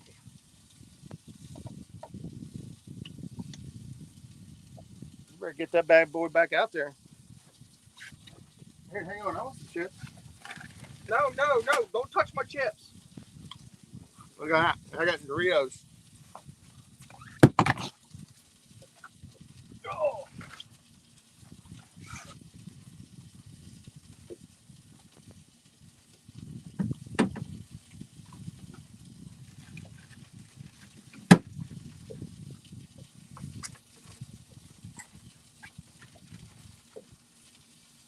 I'm going to continue this drag as we eat our lunch, and This drag is brought to you by the Fishing Fetish rig.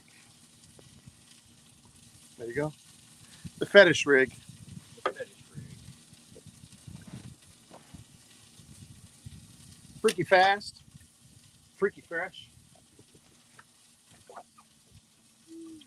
The JFF rig. There we go.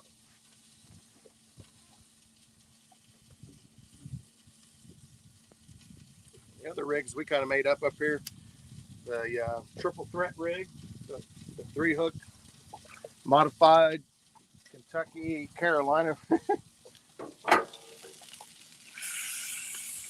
How do you like yours done? That looks good. That's what I'm talking about. Want your bun toasted, or you want it fresh? Sure. Toast my buns, I'll toast baby. your buns, buddy. Toast my buns, baby. Damn, he showed up with a 12-pack of cheddar betters and 2 packs of buns. He's planning on picking up a hope. He said we should just grab one of these guys fishing the bank up here, put them in the boat so we can get 2 more rods out. He was even going to feed him a cheddar better, apparently. Well, yeah.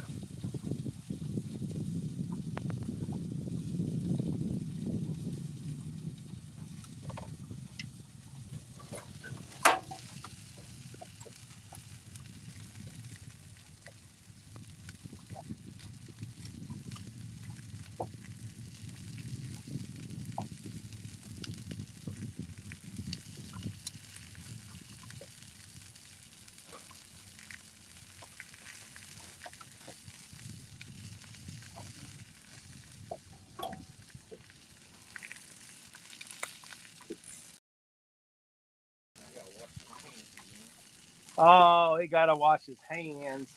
Uh-huh. So I'm not getting all fishy. Well, I ain't washing my hands ever again. I wouldn't be good in prison. Huh?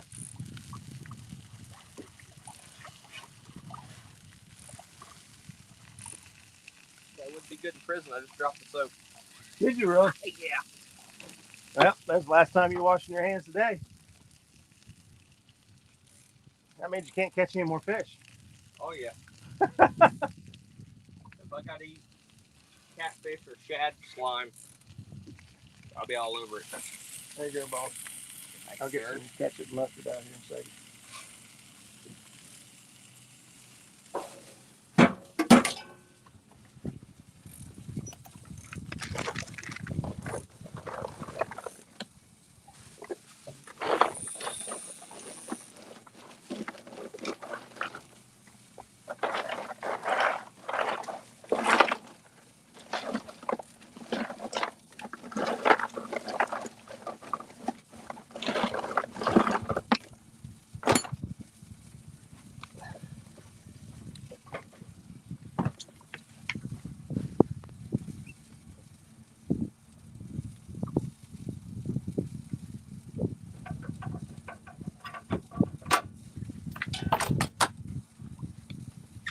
We'll use this bag here as a trash bag.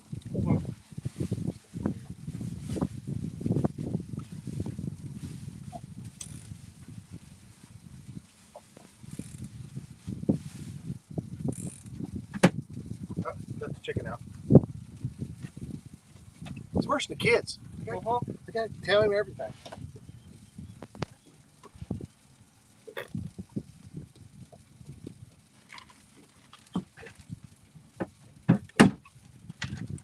Is this one still going out, or is it done? Oh. It was blowing straight sideways.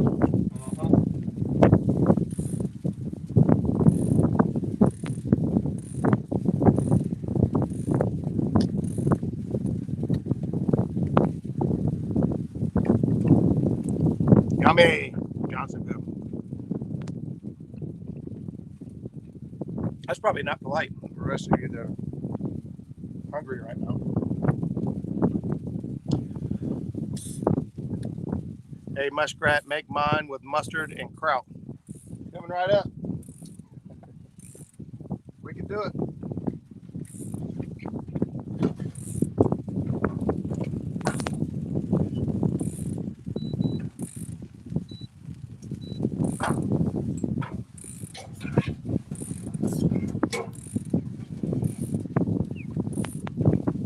Trolling motor's not even running because I have it set on 0.1. We're going sideways at 1.2. So as far as the trolling motor knows, hey, I am moving over 1 mile an hour. I had to kick the speed up just to get us pulled out of here.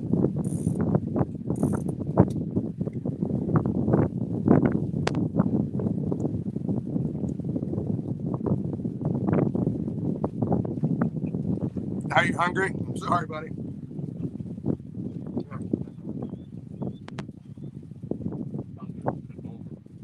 What?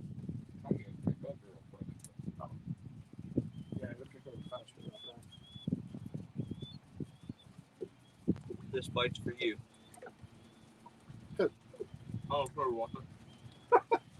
Whoever needed a bite of that Johnsonville, he just took it for you. Oh, that's pretty cool.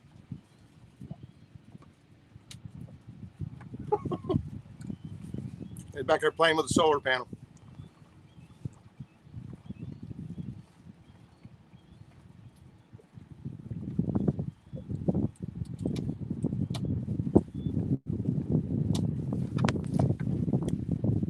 As soon as we're done eating, get these rods squared away, we're going to make a run. Try something else.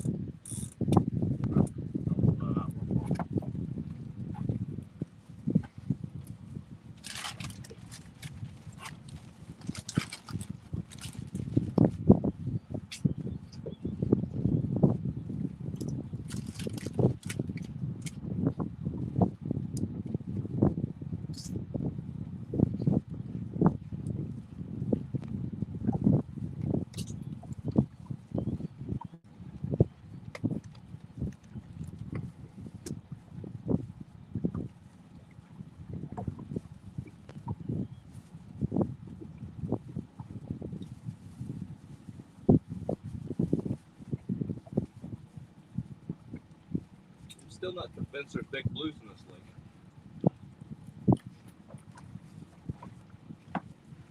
Some good hog channels.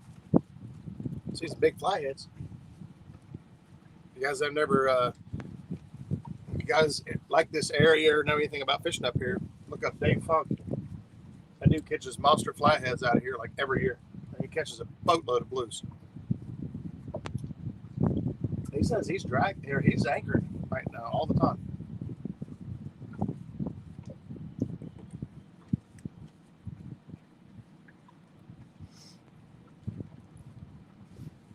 See, those are catfish on the bottom right there. Look at that. That guy, that guy, that guy.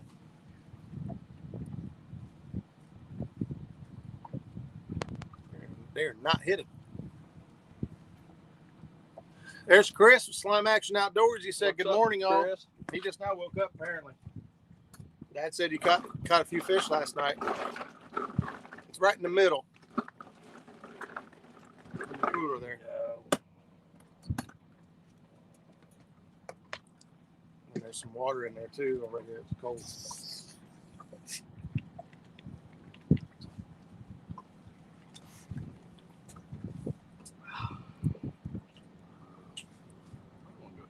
Water. Yep, I'm going to eat my other. Don't. What the hell was that? It was just the ketchup. I thought it was my remote. Oh.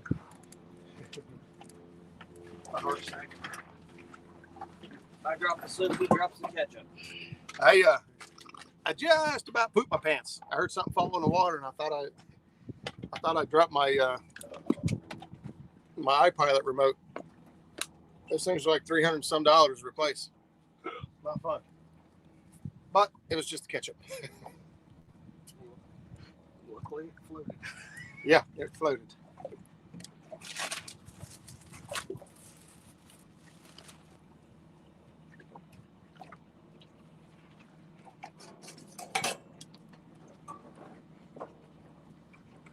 I didn't know you ate everyone already. Hell yeah. Dang. Don't mess around when it comes to eating. You should know that. Apparently not. I might put it over here so you can get the blanket knocking it over next time. Break up the mud.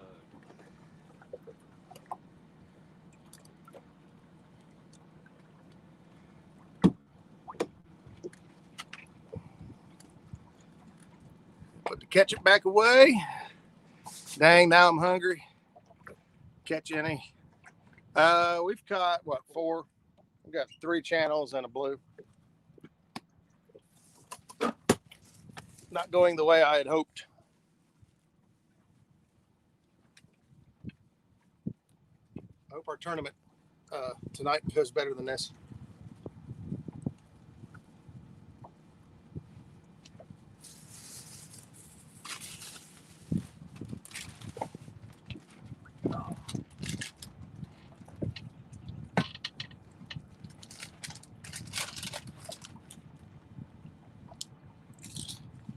You're out there.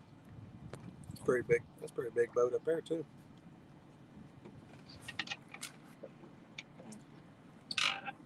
You're out fish from crunching chips.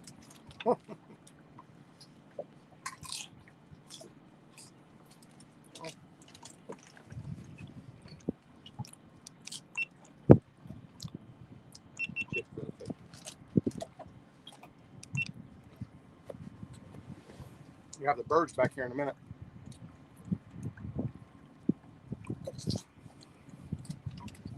You guys are killing me. What, with the cheddar batters? The grill going? At least you weren't here the day we made Philly cheesesteaks on the grill. Oh, I'm so jealous. Oh yeah. The smells. Cooking up the cheesesteaks were good. I got them all done. There I'd worked on getting these cheesesteaks done for my wife. And we were getting bites back there and caught a couple fish. She wouldn't stop watching the rods eat.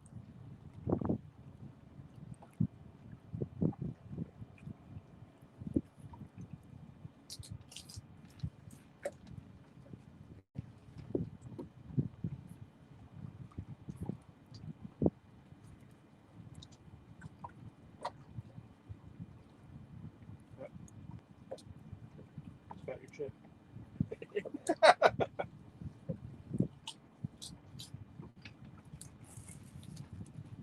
of the Walmart Eagle.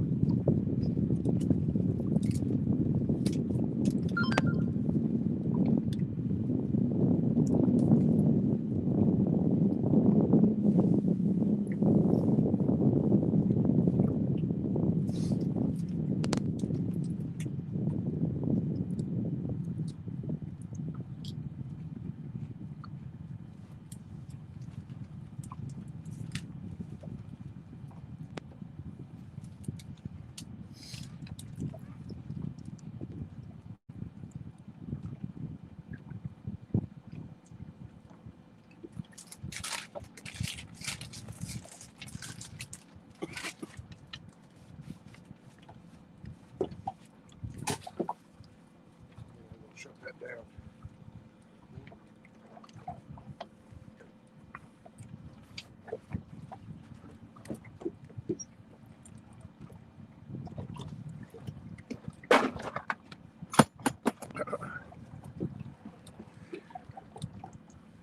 We think we reel them up and head down to some deeper water and see what's up. Sure. At least try to find some fish. Guys, I think we're going to wrap it up on here. We're going to, okay, I'm done now. I got to grocery shopping. Muskrat cooks up glizzies on the grill. Now I'm dying. I'm sorry, buddy. We're going to go ahead and shut it down. We're going to reel everything in. I'm going to make a run clear to the middle pool of this lake. It's going to take a few minutes. And see if we can't find some fish. We'll find some fish and get hooked up. We'll hop back on and do it again. So thanks everybody for tuning in. Appreciate y'all. Don't forget to hit the thumbs up. Thanks, y'all. And we'll see you guys Tuesday night, 8 o'clock. Later, y'all.